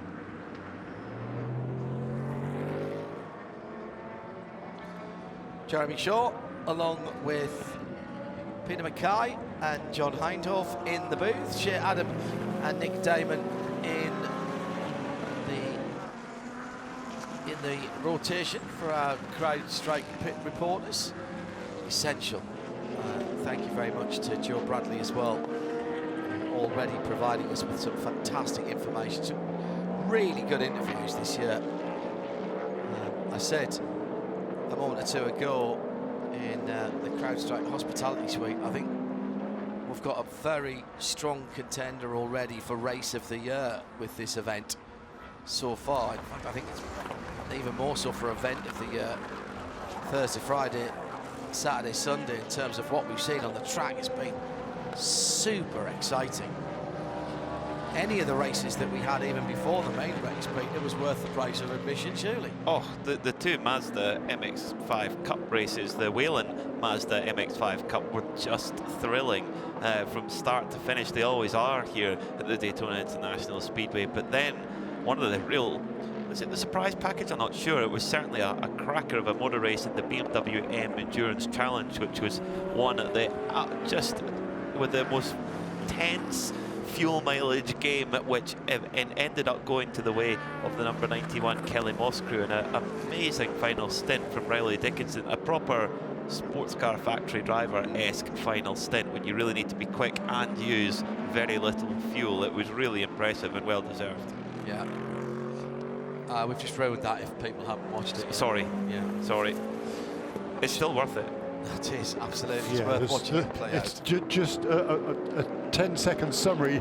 Doesn't even come close, does it? No. Indeed not. Absolutely not. It really doesn't spoil anything. It should make you just want to watch it more. It whets the appetite. Yeah, indeed so. Indeed so. Meantime, talking about spoiler alert, that Ford Mustang is in the paddock garage, having a new rear deck and rear aerofoil fitted, with 2 hours and 20 minutes to go. Sven had problems with that rear deck and the wing on that Mustang, because all three of them now. Yeah. That problem just never came up in testing. And who did we speak to about that yesterday? I think it was Dirk Müller, wasn't it, last night? They've done a lot of testing, but of course they haven't run with a whole bunch of cars running together. And they haven't ran into each other either, knocking alongside. Yeah, that's true too. And you can't, remember BMW had a tricky start, Jeremy, with the M4 GT3. Yeah. Again, that was, it was diffuser related rather than spoiler related, but you think you've done everything you can, but until you come to Daytona, you don't test a lot here at Daytona on the road course. There's limited amount of testing. What you don't do is test when there's other people out there, and when there's big gobs of tyre rubber offline, and your drivers getting tired and driving across the grass, etc., and so on and so forth. Yeah. You can't simulate everything, can you? Well, no, exactly. The number 10. Well, I take you back, dear listener and viewer, to Audi doing more testing than ever before they went to Le Mans. But then they chose not to race in the early rounds of the championship and just went to Le Mans, and it was a wet Le Mans, and they'd not forgotten to do wet testing, but of course they hadn't done wet testing on a track with 50 odd other cars.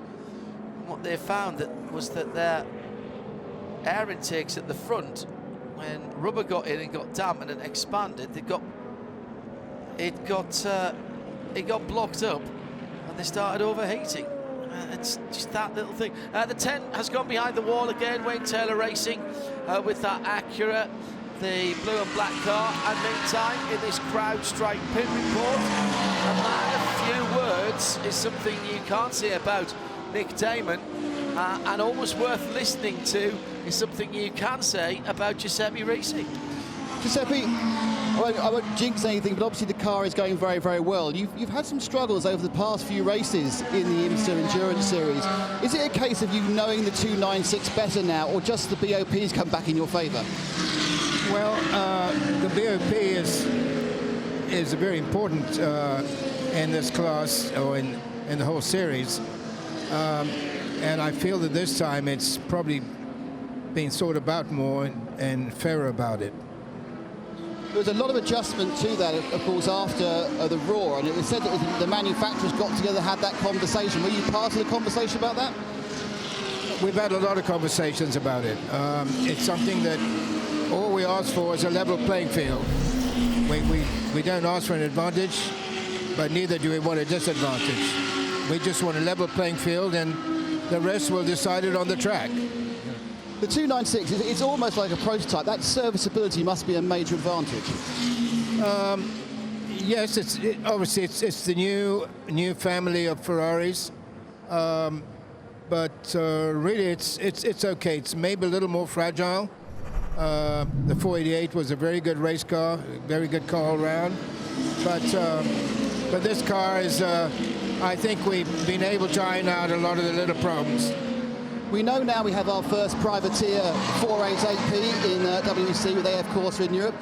Are you going to run a 499 here? The 499 is a very complex vehicle. As a privateer, it can be done, but it does require an awful lot of financial commitment to making that happen. Do you believe the only the only thing stopping you is finance, or is it a case that you may have issues trying to get the hypercar working in the IMSA regulations? I think we need to go at least 2 years for Ferrari to try and sort it out, and after they've done that, then we would step in if we had the financial wherewithal. So is it safe to say that if Ferrari did come here, the car would be run by Risi? Yes, after 2 years. So Ferrari would have this whole season again in the World Endurance Championship and sort out all the problems that potentially the car would have, and then a privateer can take it on. I get the impression this has happened, but have there actually been concrete discussions between yourself and Ferrari? No, not really. I've been involved with Ferrari for a very long time, so a lot of things are said but unsaid. Giuseppe, thank you very much. Thank you. That is the most brilliant Giuseppe thing that could be said, and there's actually so much I want to. I'm gonna have to go back and listen to that and unpack what Giuseppe said. You hear how Giuseppe Risi talks. He wastes not one syllable, never mind one word. Measured is what Jeremy's just said in my ear. I thank you, Nick. Excellent Daytona CrowdStrike pit report. Asked the questions very politely. Giuseppe Risi considered, measured. That's very, very interesting. He has told us before that he would like to have that car. It seems that continues. Let's see where that goes to. We've got a VP Racing update coming in a moment. Want to catch up on one or two cars that haven't had the best of fortune overnight. At one stage, only cars that had double numbers that were exactly divisible by 11 had been withdrawn from the race, and one of those was the number 66 Gradient car, the Acura. Declan Brennan is with us. Assess the situation, because the car qualified well with Cat Leg, it raced well with all three of your drivers. How's Daytona going to be when you do the wash-up? Oh, it is the one that got away, John. The car was great. We were very, very confident in terms of our strategy and the way we were reacting, and how we were proactive in terms of basically having a plan and working to that and not being worried. Even Kat at the start, I think I messaged you at the start, Kat, you know, in the crazy opening laps, and Kat got on the radio and said, if anybody wants to go underneath me, go ahead. I'm not playing these. I'm not playing these games. Not with 23 hours and 42 minutes to go. Either with red or green number panels. Yeah. She. Everybody was on script. It was fantastic. Didn't matter if we were 9th or 12th, or as long as we were on the lead lap, and as long as we were just. And then even Tatiana, who really impressed us. So what went wrong? Electrical. It's one of those. And you know the irony is, and it seems to be always something that's never come up before. Which is, you know, it's something where there's a lot of things you can't plan for, and there are things, and we found one or two bits and pieces that could have raised alarm bells on Friday night, which we attended to, and basically you belt and braces, but then this thing comes up. But I just want to say about with Tatiana in mind, it kind of is the larger picture about the Michelin, the tyre regulations. Yeah. I think they're sensational. Yeah, I love it, and I'd love to tell you why in a minute. You're not alone, by the way, in having electrical problems. A lot of teams have done. I'm led to believe, because Shays just told me, so I'm not arguing with it. This will be the first DNF by an Acura here in this race in GT3. Let's quickly run through the rundown before we start. In fact, we're starting to get some pit action, but it is Porsche from Porsche Penske Motorsport by 10 seconds. Matt Campbell in the 7 from Tom Blomqvist, and the Whelen Engineering Cadillac, the red and white number 31. Then it's the Wendtaylor Racing number 40. But that's because we've just had a works car and 2 of the customer Porsches in 585 and 6 all coming in, all on the end of the lead lap. In LMP2, the battle continues between Air and Motorsport. Connor Zilic is being used up by Air and Motorsport. What a debut in LMP2 for the young former Mazda MX-5 racer, or still Mazda MX-5 racer, also going to be doing some Xfinity this year. He's up against Colin Brown in this stint. Well, Colin, we know everything about it. The CrowdStrike Racing by Algarve Pro Racing is now just 9.5 seconds back, with Pietro Fittipaldi in the Inter Europol by PR1 Matheson in third. Pietro's done a lot of work as well in the second half of the race. In GTD Pro, we've got Alessandro Pagidi for Risi by 13.5 seconds from Brian Sellers in the red, white and black Paul Miller racing car. And Michael Christensen in third is just off the lead lap in the 77 EO Racing Porsche. GTD windward by 24 seconds, then a cracking battle behind the 57 with Vassar Sullivan and Aaron Thielitz in the number 12 Lexus, just 0.8 of a second away from Kai Cozzolino and the 296 Ferrari of AF Corsa, the number 21 car, and then just a second further back is Maxi Goetz for Korthoff Preston in the number 32 Mercedes AMG GT3. VP Racing in race update. Nick Damon, we'll take a quick catch up with you before we move on. Yeah, it's all been going on here. The key stops obviously were the 40 car, which is the Acura, the red one. Colton Herder got out, and they've also they took right side tyres. Just had the 31, the Whelen Energy Cadillac. That's come in, and that has taken 4 tyres but not changed the driver. 4 tyres as well for the number 6, which is recovering from that offer about an hour and a half ago. And any second now, we're going to have the leader, the number 7 car, come in as well. The 2 customer cars, I must say, were a bit out of my sight, but I do think they both took 4 tyres. Just exchange positions as well. Official retirement now with the Ford number 65 added to the retirement list as Nick Damon stand by for action. You've got the leader, the number 7 Porsche with you. In they roll in, and despite the fact that immediately Tembury and out gets Maddie Campbell, so it's driver replacement. I haven't got the total memory of a Porsche helmet as young Shea would have, so I'll just say another driver got here. But you'll find out soon enough. You'll trip the ID at the end of the pit lane. 4, no, sorry, just again right side tyres only for the 7. So they have moved those away, and now they're having a bit of a check. Oh no, hang on, no, it's all 4 tyres, sorry. I mean, they were so fast on the left-hand side. I looked in, the very convenient holes on the top of the wheel arches let me go on that one. So effectively, the Porsche mechanics were so fast, I missed them changing 2 tyres. Not like that day, like a quick fit, that's for sure. And there it goes, away, as you heard it, away on electrical power and then fired up. And that was your leader, and I saw nothing within that stop that prevented you from still being your leader. Nick Damon in the pit lane. This is very evocative for me, seeing these red, white and black Porsches doing Porsche things. we've still got Declan Brennan with us, and I've asked him to stay actually because I want him to just expand on those tyre rules. Every year we ask the teams, or IMSA ask the teams to do as much, if not more, with less resources. Tyres being a significant one. We had Michelin talking about that earlier in the race, and you're a fan of that, and the team are a fan of that. Why, Declan? Well, I'm particularly a fan of it because it just adds an element of what should be driver skills. You know, we were always talking about what we need to do to put performance back into the hands of the drivers, and although as I'll expand on in a second, that still has some technology to help it. But I'll give you a perfect example. Tatiana got in, would have been her first, maybe her second stint.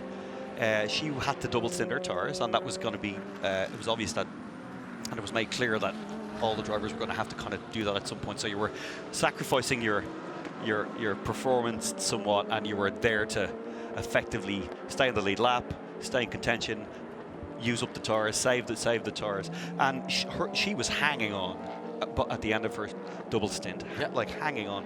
And obviously, Andrus was brilliant on the radio, telling her like, let's work with the traction control, let's do what we can just to but so there is some. But effectively, you are still it's a driver skill issue. Is to man, you've got to feel it. Yeah, you've got to be able to feel it and get what the most. And I love it because it's kind of, you know, it's a game one way and lose the other. If you decide to keep putting new tires on, you're going to run out of tires. Yeah, come the end of the race, what are you going to do? You know, this is. Well, isn't it the essence of endurance that drivers who can save a bit of fuel or save a bit of tyre, they should be rewarded? Absolutely. And I don't know if this is part of it or not, but a little cameo from about 2 hours ago when the 7 Porsche with Nasser in it came in, and the 31 came in 4 seconds behind. Yeah. Matty Campbell got in and Aitken got in, and they came out 4 seconds apart, and Aitken within 2 laps had the lead down to under a second, and it wasn't traffic. Yeah. And I'm in my head I'm thinking, okay, is the Porsche taking longer to get up the temp? Yeah. Did they put old tires on? Yeah. It's all the stuff that the things you don't necessarily know, and I'm just wondering whether or not if we have like a money dash at the end of, you know, if everybody comes in with a couple of laps to go and puts on fresh tires, then does it become a case of whose tires get up to temperature fast enough? Yeah. You know, who's willing? And here's the Jorge Lorenzo thing: are you willing to push harder on cold tires, knowing that somebody else won't? Yeah. That was Jorge Lorenzo's mantra, and why he won as much was because he had the ability to push harder on cold tires. We said our best to Andrus and the rest of the team. He's packing up down there right now. He's probably listening. Look, it's the roll of the dice. Sometimes it's called endurance racing, not endurance winning. I don't think your team needs a lot of character building, but you move on, you learn, and we'll see you at Sebring. Yeah, we had a really fast car, really, really fast. That's obviously the most disappointing part. I think it just kind of, you know, it just heightens up the desire to... The expectation. Well, more the desire to just to show what we actually can do at Sebring, yeah. Absolutely. See you there, Declan. Best of the team. Oh, my pleasure. Captain, Thanks, John. Shayna and the rest. Declan Brennan from Gradient Racing. Let's go to Shay Adam in the pit lane. Well, earlier on in the race, there was an issue for the FBK Porsche. This is the number 86 machine with Klaus Bachler and Larry Ten Voorde to take it to the checkered flag. It started suffering from misfires and was missing some power. This was very, very early on in the race. I've just heard it go through the tri-oval. It was struggling, John. We need to keep an eye on that car. That could cause a caution. Thank you, Shay. Now, there's been a change at the front of GTD, although it's a change that's coming around with the pit stop. We've got the 57, in GTD Pro.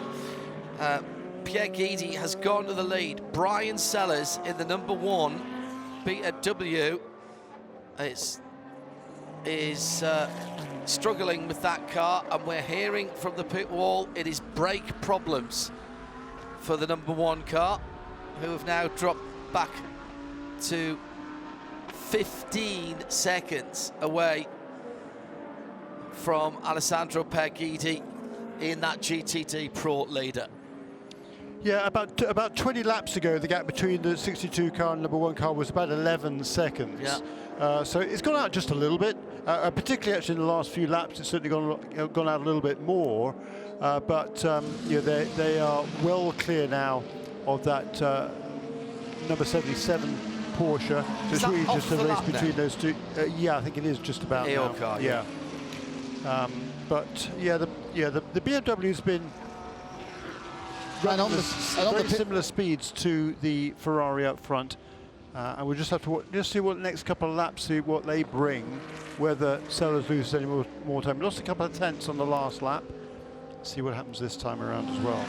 Well, I think what's happening this time around, Jeremy, is that they're going to come into the pits because most of the team are on the wall, and there are two very, very nice, fresh rotors, pads, and calipers, dry brakes. So it'll be pretty quick installation. You'll see one of these super fast changeovers, hopefully. Yeah, so the one car, they're waiting for it to come in, and if they're losing time every lap, there's no point really extending it unless they're very much on the edge of a certain number of fills to get to the end if we run to the green.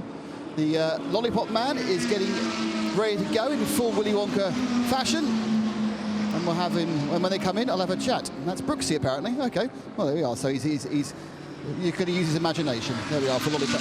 I've just realised I've conflated two films, haven't I? Because Lollipop Land is The Wizard of Oz. And obviously, I was doing Willy Wonka, so I'm going to have to go and revise my sweet-based songs from films. Very disappointed in you, Nick, on that one. The number 1 car doesn't need to come in right now, but I think what they're doing, they're coming in now with 2 hours remaining. I think from here, they can get to the end of the race with just one more pit stop. Totally agree. And as they're starting to find brake issues, maybe they feel it's not worth waiting for. They didn't come in, did they? And they haven't come in this time, but they are ready with a new set of brakes for that car. Hello to Terry Murphy in Canada. Due to be here, can't be this week. He's just started dialysis, and we feel for you, Terry. We have some experience of that in the family, so listening at home, all the best, mate, and hopefully you're feeling better soon. Glad we've been able to keep you in touch with what's going on in sound and vision. 70 Fahrenheit out there at the moment in the air. That is about 21 Celsius. Slightly more toasty, 30 Celsius, 86 Fahrenheit on the track. As here comes Brian Sellers and the Paul Miller BMW to a new set of brakes, and Nick Damon. And obviously he'd much prefer me than the new set of brakes. Okay, so the car now comes in. All of us suddenly realised this car's got brake problems, so all the big media people took 4 steps back thinking it might actually stop on its marks. It's got brake issues. Meandering around the back, just have a look at this damage on the rear right. There is not an awful lot left of the rear valance, you'd say, on that right-hand side. Just going to show you it's not as aerodynamically important as you think it is. And, they kind of used all the air by the time it gets back there. And I have to say, I'm not very impressed with some of the tank take work. Okay, first disc is off on the right-hand side. These are absolutely amazing. You think about the time it takes to... I did brakes and discs on Ash's car, which is in our bath. It took the pair of us 4 hours to do it. This has taken them, approximately about a minute at most, because they have what's called a dry brake system. That's brake B-R-E-A-K, not B-R-A-K as a brake would be. What it effectively means is you haven't got to go through the whole bleeding process. You just disconnect the cable, put a new one in, and when you reconnect it, you keep the brake pressure. They're going to have to move that cable. They're going to run over the cable, and then people don't like doing that. Now, interestingly, the fuel's still going in, so I think they may have actually got those brakes done not far off what they were going to do with the fuel. That's pretty impressive, pretty expensive as well. That's just in racing incredibly expensive. That's all part of motor racing at the highest level. Formula racing down, still more fuel going in. This thing is being filled to the brim. And still going. Wow, this is a very long stop. And there you go. We're splash, the dash, and away goes. No driver change, and away goes the BMW M4. And that should prevent this slow creep of drop-off they had. And whilst Nick was watching the brakes, there was a new driver in that car as well. Brian Sellers got out of the pit lane. Got out of the car, rather, as the car is weaving left and right to go through the exit. possibly Sheldon van der Linde in that car. Let's see what it trips when it comes through. Difficult to see. Yes, it was. Shea Adams spotted that. Give it fair due. And those are a set of brake discs that have been well used. I think they've had their value out of those, Nick Damon. Down in the pit lane, you might want to have a look. Stay at the, warm your hands. I think that is only the first change. Is it? I'm surprised they would make a brake change just with 2 hours to go if that was the only brake change they've had to make during the race. Oh, it's strange to me. Just hearing they did one about 2 a.m. in the middle of the night as well. Sorry, there you go. I missed that one. Oh, wow. So they did 12 hours on the first set and only 7 or 8 on the second. That's curious. So, but if you can do it, if you can do that within the time it takes to fill the car up with fuel, then You've why lost not? nothing. You've lost It's nothing. incredible. Which they didn't, I don't think. I'm pretty sure. They did. Yeah, they did. They had the front brakes off and the front tyres on, and then they did the rear tyres separately. And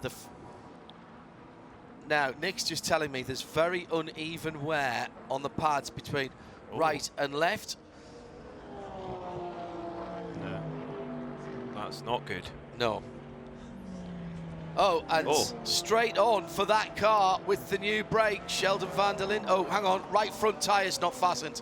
The Whelen tyre on the right front is not on. That has not been correctly fastened. So my guess there is the brake disc hasn't been seated properly on that right front. And Sheldon, you need to slow down there, mate. Take it much easier. They've been on the phone to him and told him just that. He was in grave danger there of shedding the right front wheel, and it's still hanging on right on the end of the spindle.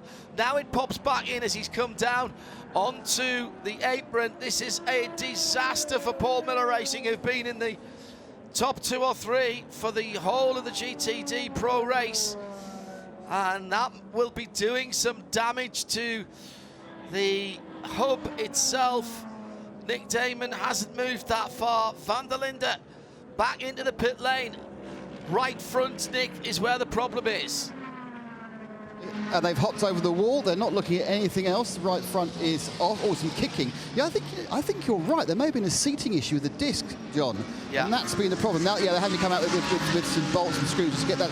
Because what happens is they've actually got 2 bolts which effectively attach the disc in, which is then keyed on with a kind of a star key all around it. So you get lots of grip, obviously, to do the braking.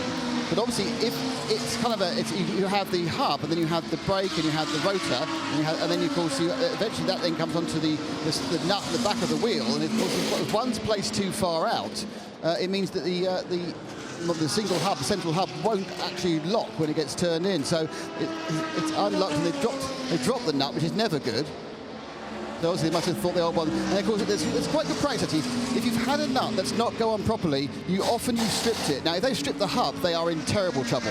Because stripping the hub, there's nothing you can do, and it's a very long process getting the whole hub off. So hopefully that's not happened. Yeah, I think it has, Nick.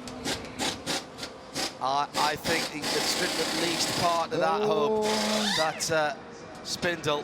So much.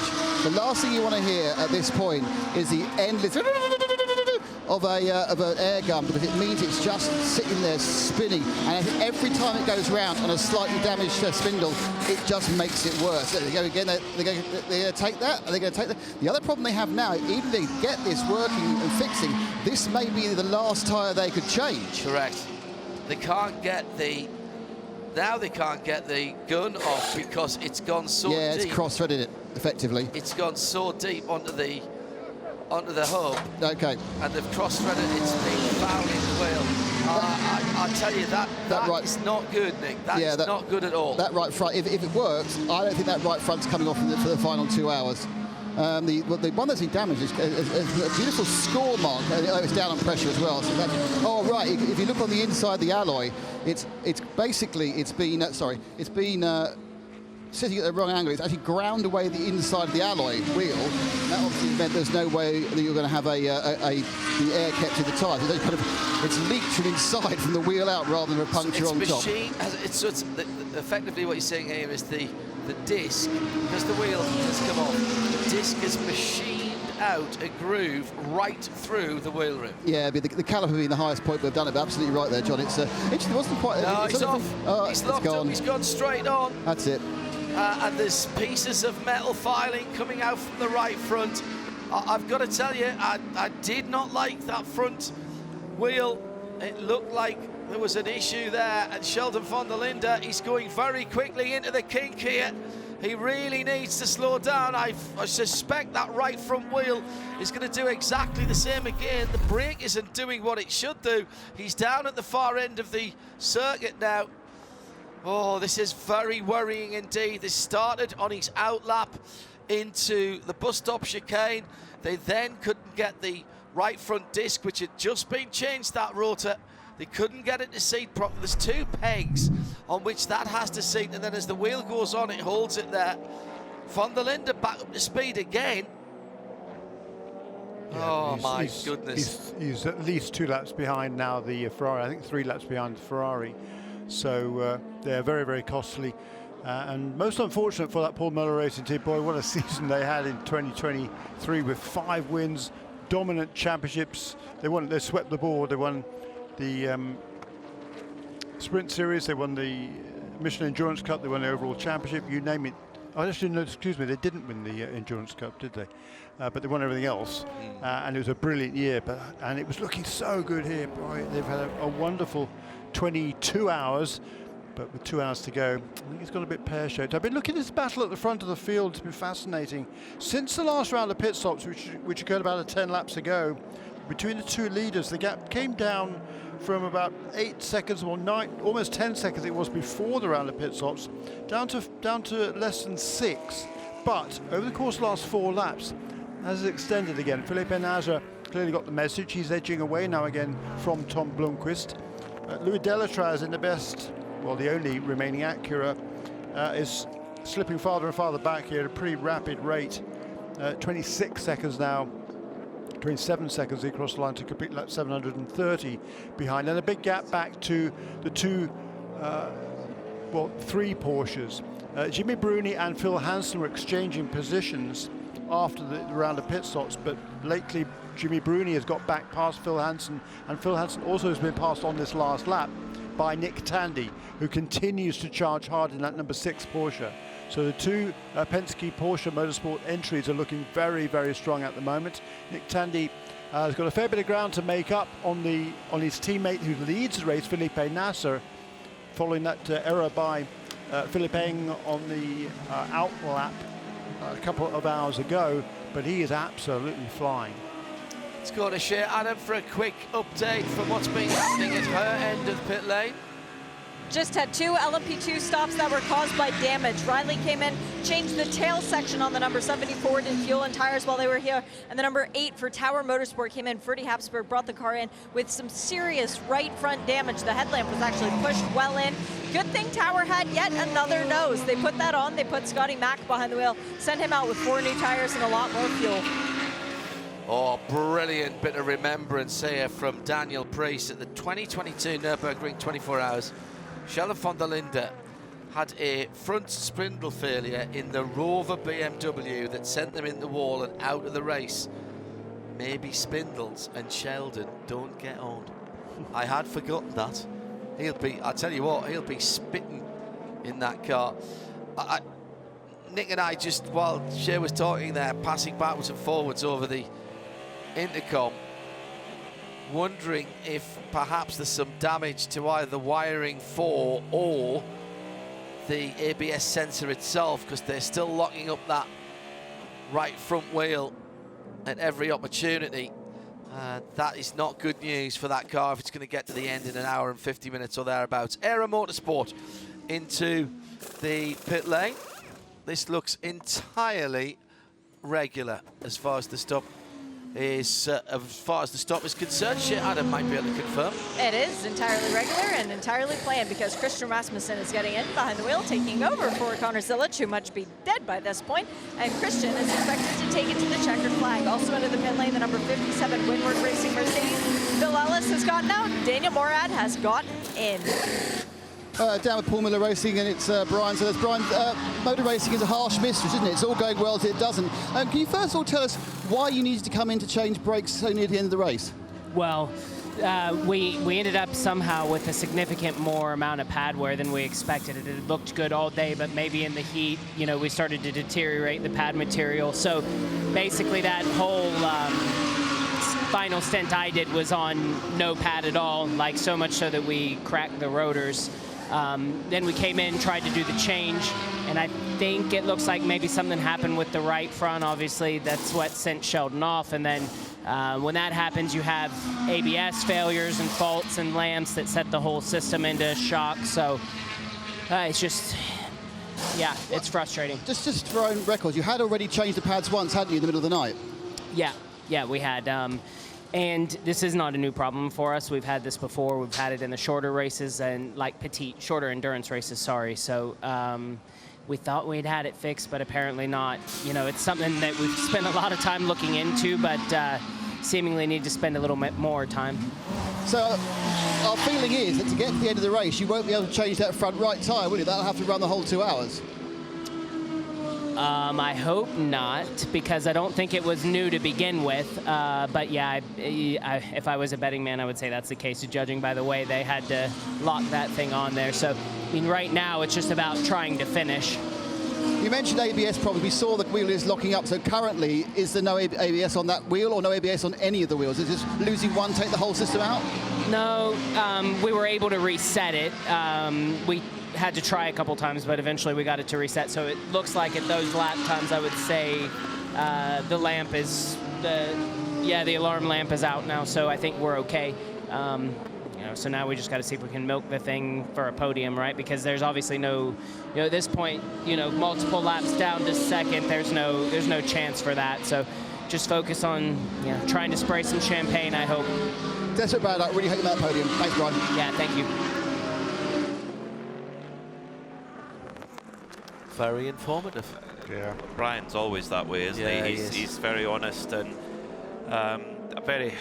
I don't know. Would you say he's pragmatic there? I'm not sure. I think that is an issue that they've been grappling with. That car. It happened at Sebring, and as Brian said at Petit Le Mans as well. So, what a shame with just under 2 hours to go. But if they can drag that car to the finish, they should be rewarded with a podium.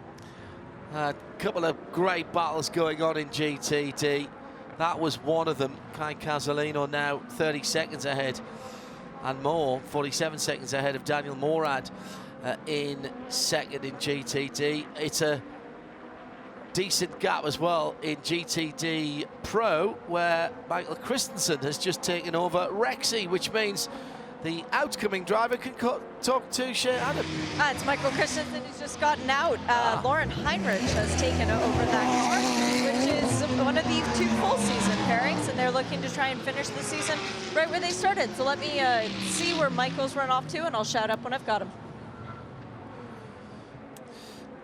I had a great chat with the AO Racing crew on Saturday morning before the race, and in fact on Friday before the race, and Lauren with Seb Prio and Michael Christensen, and they'd planned to actually split up the different aspects. The pole lap was set by Seb Prio. The Michael Christensen started the race, and Lauren Heinrich going in for the run to the end. And just by keeping their nose clean, they're second in GTD Pro at the moment. And anything happens to that Risi Ferrari, you never know. Rexy could be getting a watch. I just very quickly want to check in with Shea Adam while she's trying to track down the driver there. I'm right in saying, Shea, that we tracked the Tower Motorsport LMP2 car having to have 2 nose changes in relatively rapid succession. Back-to-back pit stops, as a matter of fact. Yeah, John. With a normal stint between them, not as if they had to come in 1 lap afterwards. It was not a very long stint. It was not the full length because of the damage to the nose. Thank you. I thought I hadn't made that up. Jeremy looking for a bit of information for his lap chart, which he is doing on his lap. Which is why it's called a lap chart, of course. Let's go to Michael Christensen, who's with Shea Adam. Michael, how much is left in Rexy for the end of this race? We've been flat out all the time. you know, we are definitely off pace here compared to the competition, but it showed that being clean throughout the race has paid off a bit here. But yeah, in the end, let's see. Still some minutes to go, but yeah, it's been a tough ride, but we are very proud of where we are at the moment. Big fan base cheering for you. Good luck. Yeah, thank you. Just a slight hint of was that disappointment? Was it? Is he just tired? Michael's a very softly spoken person. He's a very contemplating guy. He's a really nice person. Is Michael, and a hugely decorated driver. He's won this race before 6 years ago with the Allegra team. He's won the Le Mans in the GTE Pro category in the Pink Pig with Kevin Estra and Lawrence Vantor, and world champion. And what I get from that is that they have nothing left. For me, what I hear is they're saying that's all we've got. I think that's all he had as well. Yeah, that's all he had. It's all Lawrence had. It's all Seb's had, and it's all the cars had. And every bit of that team have done all they can. And sometimes in racing it's not enough, and sometimes it is. And we won't know until about 100 minutes from now. That's a good point, actually. High noon at Daytona International Speedway as we go into the last 100 minutes of the 60-second Rolex 24 Hours of Daytona. If you've been with us all the way through, well done you. It's the 107.9 FM transmitter, still ticking away nicely. Sirius XM channel 207 and around the world on RS2, as well as our world video feed as well. And great thanks to NBC for allowing us to take over and give their guys a bit of a rest from a bit longer this year. We got 6 hours of the race from midnight to 6 a.m. Not often over here in the States we get to take over a national station. Well, we'll be doing it in a few weeks' time in Australia for the Bathurst 12 hours. You'll be able to watch that here in the States, all live and free, via the player at radiolemans.com, and of course the audio for everyone as well. Full coverage in about 22 days' time, 23 days' time of that.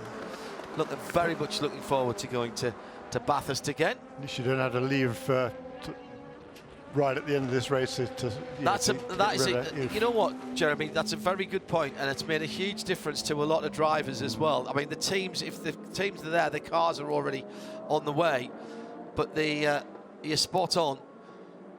Bathurst and Supercars event to organise Bathurst, pushing it back a couple of weeks. Porsche and Porsche side by side. It's the number 85 of Phil Hansen. Yeah. With 6th place. Is it Phil Hansen still in the 85? Correct. It is. Yeah. Who's he side by side with? Well, he was side by side with, I think, that must have been the leader putting another lap on him. Yes, it was. It was Philippe Nasser. And the lead is coming down, and quickly.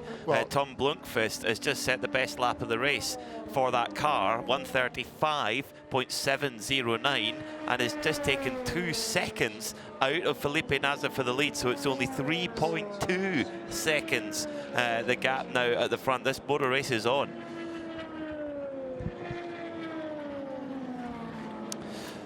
So, an hour and 38 minutes to go here in the 60-second Rolex 24 at Daytona, and too close to call, Jeremy, especially with the 31 Cadillac charging. Yeah, I mean, we talked about it a little while ago that the gap had come down, they did extend it again, and then in the last 4 or 5 laps, Tom Blunkvist has really got the move on, and as you said, he just set his best lap of the race at 1:35.709. Is that the fastest lap of the race, actually? I think not quite. No, I think that's the way of actually the car he's chasing, the 7 car, 1:35.605. Yeah. It's very tight. Yeah, it is, and that was set about 100 laps ago by Felipe Nasser. Lap 637, exactly 100 laps ago, actually. Lap 637 for Nasser, 1:35.605, 1:35.709, just on that last lap by Tom Blunkvist. And the number 85 car, Phil Hansen, he was running really well the first part of its stint, but certainly struggling towards the end of it. and as you say, just fallen off the lead lap then to Felipe Nasr, who now has Tom Blomqvist right with him. Less than a second between those two. So more than 2 seconds Tom Blomqvist made up on that last lap of 35. Another 35.7 for Blomqvist. Wow, he is absolutely flying. I think the heat is playing into the hands of Cadillac here. 34 degrees Celsius track temperature now. I think it must have been traffic there. Yeah, also, he's been super consistent, Nasr. But all of a sudden that gap has come right down. No, I totally agree with you as well on that one, Jeremy, but I do think a lot of the Porsche drivers mentioned that they felt the car was better in the cool conditions, whereas it seems the Cadillac is good in everywhere, but it's not an exact science at all, and you're right, the traffic definitely playing a big factor. And meanwhile, Louis Delatraz, he just falling farther and farther back, 37 seconds now, the gap from second to third. That gap has gone out by 10 seconds in the last 10 laps, 9 laps actually.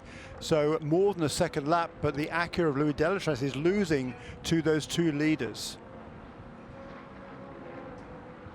Thanks to Shea Adam for her most recent stint in the CrowdStrike Pit Report. Rotor, Joe Bradley is popping in to the pit-in end of things, where he's stumbled upon a problem with the number 3 Corvette. Yeah, I did. I have literally stumbled as well. The 3 Corvette. Now it gets on, and I have no idea what that was. So the number 3 Corvette pulled off and then stopped halfway off the apron and had to be pushed back to its apron. Nobody really did anything to it. Maybe it was a kind of a bit of a reset, but it's now underway. So that caused a bit of concern, didn't it? Let's take an interview now from Nick Damon, who has got Kai Cozzolino, who's been plying his trade with some aplomb, Nick, over the last 18 hours or so. Kai, it's all smiles because less than 2 hours ago and you brought the car in the lead. It's, let's not catch you, but it's been a great run for you personally. Yeah, I mean, everything is going under control until now. Our target was really to survive until the last 2 hours, so we really nursed the car, saved fuel, and now I went full banana. And we were P1, but I lost about 10 seconds because the gear got stuck in 2.5. Thank God we got it back in gear, so just keeping fingers crossed until the end of the race. How much has the car changed over the course of the 22 hours so far? Yeah, we set the car up exactly for these last 2 hours, so, you know, we know that track evolution was going to be key, rubber, so we set the car that we could be fast here. Maybe in the night it was not fantastic, but everything is really thanks to all the Air Force guys. For me, it was my first Daytona, but Simon, Miguel, Francois, really, they taught me how to race this circuit, and I'm so grateful for everyone. Thank you. Well, congratulations, mate. Back to the front of the field, John. Because the lead is down to just on 2 seconds. It's gone up. That's gone up. To 2 it was seconds, closer than that, yeah. So the Blomqvist had carved quite a bit of time out of Nasr there at the front of the field, but it seems like the traffic has sort of ebbed and flowed back the way. Nasr 0.3 of a second quicker than Blomqvist last time by, but mind you, just in Sector 1, Blomqvist has taken it straight back again. Yeah, fascinating duel between these two. I'm wondering whether Nasr lost a little bit of time actually getting past the lap car of Phil Hansen, what is now the lap car of Phil Hansen, because Hansen, of course, wouldn't want to go a lap down in that JDC Miller Motorsports entry. Well, they're desperately trying not to, aren't they? They were. They've Unfortunately, everything they did. can. But I'm wondering whether that was a little bit costly for the race leader. So there's a couple of laps there where he's in a 37 and then 38 on lap 738. That's the lap on which Tom Blomqvist really did narrow the gap just to just a few car lengths. So coming down to 90 minutes to go, the gap 2 seconds as we mentioned. I'm absolutely fascinated, gentlemen, by the way this race has ebbed and flowed through the daylight hours. Yeah, I would have liked to, lovely though they are, I would have liked to have seen slightly less of the Cadillac safety cars. But when we've had these long runs, it's fascinating, as I say, to see the swing of the pendulum from one manufacturer to another. It looked for all the world, Jeremy, earlier on, that the 31 Whelen Cadillac was running away with this. As the temperatures have come up, as the clouds have cleared, they're not having everything their own way. Porsche came back into it overnight. Yeah. So did BMW for quite a while. Well, for a long time, till they both bit the dust in the nighttime hours. Still, technical problems is what BMW Team RLL has said about that. Gearbox, I think. Can't remember. Steering 24, gearbox oil 25, and I think it was the 24 where the tow rope snapped when it was coming back, which cost a little bit of extra time. That's insult to injury, isn't it? Yeah. This power steering, of course, nowadays is electrical, so that's electrons rather than fluid that weren't doing what they were meant to do. And those electrons get a mind of their own, that's when you're in real trouble, isn't it? Or when they start leaking electrons, just as bad as leaking fluids. It's a world I couldn't possibly understand. Game on at the front of the field. Tom Blomqvist. This is a quick lap from Blomqvist. He's looking good on the splits as they come up towards the start-finish line. And indeed, he's just taken another 0.3 of a second out. The gap is down to just on a second. Bit of clear road in front of them for a couple of corners if they can go by the right car. Here's the Porsche down the inside for Felipe Nasser. He gets through in the International Horseshoe. Every time I see that right Porsche, the number 120, who dutifully moves to the right-hand side and allows Blomqvist through, that's actually really good driving. Just had to move car's width to the right-hand side and knew he would go through. I like to see that, but every time I'm sure we got the call from upstairs. Yeah, I'm sure. Yeah, Spotters. You've got the leaders. Don't mess it up. Yep. Spotters are so critical in this race. Very good indeed. It's Jan Hiller behind the wheel, so he knows which way is up. Every time I see that car, though, all I can think of is the colour scheme we mentioned earlier on the that used to be on the Celine and the Conrad Motorsport colours. Conrad Motorsport. Yeah, it's got a little bit of the Garrettson Enterprises. Dick Barber Racing, John Fitzpatrick. Take the white away, of course, but the blues are quite similar. Down to a second then at the front of the field. The chase is on as we go under 90 minutes. We won't be changing ends at half-time. This is a run all the way to the checkered flag now with a little high cloud, but not much as I look out over the beautiful site of Daytona and still that packed infield where the support races were on either side of the paddock, now taken up with even more cars. Haggerty have taken over where the Whelen Mazda paddock were. They were packing them in there this morning.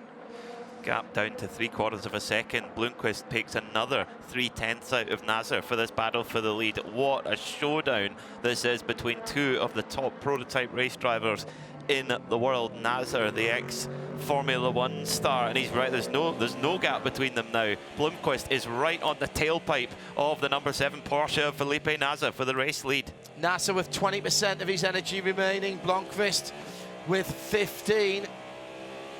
They accelerate up through the gears, 100 miles an hour, 120 miles an hour. My goodness, they pick up speed so quickly, up over 150 miles an hour, now 170, 80, getting up towards 200 miles an hour before they break for the Le Mans chicane. And the gap is down to visual. Don't get the stopwatch out for this one. Target acquired by the young Brit with the Scandinavian name. Yeah, and still pulling away from Louis Delatraz accurate at a second per lap. And more, actually. Wow.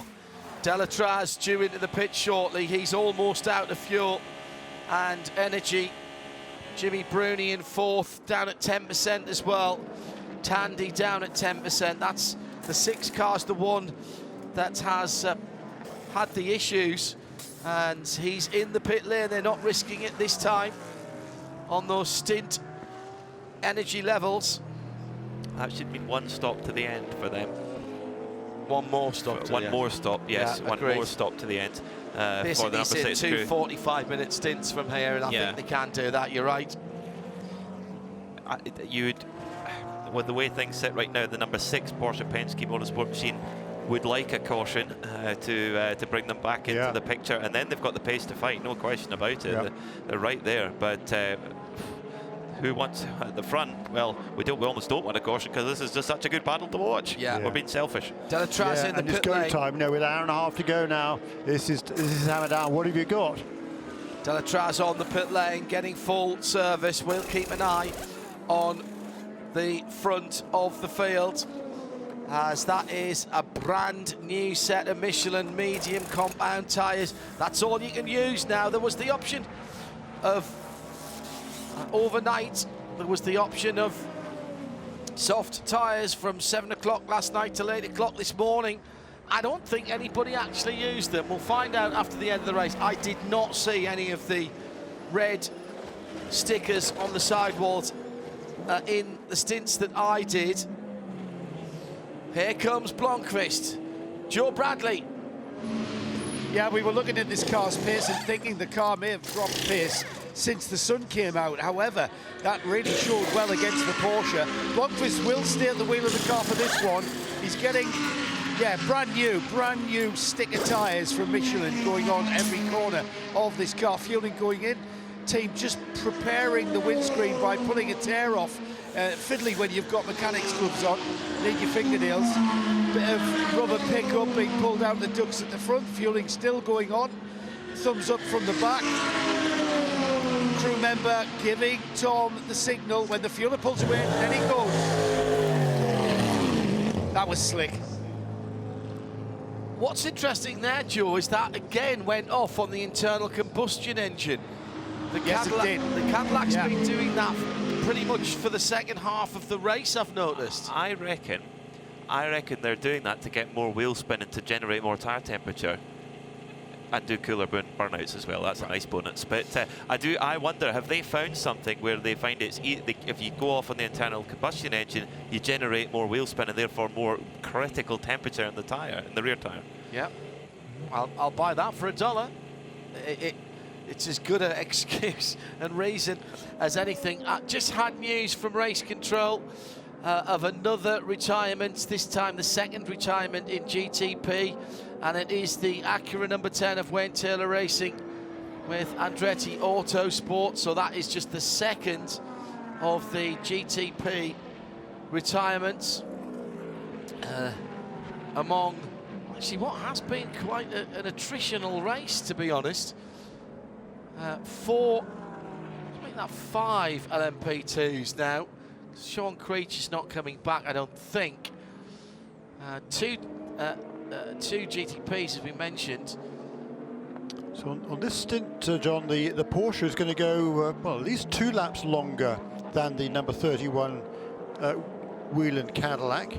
Last time around, they came in together on lap. There were 2 stops ago they came in together. That was lap 691. The next stops, they were 1 lap apart. 719 for number 31 car, 720 for the 7. So that was a 29 lap stint for the number 7. And this time around, looks like 7 car is going to stretch it 1 more lap as well. That's really rather interesting. I wonder whether that might explain why the number 31 car was able to close in a bit, because he was running harder, using up a little bit more energy. To wait and see. I think we've got 17 or 18 retirements at this point. And hi to Steve Tadman, says Daniel Morad. Please discuss. Not particularly well known on the world stage, possibly if you're a sim racer, yes, but not a big no name. But he's doing an amazing job. Top quality driving, my opinion. I don't think you'll get any argument from us, Steve, on that. No. He's been one of my drivers of the race. I thought Matt Campbell in the middle of the night was absolutely was stunning in the long stints. Every time he's been in the car. Connor Zilic has been, plugged in, used and abused in that car. Well, Christian Rasmussen has been fantastically fast. Well, how good have some of these young drivers been in you know, drivers who, this is the next generation we're talking about here, isn't it, gentlemen? With some of these young drivers. Stayed out again. Stayed out again, did you say? Yeah. Toby Sowery, what about him in the crowd strike? Yeah. These Malte Jakobsen. Malte Jakobsen. Well, we've known about Malte for a while, but you know, when Malte brings his A game, he's as good as anybody, and he's brought his A+ game this weekend. Yeah, I mean, he's been plying his trade in sports cars now for the last several years. The other two, Rasmussen and certainly Zilic, who's only 17 years of age, for goodness sake, haven't. I mean, Rasmussen drove with this team last year, was very, very impressive. They knew they wanted him back again, and he went. I mean, he's a star. I mean, there's no doubt about it. Yeah, he won last year's Indy Next Championship. He won the USF 2000 Championship in 2020. Back to back, he then won the USF Pro 2000 Championship, and then last year he won the Indy Next as well. So you know, here's a guy who is clearly on the rise. He can be driving this year in the NTT IndyCar Series. Watch out for him. Joe Bradley has the leader in the pits, finally. Yes, he's finally come in. He's not listening to Jeremy at all, is he? I'm going to tap him on the shoulder. He's not getting out of the car, though. We're going to see no driver change on the number 7 Porsche. And tyres already done and dusted, just waiting for the fueling. It's all very slick, and you know what? You can lose this race in the pit lane, can't you? And these guys are not prepared to do that.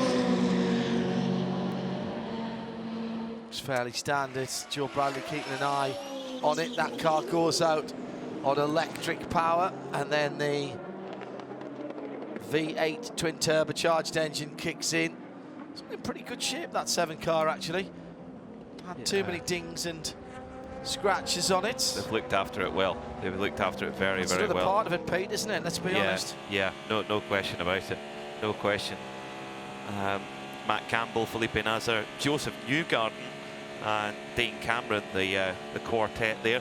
Saw Joseph Newgarden at catering the other day, where we had fried chicken. But Joseph just walked up to it, looked at it, and it was very tasty. It wasn't that, and you could just see him going through his head, going, "That's BOP ballast on a plate right there."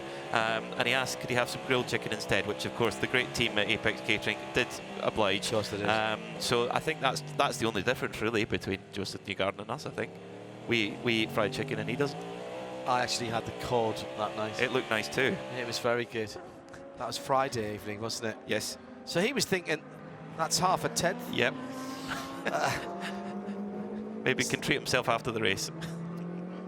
For a moment, number 31 scored as the leader, but only for a moment. Felipe Nasr goes through. No, I don't think so, John. I've just seen it change on the screen. That was a timing glitch in case. Because the number 7 car stayed out much longer, and he was better part of a lap ahead. Number 31 car certainly didn't lose that advantage, so it's a little glitch there on that timing system. But yeah, as they came across the line last time around, with this number 7 car going out of the pits, there was a 30-second gap between them. That won't be reality. The brilliantly named Speedy McSpeedy says, I'm wondering why I've just watched the 62 Ferrari racing go by the pole-sitting 77 Porsche, like the 77 was a Miata. Do you guys even know how to BOP, bro? Well, Speedy, the BOP for this race was set by the manufacturers. IMSA do not do it, as we have the pass for the lead, side by side, across the side by side round the Triazzi Ferrari, and Blomqvist knows how to get it done round the top side. That was extraordinary stuff. And what a run. Big lock up from the Porsche in second. Nasr somehow gets it, slows down, somehow gets it to the apex of the first hairpin. And this is the difference with Blomqvist is on. His tyres are up to temperature and pressure. Yes. Nasr's aren't yet, clearly, because Blomqvist was able to pass him very easily there, or relatively speaking, shall we say, and moves into the lead of the motor race. Really interesting stuff at the front of the field. Cat and mouse. Now, what's fascinating for me... He came from a long way back. He's in the draft. And I think Nasr kind of knows what he's got to do. He goes to the high side past the iron Lynx car, and that is just grunt and aero. Then they had to split pass. I think that was the Triassic car, wasn't it, that they went by. And once he gets ahead, you think, well, just more grip. Felipe's got to just ease off a little bit. He wasn't prepared to. May have done some damage to his Michelin tyres. A little bit of side drafting as well. Then they had to split round the 296. Fabulous. Yeah, just more grip for the Cadillac. With and those couple of laps warmer and up to temperature and pressure tyres. Also see what happened when the Cadillac came right back in front of Felipe and Nasser. Nasser just had massive aero wash understeer. Yeah, definitely. What's fascinating for me is that Tom Blomqvist is the effectively third driver in that car. He's here for the endurance races, whereas Jack Aitken and Pipo Derani are the full season drivers. So, what do Action Express do here with this Whelen Cadillac? Do they leave Blomqvist into the end, or do they put either Derani or Aitken in at the pit stop? So, vibration on the new set of tyres being reported by Felipe Nasser before the lockup. So is this a set of used tyres? No, they were brand new. They were brand new when they went back on. Yeah, they've all used up all their tyres they had to use up. They're all fresh tyres from here to the end. Well, 99% sure of that. They've been kept in a locker with a security code going, you're not touching them until the end of the race, guys. The only question is, have they been just sort of scrubbed for a lap or so, perhaps, just to get the edge off them? But I think we've seen from our CrowdStrike pit lane reporters that they're putting on absolutely brand fresh tyres. It was Joe, and they were shiny, brand new. Yep. There's that battle again in GTD. It's now for second position, with Michael Grenier moving ahead of Miguel Molina and Albert Costa. So Mercedes ahead of two Ferraris, who are really running strong at this stage in the game, and Parker Thompson in number 12, Vasser Sullivan Lexus. He's been elbowed back now to 5th position in the class. It's happened over the course of the last relatively short period of time. What we are looking at now are, I kind of don't like this term, but it works. These are the money laps. These are laps that count. And it was Kai Cozzolino about 45 minutes ago, talking to our CrowdStrike pit lane team, said, it's all been coming to this. We've set the car up for the last 2 hours. You look at the weather forecast, Peter. You look at what the track temperature is going to be, and that's climbing. Already 35 Celsius, that's 95 Fahrenheit. In the same way as in my keys to the race, Porsche keys to the race for Sebring, it will be get to the darkness and have the car do its best work in the dark. This is have your car do the best in the heat of the day. And those who've got it right here are reaping the benefits now. CrowdStrike car in with Nick Damon. Yeah, it's a full service. They've also saved their tyres at the end, but they've changed drivers. Colin Brown's got out. Obviously, a bit of a distance since he's got in, but it's interesting because you thought Colin might be someone they take it to the end. Nope, he's out, and away goes the orange CrowdStrike car, and that's a CrowdStrike report about the CrowdStrike motor vehicle.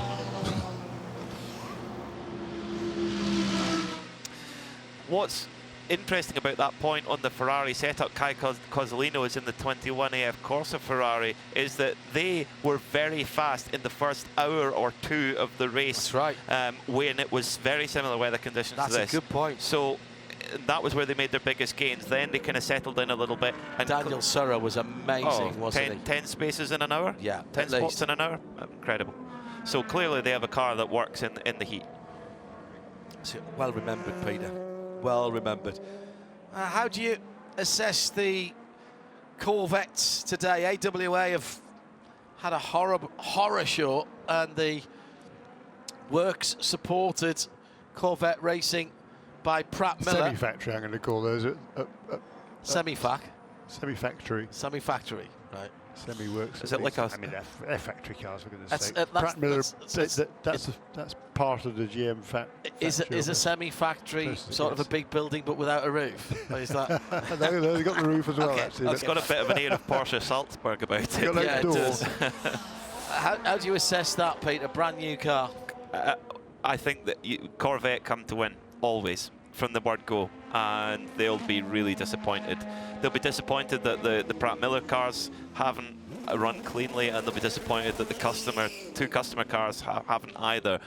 But it's a brand new car. It's a ground up. Yes, it is. Yeah. I mean, it's his first race for that car, but of course they were testing here just a couple of days after last year's Rolex 24, so they've been on the case of this car for an entire year and more.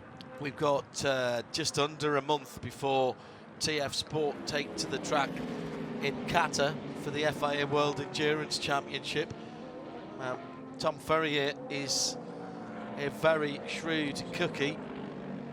I'll be interested to see how they go in the shakedown in the prologue. They've got work to do. They'll want to do a lot of mileage, I think, because Qatar weather. What time of day is the race? That's a good question. Because if it's during the day, that'll be a lot more intense than this.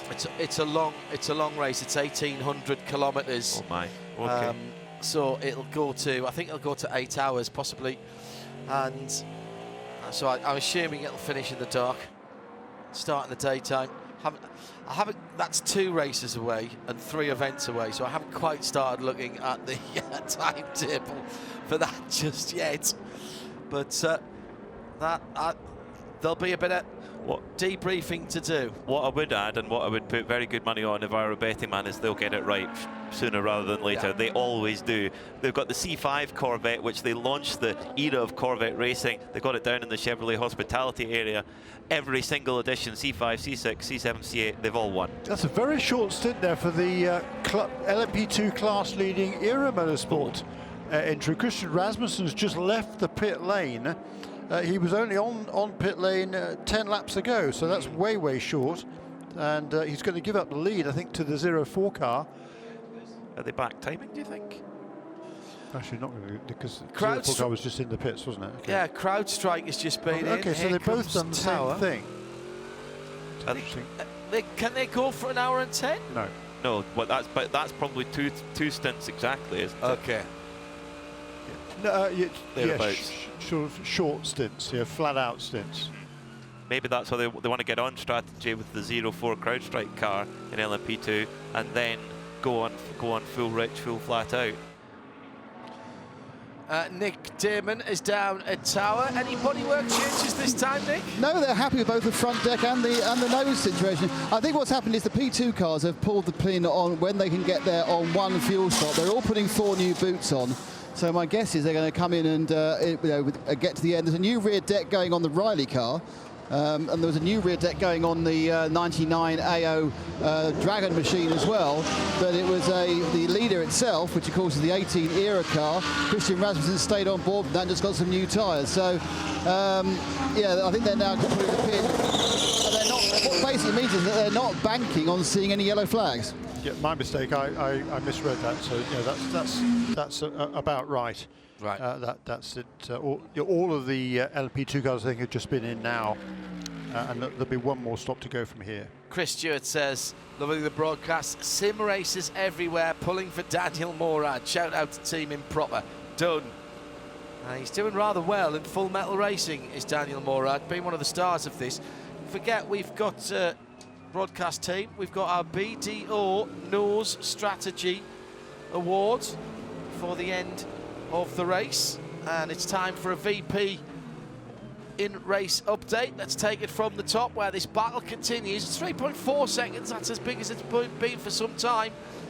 Tom Blomqvist taking the lead in an audacious manoeuvre after the pit stops as Felipe Nasser was still getting his Michelin tyres on the Porsche up to temperature and pressure. So it is the 31 Cadillac that leads from the 7 Porsche at 3.5 seconds. Then a full minute further back, Louis Delatraz for the number 40 Acura, the Wayne Taylor Racing with Andretti Autosport car. It's the blue and dark red car. Matty Jaminet, Porsche Penske Motorsport number 6 is a further 31 seconds back and 5 seconds ahead of Jimmy Bruni in the bright yellow. In the black and gold Proton competition. It's the bright yellow JDC Miller Motorsport, a couple of laps further back for Richard Westbrook in 6th. Nick Yellerly in 7th for the first of the BMW Team RLLs. They are about 90 seconds apart, the 25 and the 24 car, but still running In LMP2, the era crowd strike racing battle just eased for a moment. It's as if somebody's turned it down off the boil to a mere simmer, as it's about 15 seconds. Christian Rasmussen's just gone through. Yeah, 15.8 seconds. Tom Dillman just coming out the pits in third in the Inter-Europol by PR1. No, sorry, he's not coming out the pits. He's just driving around quite nicely. This is the 52 car. Then another 23 seconds further back, Felipe Fraga for Riley in the Ranch 74 car, number 74. Scott McLaughlin for Tower. It is another 11 seconds further back, but still on the lead lap in class in that number 8 Tower Motorsports machine. GTD Pro Risi Competizione has come to the fore. They were hot in the early running and the heat of the day, and as it's warmed up here, so has their pace. The 62 Risi Ferrari then ahead of Lauren Heinrich, another sim racer, the AO Racing Porsche, and the BMW M4 GT3 of Sheldon von der Linde after the brake problems, still in third place in GTD Pro. In GTD, really interesting. Daniel Morad leads by 30 seconds. Windward Mercedes from Albert Costa for Conquest, who's got Miguel Molina in another Ferrari 296 behind the 21 by 0.3 of a second. So 57, 34 and 21. Then it's Mick Grenier, another 2 seconds further back. And Parker Thompson and Scott Andrews make up the top 6. And the Ferraris, Jeremy, are absolutely flying in the heat of the day in both GTD Pro and GTD. Yeah, they are indeed. Number 34 and number 21, I mean, they've been moving up steadily now over the course of the last hour or two, really into their stride now. The question is, can they catch that Windward Mercedes? 30 seconds, that gap. It was 35 not long ago, maybe 10 laps ago. But they're closing in. They're certainly closing in. The two Ferraris there, number 34 car, the Conquest Racing entry with Albert Costa at the wheel of that car at the moment. He passed Miguel Molina, which is not bad going, a few laps ago to move into second position. And then both of them got past Michael Grenier's Mercedes a little time before that. Parker Thompson doesn't seem to have the pace in that Lexus in the later stages that he showed earlier in the race, and of course in qualifying, because it was Parker that put that car on the pole 2 years ago. Parker was spotting here for one of the teams, and here he is 2 years later. He was on the pole position and led a goodly portion. That car led a goodly portion of the early stages. Well, first half of the race, they led much of it. Problem for, well, a potential problem incoming for car number 6, Mathieu Jaminet, on the lead lap right now, but maybe not for long, because Tom Blomqvist is chasing down Mathieu Jaminet in that number 6 Porsche.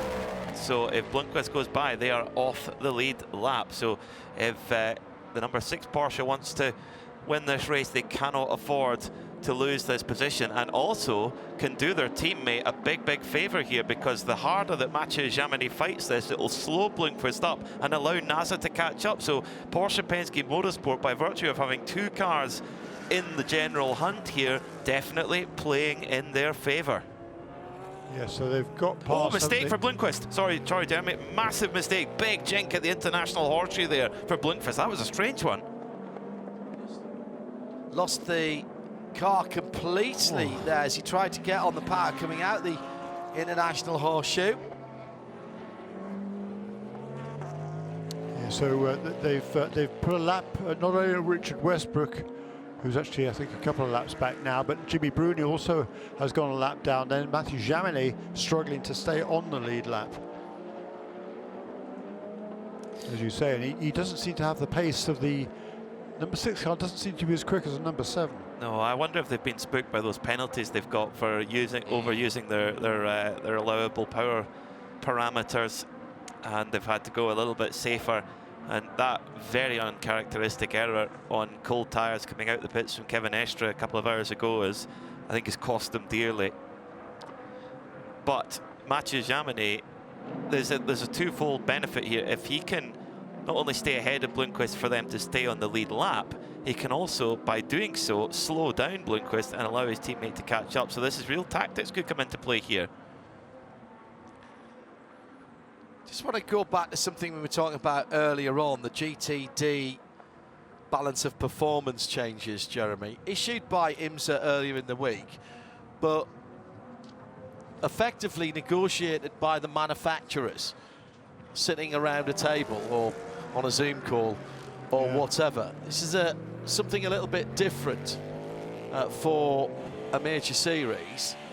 Yeah. The series collects independently all of the data and puts it before the manufacturer technical group, who, I don't know whether they do rock, paper, scissors or whatever. No, I'm sorry, I'm being facetious there. There was a raft of them, all bar the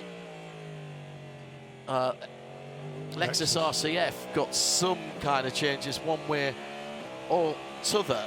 But am I wrong in that they were announced by IMSA, but they weren't mandated by IMSA? Effectively, they are because it's the series, but they came about after the teams worked through the numbers. Yeah, after manufacturers they had the technical working group. All the manufacturers are invited to play a role in that, and yes, they give their input. They basically thrash it around amongst themselves.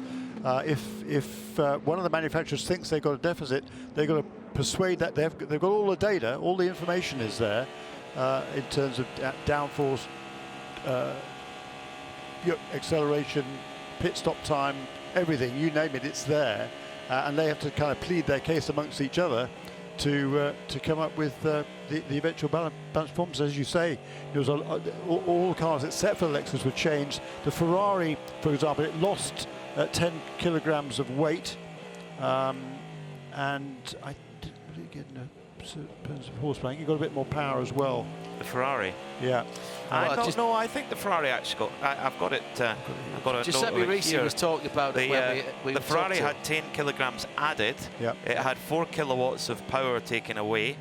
It had an extra degree of wing angle. Added, didn't it? No, power taken away, and an extra degree of wing angle and a litre of fuel taken away from fuel capacity. So actually, the Ferrari was not back. So Giuseppe Risi saying there's been a lot of talking between that manufacturer working group coming into this weekend.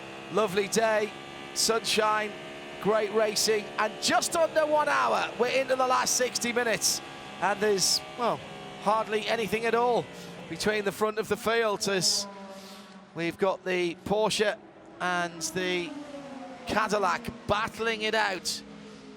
Tom Blomqvist leading the race at the moment. Meantime, in Porsche Penske Motorsport, Felipe Nasr is trying to close that gap. It's 3 seconds at the moment. 71 seconds, so 1 minute and 11 further back for Louis Delatraz in Chamonix. Another 20-odd seconds back. 13, call it 14 seconds between first and second in LMP2. Era 2 APR CrowdStrike. GTD Pro at the moment is a little bit off because I think Sarah's got a pit stop to do. There's not actually a full lap between Risi and Ato. I don't. Yes, there is. Oh yeah, there is now. Yes, of course. Because, after that last stop. Yeah, there is. A full course yellow would potentially change that, potentially. Depending on where the leader is. Correct. But it all focuses now on a car that is trying to stay on the lead lap overall, and that's the number 60 Porsche Penske Motorsport machine of Mathieu Jaminet, trying to hold off Tom Blomqvist, the overall race leader. So very, very tight there at the front of the pack. And who on earth do we choose for our BDO Knows Strategy Award? I mean, one that's coming to me is the number 40 Wayne Taylor Racing with Andretti Autosport car, because they actually haven't had the outright pace. They've had a few technical issues. Remember, they've ground to a halt out on the track, and yet they're on the lead lap, and at the moment they're on the podium. Actually, I don't think that's my opening gambit for our BDO Knows Strategy Award. Chetelaar, 47 Ferrari, pit lane speeding violation. Just a click too quick, but that will bring them back onto pit lane for a drive through. Felipe Nasser absolutely tearing it up at the moment. That is the car that set the fastest lap of the race. And with a 1:35.6, we're not getting near that at the moment in the heat of the day, but huge traffic for the leader as he tries to put a lap on Mathieu Jaminet. Nasser dropped 0.2 of a second to Blomqvist on the last That's the lap. first time for a while that he's been slower than the leader. 1:38.3 for Nasser, 1:38.1 for Blomqvist. That was the lap before. Now, dare I suggest that Jaminet here could do his mate a bit of favour. I suggested exactly the same. I think if you're Porsche he's allowed Penske, to fight to stay on the lead lap. Exactly. If you're Porsche Penske Motorsport, you say fight this like you've never fought before. Fight like this is for the race win. Because to be honest, if that number 6 machine for Porsche Penske Motorsport goes off the lead lap and we don't get another full course caution, then they're done. So they have to stay on at all costs. And of course, in doing so, there is the biggest bonus ball of all, bringing the team car back in. Spectacular stuff. We're inside the final hour now, aren't we, John? Oh yeah, have been for 5 minutes or so, and Nick Damon is in the pit lane watching what should be the last pit stop for Paul Miller Racing. Yeah. It's not been a clean run in the pits for them. No, I mean, we're about to get all the last stops for the GTD cars, be they pro or am, so they can get to the end from here. Now, the first one to come in and drive in was that Paul Miller, the white and red M4. It's been at the end of my vision, but obviously what I can see is the man on the front right, all he has done is look at the front right. He's not changed it. They have offered up 2 or 3 new tyres, and now it's gone away again. They are hoping to get to the end. They're obviously worried about the tyre wear. Right at my feet now is the Korchov Mercedes, the number 32 car. That's Michael Greiner getting out, Kenton Cook getting in. They were oscillating 3rd and 4th, and we expect to see obviously the rest of the leading GT and GTD and GTD Pro cars in as they've now reached that point, but then get the end quite easily. Nick Damon with that crowd strike pit report. Wednesday night, CrowdStrike have run a data-driven analysis of every team up and down the pit lane. And those metrics will get crunched at the end of the race to give a winner. And we'll be announcing that on Wednesday on Midweek Motorsport. 8 o'clock UK, 3 p.m. Eastern Time. Let's have another look at the Porsche keys to the race, Peter. Tyres, let's start with tyres. Everybody now will have new tyres till the end. That's what they've had to get to, and I think everybody's done that. Traffic continues to be an issue. Yes, we've had 18 or so retirements, but it's still pretty busy out there. We can tick off Get to Breakfast and Beyond for those that are still running. The 2 ones that have really stood out for me have been calm, patience, and no penalties. There's been times when we've seen calm, and we've mentioned it, where people, Catherine Lake, for example, at the start of the race, backed right out of it. A lot of penalties in the pits. Huge amount, yeah. Very, very few for incident responsibility. Yeah, I think probably only 1 or 2. Yeah, which is which shows that there's definitely been some good driving out there throughout the pack. Tyres, I think, is going to be the biggest one. Even if you do have fresh tyres, it is starting to get quite warm here at Daytona International Speedway. The air temperature is 23 degrees, but the track 37 degrees Celsius, and I think it'll keep climbing because we've got direct sunlight baking down on the tarmac here. It's when it gets up towards about 50 that the tyre engineers get a bit twitchy. 50 is twitchy.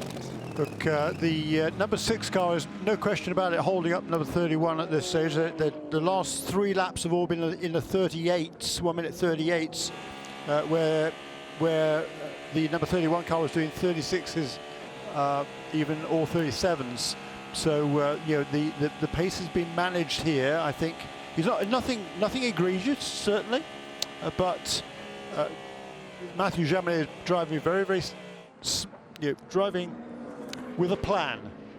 He's pushing as hard as he can. He wants to stay on the lead lap, certainly, but he also wants to make sure there's no way that Cadillac can come past. Last pit stop for the GTD leader. This is number 57, Windward AMG. Nick? Yeah, falls over, and really interestingly, they're not changing drivers. They're giving Daniel Morad the run to the finish, and that'll be a long run for him. Just coming round him now is the 21, I think is Daniel Serra in that one. So they've also got that, so how far the lead was, about 25 to 30 seconds they had the lead. We have seen that the Ferrari is quickly in sun. Daniel revving the car, fuel out, there they go, we've got full course caution. Yeah, we have. This is a huge fire on the front of the Lexus, the Vassar Sullivan car. And Joe Bradley has an idea, he knows what's happening. This was on pit out, the driver is out of the car, it's Parker Thompson. He's fighting the flames himself, Joe. You know what, as the number 12's just been in the pits for a pit stop, and I think it's tyre pickup. When it sat there, the tyre pickup began to start to heat up and smoke start billowing from that left-hand front. One of the crew chiefs, literally, as the car was released, started shouting at and alerting everybody to the fact that the left front corner was on fire. By then, of course, it was too late and the car was already on pit road and making its way out and onto the track, and this is what's happened now. Parker out of the car and has put the fire out, actually. Well done. Great work for him. There were some marshals nearby who were on the wrong side of the right side, the inside of the arm cool with extinguishers, and he's pulled up next to an extinguisher point and got as close as he could just before the pit exit there. Let's take a quick update of who and what was going on down the pit lane. Let's go back first of all to Joe Bradley. Yeah, we had, I think, you know what, just snuck in there. Right on that yellow was the 62 GTD Pro leader, the 62 Ferrari, was in the pits. I'm not sure whether he came in when it was still green and it went yellow as he came in, but whatever it is, that's his pit stops done and done. They might have timed that absolutely perfectly. As Joe said, it was left front on the Lexus. Let's see. Fire at pit out. Where's the 62? Oh, no, they were in and out. They were gone. They were out just about 90 seconds. Out 90 seconds after the yellow was called. So that, I think, is going to be fine. Yes, Serra. Ooh. Full course yellow at 17:50.03. Daniel Serra at 50.03 came into the pits. Yeah, I think you get 3 seconds, don't you? So he was in. Okay. No, he was in. He was definitely in. He was in, and then we saw it come up on race control. So that's, well, it's definitely been Reezy's day. That says sometimes you get these days in racing. They've had their drivers have done a flawless job. Let's be honest. They have just put fuel and tires in all day long, and they've just been fantastic. And that's played very, very well indeed for them. But let's see, I think what this could give us is a total fresh tyre GTP shootout. PTO No Strategy Award still to come. And then on Wednesday, when the numbers have been crunched, the CrowdStrike Endurance Teamwork and Speed Award. Let's go to Joe Bradley in the pit lane with Jimmy Vassar, man with the name above the door of that Lexus team. Jimmy, it's been quite a character-building Daytona 24 hours for you guys, but that was really unfortunate.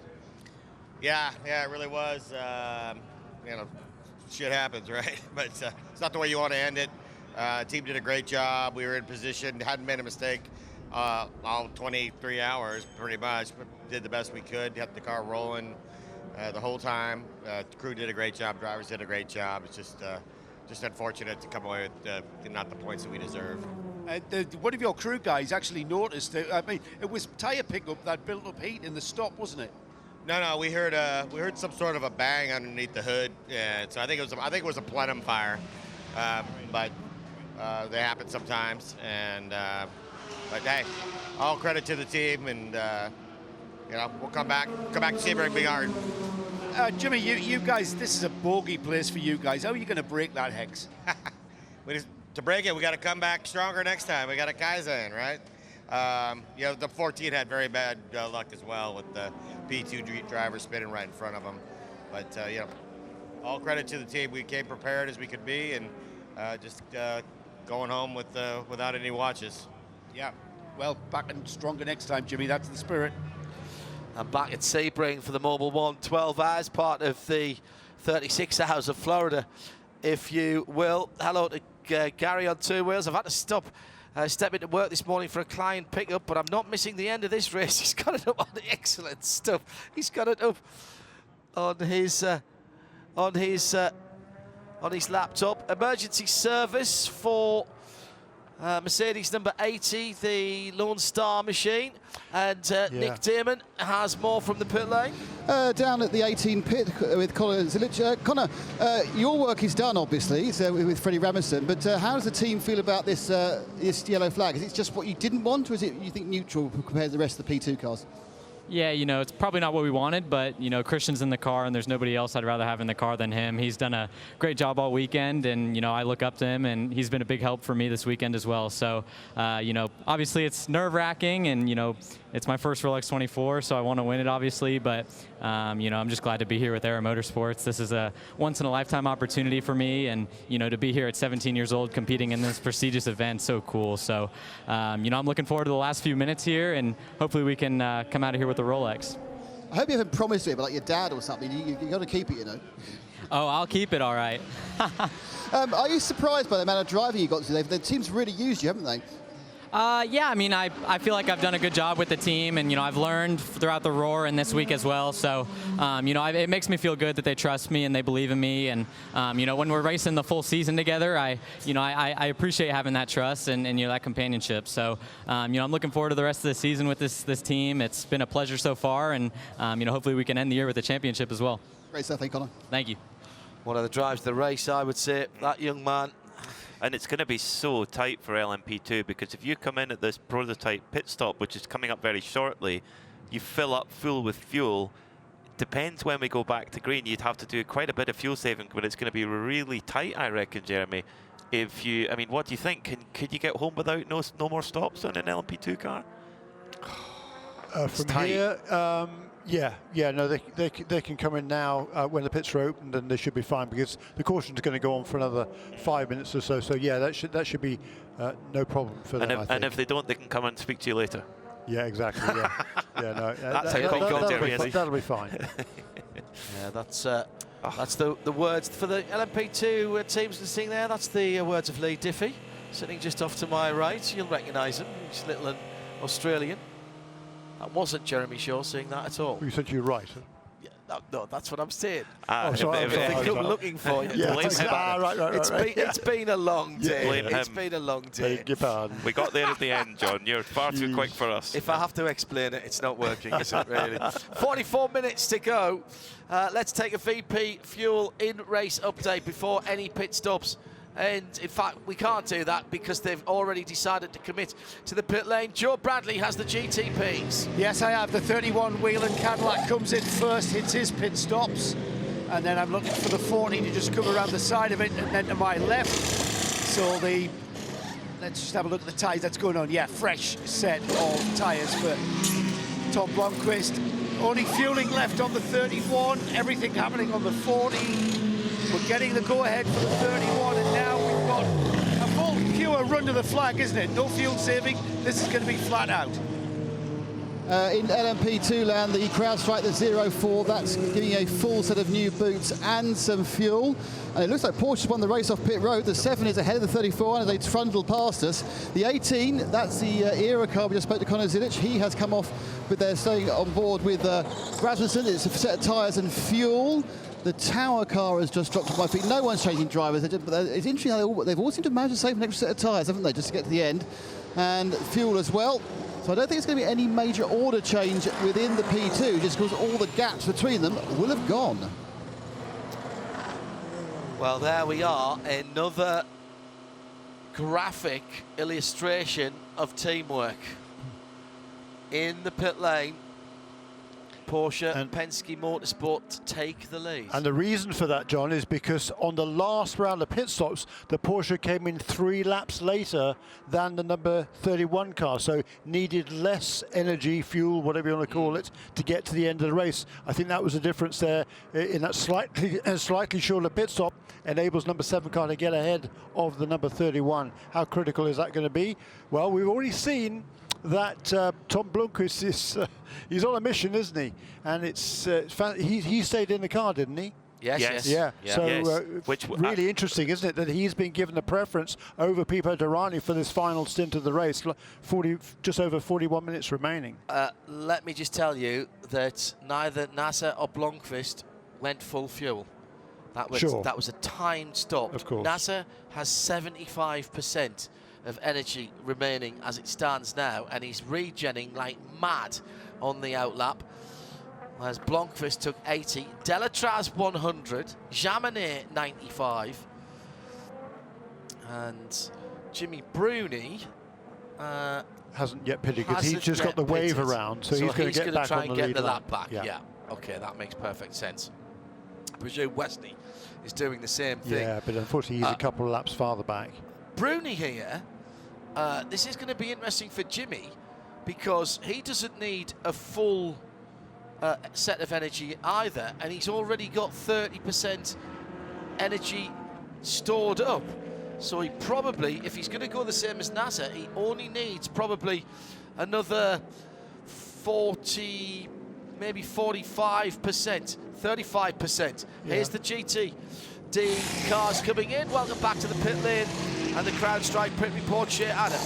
Thank you, can't keep me away. Rexy is getting new right side tires. Are they going to give Lauren Heinrich left sides? Of course they are, because they have them. So this means that Rexy will get the best opportunity he can to try and defend that second place, but he's got a blocked pit exit because the Forte Lamborghini, the first car to have an issue in this race, well, second technically to the AWA Corvette, but the first one to have contact out on the racetrack, is blocking their pit exit. So the AO crew knows that they are going to have to pull the car back. They do have a lap on the third place car, so they are able to take a little bit of time, but this is still an issue, and now he's leaving in traffic.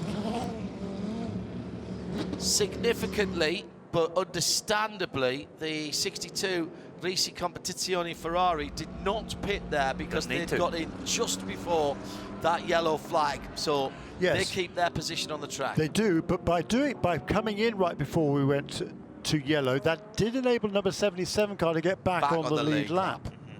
Okay. Albeit at the completely opposite end of the train.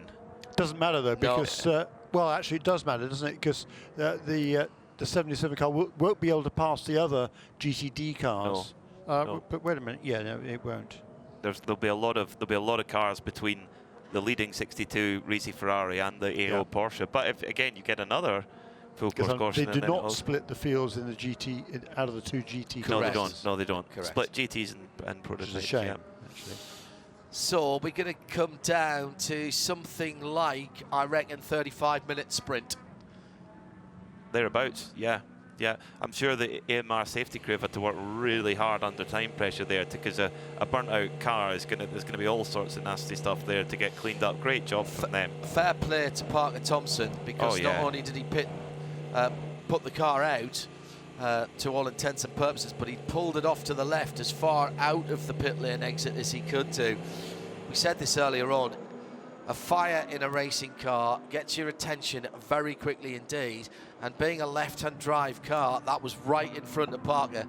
He'd have seen that and have been working out where he could get to, where there was a fire point, where he knew there were extinguishers. It's something that you do on the track walk. You walk around, you look to see where the markings are on the wall, where the fire stations are, and you keep those in your head.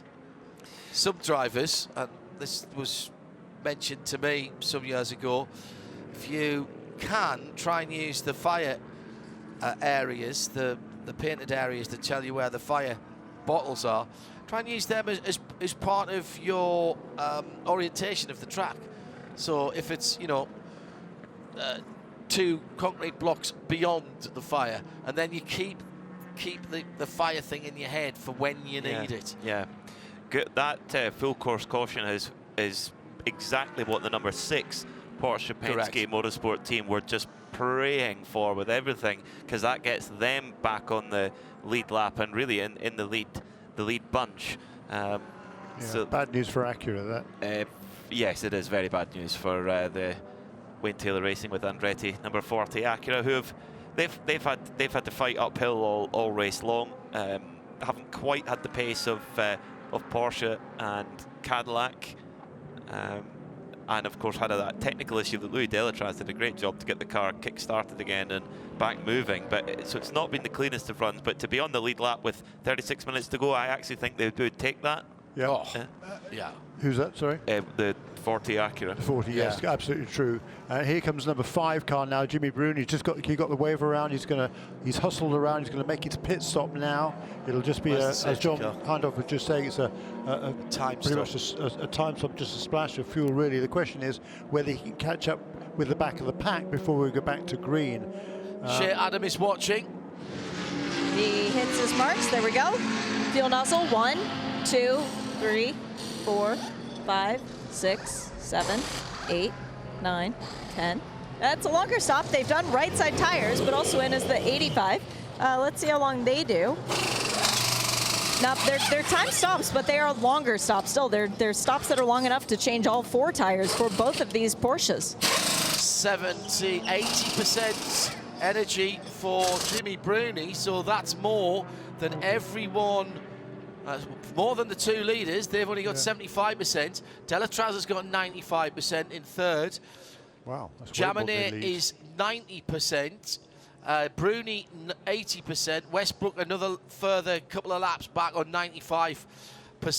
So Jimmy Bruni can go full rich and full attack, but can he hustle round in time to get the prototype and class split? That'll be the question. Yeah, I don't think we're going to go green this time, are we? No, because they're still making the class split now. They'll move all the prototype cars ahead of the GT cars. Well, that's great news for Bruni. Yeah, he should be fine. I think he'll be able to make up that ground. He's just going around the International Horseshoe now.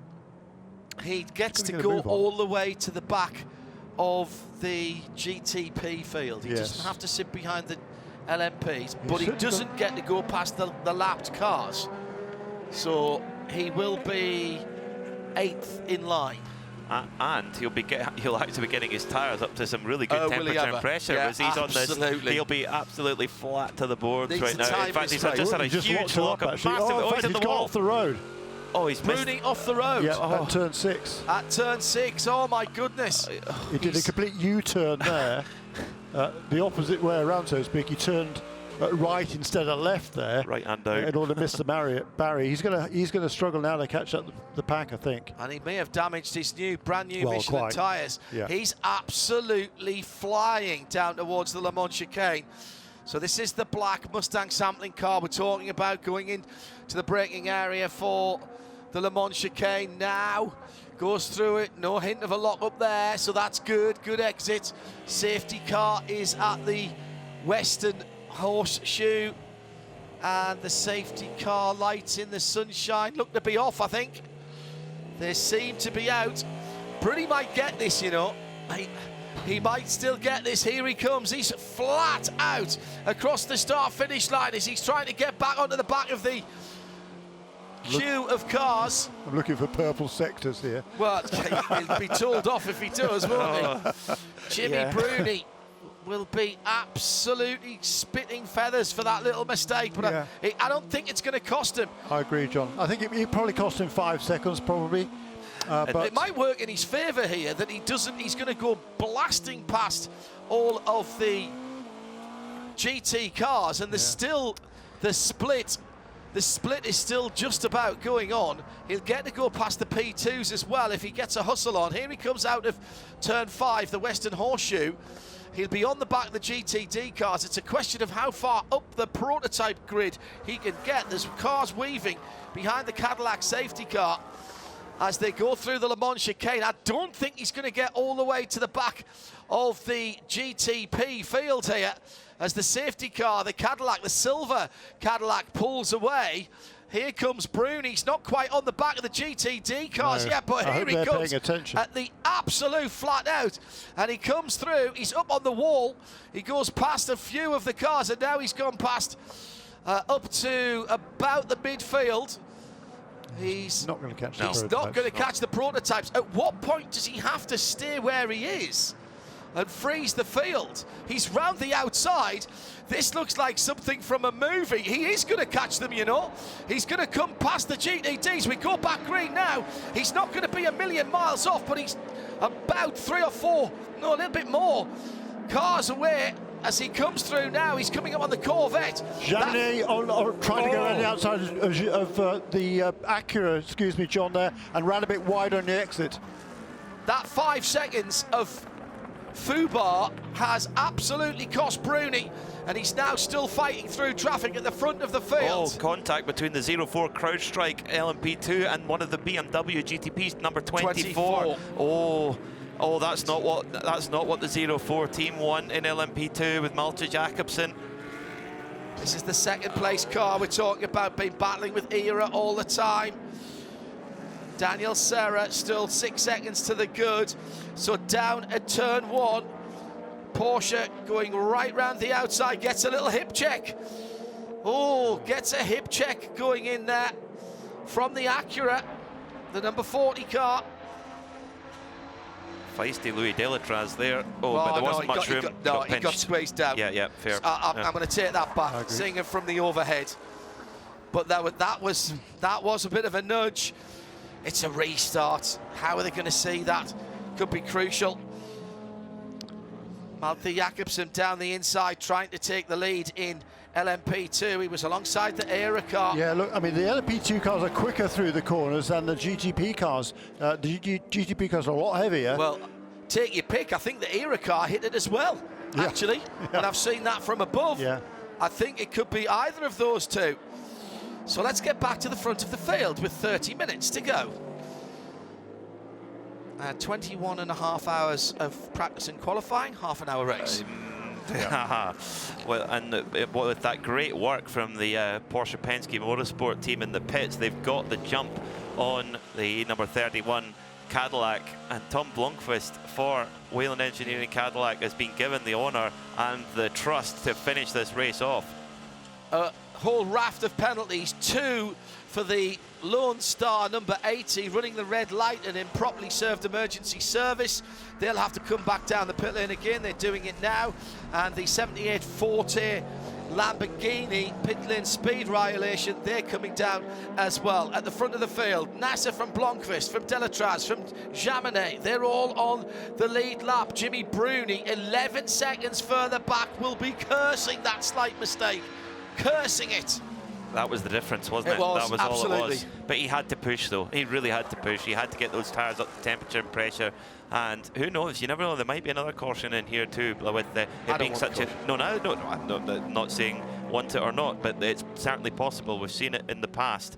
But is this just going to be a straight shootout between the number 7 and the number 31, the Porsche Penske Motorsport car and the Whelen Cadillac? Two manufacturers, two quite different technical philosophies. The Multimatic chassis underneath the Porsche with a 4.6 litre twin turbo V8. Then you've got the big 5.5 naturally aspirated V8 in the Delari chassis Cadillac. Hashtag Michelin PRT post-race tech. Well, it's a warning, just a warning for the CrowdStrike car. Good call. I think that's good officiating. I do. Absolutely. Malte Jakobsen will be getting told that. I hope he gets told that, because that will be a sigh of relief for the young man at the front of the field. Jeremy closing up again. Yeah, it certainly is. And Louis Delatraz in third place. He just turned that Acura's fastest lap of the race, a 35.9. 35, 6 and 7 the other two, so it's only a couple of tenths of difference, but he's on a charge. Really bad luck for number 80 car, the Lone Star Racing Mercedes. Boy, have they done a fantastic job. It was such a late deal coming together. The fourth driver, Adam Christodoulou, he was only told about 5 days before he had to get here that he was to come along. I mean, they were actually leading the class prior to that final yellow. Unfortunately, they had to make they had to take on emergency service, then had to do a penalty for that, and they got another penalty because they ran a red light as well. So it's dropped them out of contention, but it's been a brilliant run by Lone Star Racing. Adam only found out 5 days before to get here. It took him 2.5 days to get back because he was on holiday. Yeah, amazing. He had 4 cancelled flights and all sorts of dramas. Louis Delatraz. All his gear was in London as well.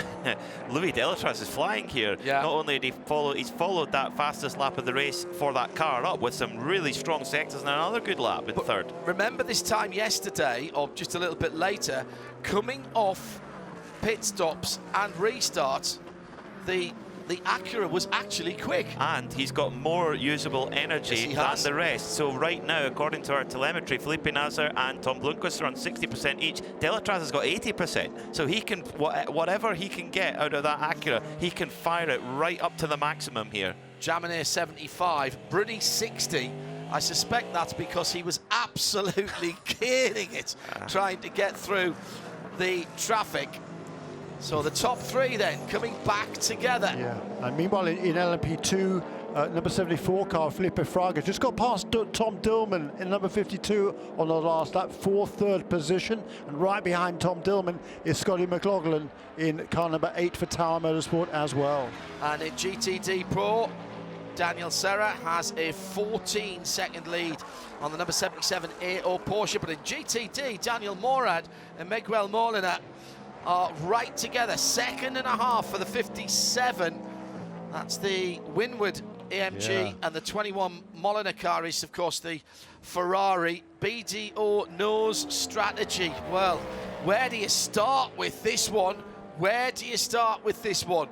Who's got it right and who's got it wrong? Has Delatraz got it right? And the Acura team, they've got more energy than everyone else, and they're making use of that at the moment to close down on the 2 leaders.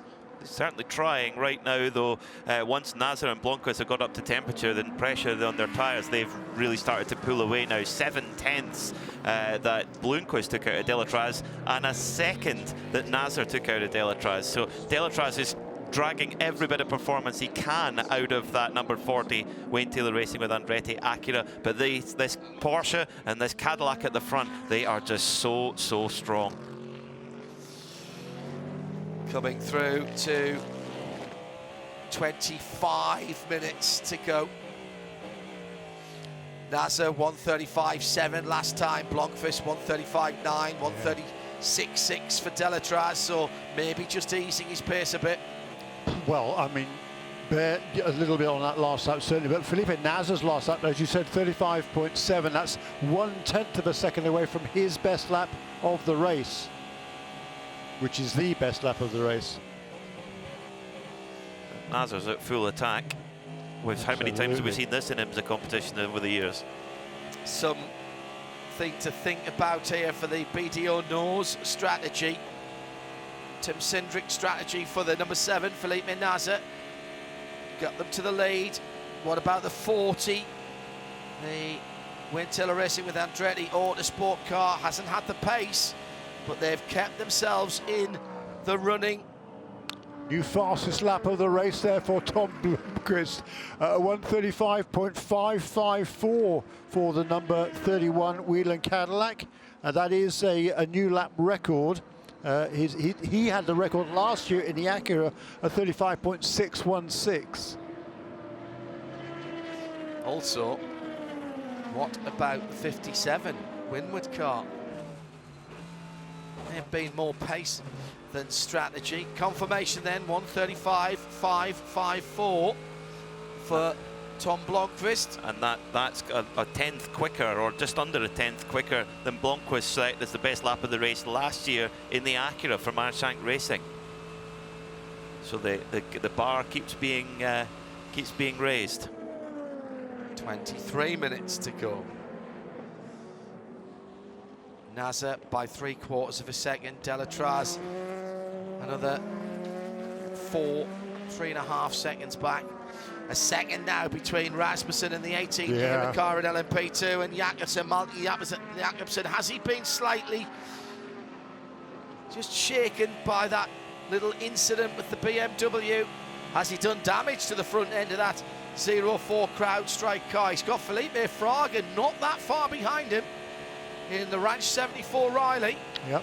The two leaders were a little bit quicker than Fraga on that last lap. Actually, about 3/4 of a second faster on that last lap. Here's the traffic, Jeremy. Let's see who negotiates this. Traffic giveth, traffic taketh away. This is where the dice needs to be rolled. I would say that Blomqvist has got a bit more grip in his car. He's closed right in there. That was a completely different line through turns 1 and 2, and he's there. He's under the rear wing of the Porsche as they go through the International Horseshoe for the 779th time. 8:33 is the lap record. We're not going to get near to that, but this is going to be a good run, and it's going to be a proper race to the finish. Grandstand finish. Yes, I think so. They've just dropped Delatraz and Jaminet, no problem at all. These two drivers here, Felipe Nasr and Tom Blomqvist, they are just at the peak of their powers. The question is, in these last 21 minutes, in this heat of the day, can the Porsche hang on the tyres? We've seen how good the Cadillac is on the long run. Is that going to play a factor here? Track temperature over 100 Fahrenheit, 39 Celsius, and this has only going to have been a 30-minute run to the finish. Everyone staring at the screens who are involved with these two cars. There was a bit of a smile there from Pippo Durrani. Nah, I think it was wind. I feel sorry for the people in this box if that's the case, but I thought it was a smile. Actually, he's a very, very, generally speaking, happy person. Very jolly. But he is a ferocious competitor. What does he know? What is he getting? What is he hearing from the driver? He's listening to what's going on in the cockpit. Tom Blomqvist, I don't know. Is he verbose behind the wheel? Does he like quiet? The spotter will be telling him what he's coming up on, and at the moment that's a Turner BMW, and he closes up on the leader again, who gets a little bit of wheel spin on the curb on the right-hand side from the Michelins. They go through the traffic together. Into the dog leg, the left-handed kick. More traffic ahead. Leader goes to the outside. Second place car has to follow, might get blocked here. That's the 82 Kelly Moss Porsche. Goes around the outside, no, that's clean. Nasr by a car's length under braking. The concertina back together. Now on the power, up onto the banking. More traffic ahead, but that won't actually play any part. The two leaders are pushing. Now, they are now 20% worse off than Delatraz in third. Yeah, but they're a second a lap quicker. I'll take the second a lap quicker, thank you very much. I think with 20 minutes to go. I think they should have, unless they've made a major miscalculation, they should have plenty of fuel to go to the end. No. Well, one's a Cadillac. 45% left for Nasr. 45% left for Blomqvist. Delatraz 65, 60 for Jaminet.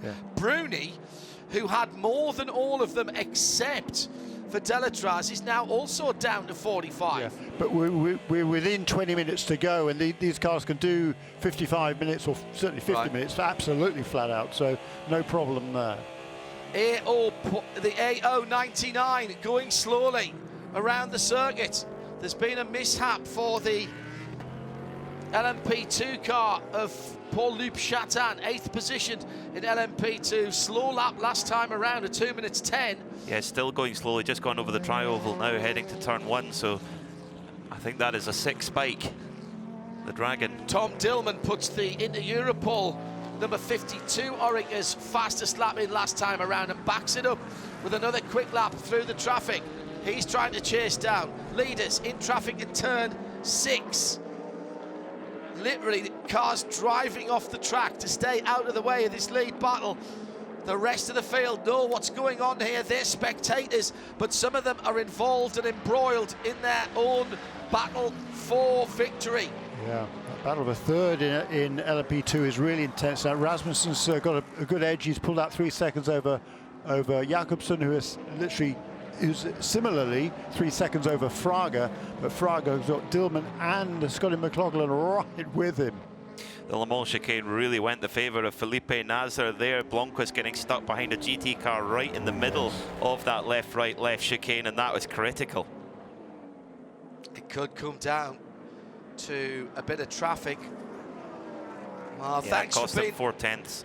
Thanks for being with us.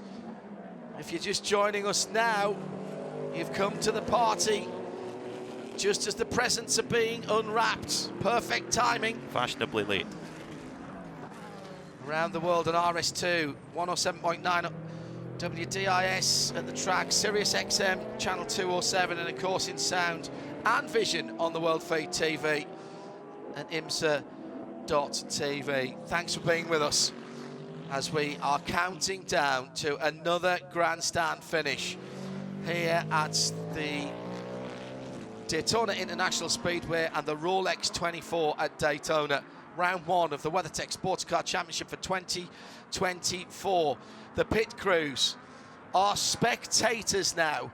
They are hooked to the screens. They're looking at the splits, listening to their drivers, trying to work out if they can perhaps eke an advantage somewhere. But they've done their job. They cannot influence this anymore. It's the spotter and the driver and the gods of racing that will decide who win this race. The leader's going to get blocked here, slightly coming out of the Le Mans chicane, goes on the high side of one of the Ferraris. Just about squeezed through between the safer barrier and that red machine. The Cadillac is a little bit closer this time, though, isn't it? Heading in toward the tri-oval. Not close enough, Jeremy. No. I don't think quite picking up enough of a draft. Drops in behind the Risi car to try and get a little draft from the GT. Half a second or thereabouts. Closes in under brakes, Blomqvist. But NASA is doing a grand job, but he's using more energy. Yeah, engine's not. I don't think energy honestly really is an issue at this stage, John. I think yeah, they've got plenty to get to the end from here. It's just a question of working their way through the traffic and looking for any opportunity to make a pass, which is not going to be easy, that's for certain. No way. Meanwhile, in LMP2, Christian Rasmussen for Aero Motorsport has hit the afterburners. He's 4.8 seconds in the lead. Wow. Yeah, but the battle between Dillman and Fraga is on. And right behind them also, actually, McLaughlin's just gone through. Ahead of Dillman.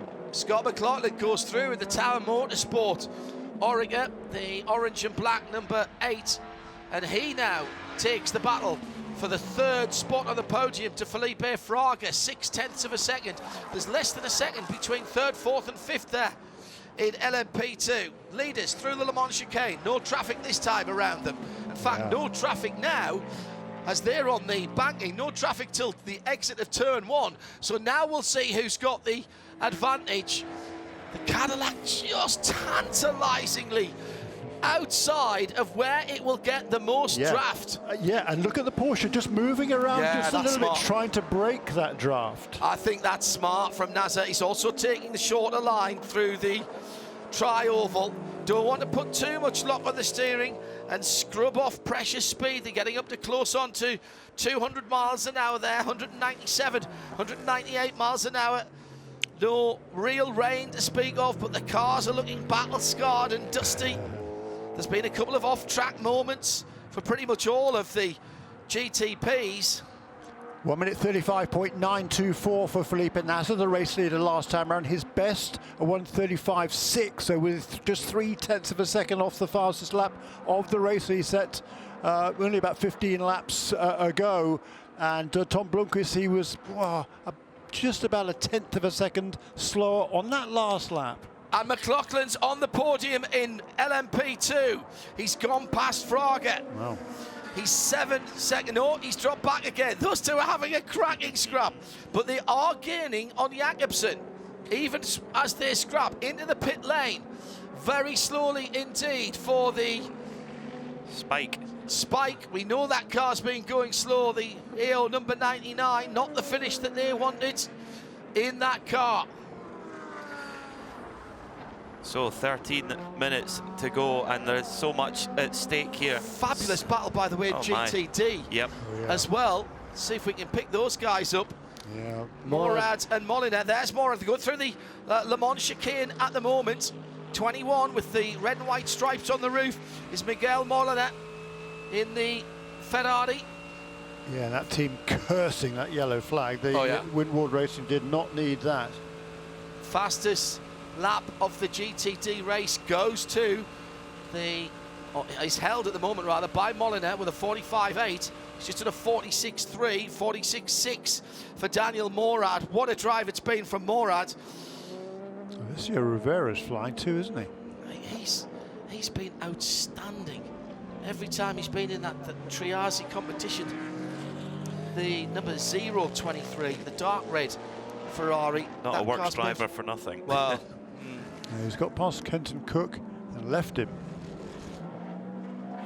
Now that there's a 3-car train there in GTD. It's for 3rd place in the class, but Sheldon van der Linde in the Pro car is right ahead of Albert Costa in number 34 Ferrari for Conquest Racing, and then that Triazi car that's come back into the picture really fast in this last stint of the race. Alessio Rivera, and then back in 5th position now it's Kenton Cook in the Courthoff Preston Motorsports entry, the Mercedes. Don't forget, the checkered flag ends the race but starts the conversation. Michelin Post Race Tech to come exclusively on IMSA Radio. Hashtag Michelin PRT to @IMSA Radio. Your thoughts, comments, points arising. Brickbats or bouquets, we'll take them all. The original audience-led post-race show is Michelin PRT. Hashtag Michelin PRT for after the race checkered flag. NASA by 0.8 of a second. There's history going to be made here either way. Felipe Nasr has won this race before in class, never overall. Team Penske, or Porsche Penske Motorsport, Penske haven't won this race overall since 1969 with the Lola. So for them it would be huge. For Porsche it would be a record 19th overall win here at Daytona. It's been a long time since they've had an overall win here, but there is huge amount. If Bloomquist and the Whalen crew were to win, Bloomquist would win 3 Rolex watches in a row. Matching the record of last year, his teammate Helio Castro Neves. It's just greedy, isn't it? Let's be honest. High stakes. He's only got 2 wrists. What's he going to do? Put one on his ankle? 10 minutes to go. Rasmussen, 2.5 seconds to the good in the ERA car over the crowd strike car of Malfi Jakobsen. Yeah, he's extended that lead a little bit. It was out to 4 seconds. All of a sudden it came down to 2. Yeah. And now Christian Rasmussen has found another 3.5 tenths on that last lap to put it out to 2.5 seconds. Delatraz is going to have to watch his mirrors now because Chamonix is under 2 seconds behind him for the 3rd step on the overall and GTP podium. And he was a couple of tenths quicker last time around. It's 1.4 seconds now. Oh, this is all getting very, very tight indeed. Morad and Molina in GTD, the 57 AMG, the black and blue car ahead of the red Ferrari with the red and white stripes on the roof. 1.7 seconds. Isn't it interesting that Mathieu Jaminet, having got that break with that caution, unable to really challenge Louis Delatraz in the Acura? He doesn't have the same sort of pace, it would appear, as his teammate Felipe Nasr. 36.6 last time for Jaminet, 36.3 for Felipe Nasr. Oh, how Jaminet could do with those extra 3 tenths of pace at the moment. This is as close as we've seen the Cadillac for a little while in the battle for first with 8 3/4 minutes to go. Up to high speed for the Le Mans chicane. The Cadillac has to keep going for these gaps. Hitting the curb nicely. Coming out of the final part of the Le Mans chicane. What do you say about this race, gentlemen? What do you say? Oh, Dillman's got back past Scotty McLaughlin. Yes, correct. And is now right on the tail of Felipe Fraga again, because those 3 are pretty much together. There's less than a second between them.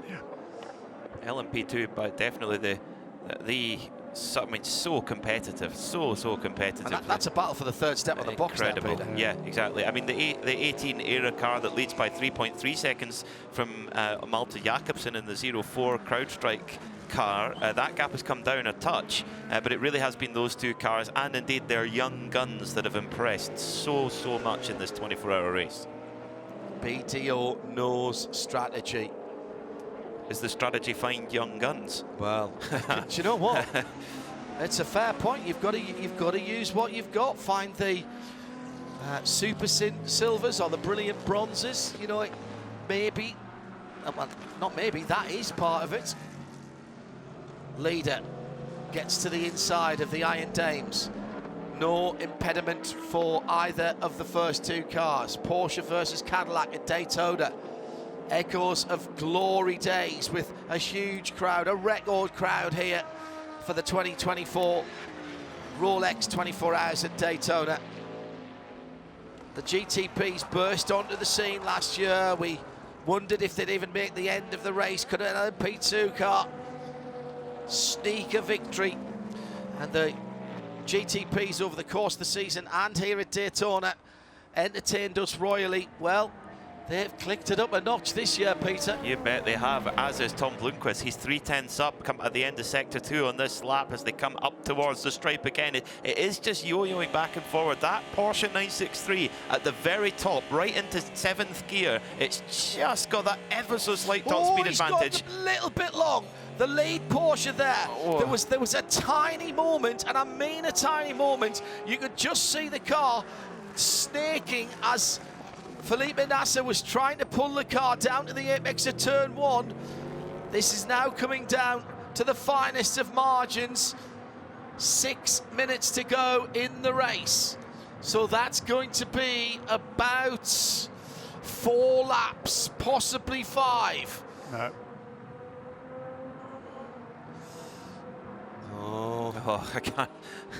I don't know. Spare a thought for the teams, the families, the drivers who are in the pit. They're watching between their fingers. Just have a think what they're going through right now. Felipe Nasser's teammates, Matt Campbell, Joseph Newgarden, and Dane Cameron. What would it mean to them to get none of the drivers in this number 7 car have won the race overall? So to win overall here would be a real highlight in 4 very glittering careers, and 2 Team USA alumni, Jeremy, in this car too. It's true. This is close. This is close. Half a second coming out of the Le Mans chicane is as close as Blomqvist has been. He'll pick up a little bit of toe from the GT car, but it's still not enough. He needs to be maybe 2.5 tenths, maybe even closer than that, as Nasser pulls out from half a second to a second, but again struggles to pull the car down to the apex of turn 1. He's got the AO Porsche number 77 right ahead of him. He gets through on the inside. Blomqvist's got to go here, and he's not going to make it. He'll have to swing round and then tighten the exit, and that will cost him some speed on the infield. Lauren Heinrich, part of the Porsche family, and yeah, didn't give the Cadillac much favours there, did he? I've got to tell you, I think that Porsche's running out of grips, Jeremy. Yeah, the Felipe Nasser's second place on 2 occasions here for Nasser. Each time he set the fastest lap of the race. He hasn't got the fastest lap of the race here, but he is leading it.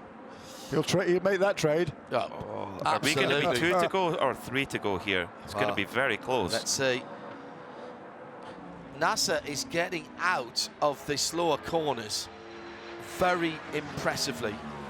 It was the great Bob Wallach, wasn't it, who always used to say, if you're brave and your car's set up, you can get through the quick corners quickly. But if you can get through and out of the slow corners better than your opponents, you're in those slow corners longer. That's where you make up the time. And this was a guy that had to put down the huge horsepower of the 935s and 962s, big turbocharged monsters, and traction out of corners was something that was definitely at a premium there. Traffic again for the leader, swings to the high side. Here comes the Cadillac flashing the lights down into turn 1 again. This is going to be so tight, whether it's 2 to go from here or 3. Really tight. I think too close to call. It was about 3:12 when they came over the line. Next time around. Okay. So there's just under 7 miles to go for the 2024 Rolex 24 hours, and they are both down to 10% of their fuel. That was tighter than we thought, but I think it'll be all right. It'll be all right. Jimmy Bruni might be in trouble, though. He's eased his pace dramatically. He's in fact, excuse me, the white flag has come out now. What? The white flag is out now. So this is the last lap. Why? I have no clue. No, it's being shown to the GT cars, isn't it? Well, but it shouldn't be. Yeah. It shouldn't be. Okay. Well, I'm now confused.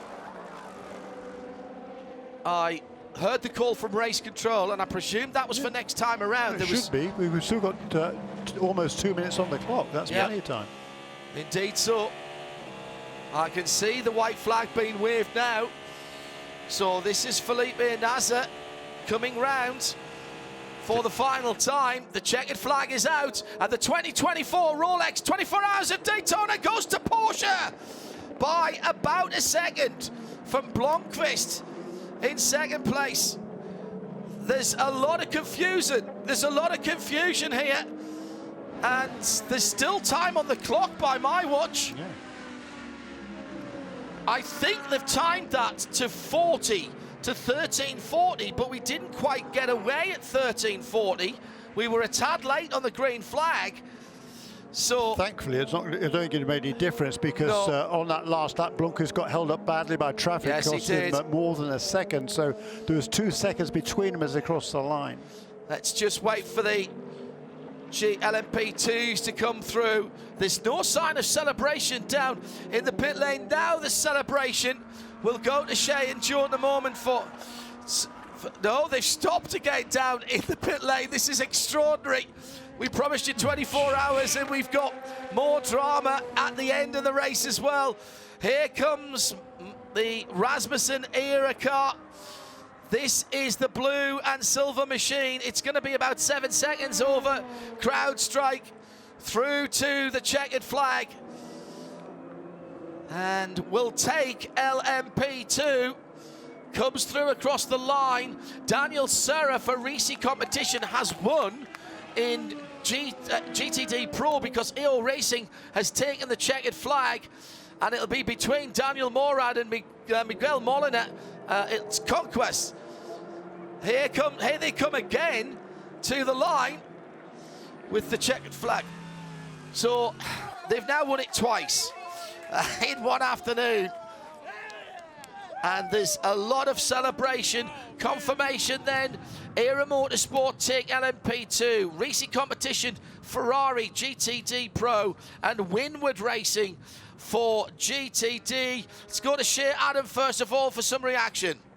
Gonna have to climb over the wall to try and get back to our drivers, because they did not come out to the pit lane with all the crew guys who very mutedly waited on the pit wall for an opportunity to celebrate and celebrate it properly. But now the hubbub has begun. Matt Campbell is walking out to the wall to celebrate with his guys.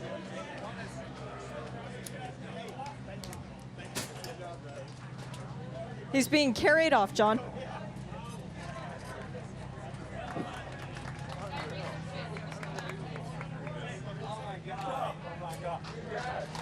Let's go to GTD Pro, where Davide Rigon is celebrating for Risi Competizione with Joe Bradley. Davide, another big one for Ferrari. Oh, amazing, amazing. What a team, what a Ferrari did this race. So we really push so much since the beginning. Thanks to my teammate, all the engineer, Giuseppe Risi put us an amazing car. So super, super happy. Now I would like to enjoy with my team. Yes, absolutely. Good. Dane Cameron, your first ever podium visit at the Daytona 24 Hours, and it's to the top step overall. How long have you been dreaming of this moment? 15 years. And every year. And so long with all these guys. Yeah. I was starting to think it was never going to happen. Well, you're about to go up on the stage and get a Rolex. You've already got them from winning the championships, but this is from something different. We hear the emotion in your voice and just how much this means to you. But the group of people that you were able to accomplish it with, that's got to make it mean even more. Yeah, for sure. To my engineer, he's the manager of the whole program now. Raul from the last program. So yeah, I mean, a lot of hours, a lot of time. 15 years is a lot of laps around here trying to get this one done. So yeah, amazing. That's Rolex Daytona 24-hour winner, Dane Cameron. Giuseppe Ricci, congratulations. Ricci Ferrari Daytona 24-hour winners. Thank you. It's very special win for us. We've been trying for up to 25 years. We've had 5 second finishes, and it's great to be here. And I take this opportunity to thank IMSA for also. I've always believed that IMSA is the best sports car series in the world. We have our differences, as in every family, but I'm happy to be here and thank all the people that come in and back us. And most of all, everybody that has a 296 in the world, I hope they enjoy it. Thank you, Giuseppe. And it's a pleasure to see Giuseppe Ricci and Ferrari win any race for the Daytona 24 Hours, icing on a cake. Congratulations. Thank you very much. And it's a real pleasure to be able to talk to the captain as a Rolex 24-hour winner. Your team has done it with Porsche. What does this mean for you and your whole organization? Well, I'll tell you, we entered into this partnership with Porsche. They've been our partners on the automobile business for many years, but this is one that, last year at Le Mans, we stumbled. We had some good runs last year, but to come back here and have both cars run for 24 hours and then win the race, it's hard for me to believe it. You last won this race in 1969 in a Lola. Things are a little bit different now technology-wise, and you're still up on the box. Well, I'll tell you, this goes down to one of the biggest wins we've had. Now we got to go for the big one at Le Mans, you know that, so thank you. Mission accepted. Good luck. Thank you. Roger Penske sounded really emotional there. He's a racer. He's a racer. He'd have been on edge all the way through the last hour or so, just as we were. And that's and for Porsche, that's a 19th overall win. They move 6 ahead of Riley in the overall standings. What an achievement! And for these 4 drivers, Matt Campbell, Felipe Nasr, Joseph Newgarden, and Dane Cameron. All climbing what a aboard performance. The number 7. Not designed for that many passengers. Oh, I bet it is, because you want to win the race. You build a car to win, so you need to do that when you win. And isn't this amazing? You know, this Porsche program. Did you hear what Joseph said there? No. Where's Victory Lane? Well, all I'll say to Joseph is it was worth it not having the fried chicken on Friday. Yeah, absolutely. There you go. There's the 2 seconds. That was tight, wasn't it? Oh. I tell you, one more lap, Peter. They'd have been tight on the energy. They were pushing hard. Yeah, they'd have made it, though, I think. They'd have made it. Isn't that unusual where you see 4 drivers that have never won the race overall? Winning the race overall? Nowadays, yeah. I mean, Felipe Nasr and Matt Campbell won it together in class 2 years ago in that incredible finish with Faf. 4 drivers of that standing and caliber as well. Yeah, exactly. And I'd say Nasr's second overall, he's finished here on 2 occasions. So to get that monkey off his back, I mean, he's been a star since he first came over here. He was a star in Formula 1. He just wasn't driving for the right team. But today he showed his class once again. Felipe Nasr comes home with that victory for the captain, and then the whole team. Joseph Newgarden, Matty Campbell, who was stellar all the way through, and Dane Cameron. What a great return for him. He's going to be doing the full season in the IMSA WeatherTech SportsCar Championship this year. But BDO No Strategy Award. Tim Cindric has pulled the 7th through to victory there. A great run for Wayne Taylor Racing with a car that didn't have the ultimate pace, about 6/10 away in terms of the fastest lap. Comes in 4th position outside the top classes. Era and CrowdStrike and Riley and into Europol, all great in LMP2. Reese coming through the field to win Pro. EO Racing hanging on for second, although they qualified in pole position. Winward Racing coming through to win GTD ahead of AF Corsa. Conquest in 3rd. Triazi in 4th in that particular class as well. Where's your vote going, Jeremy? Is this just one? One, yeah. Oh, crikey. Go on, I'll let you think about it. Yeah, that's Peter? really difficult. I mean, for me, the picks would be, I agree with Peter, the number 40 team in GTP would certainly be worth a shout. I mean, and then in GTD, you see Conquest Racing and or Triazi competition. It's first race for Conquest back in IMSA for many years. For Triazi, a local team based down the road here, they were punted out of, I think, 2nd or 3rd position with about 3 hours to go, and to come back and finish there just off the podium in 4th. Brilliant job.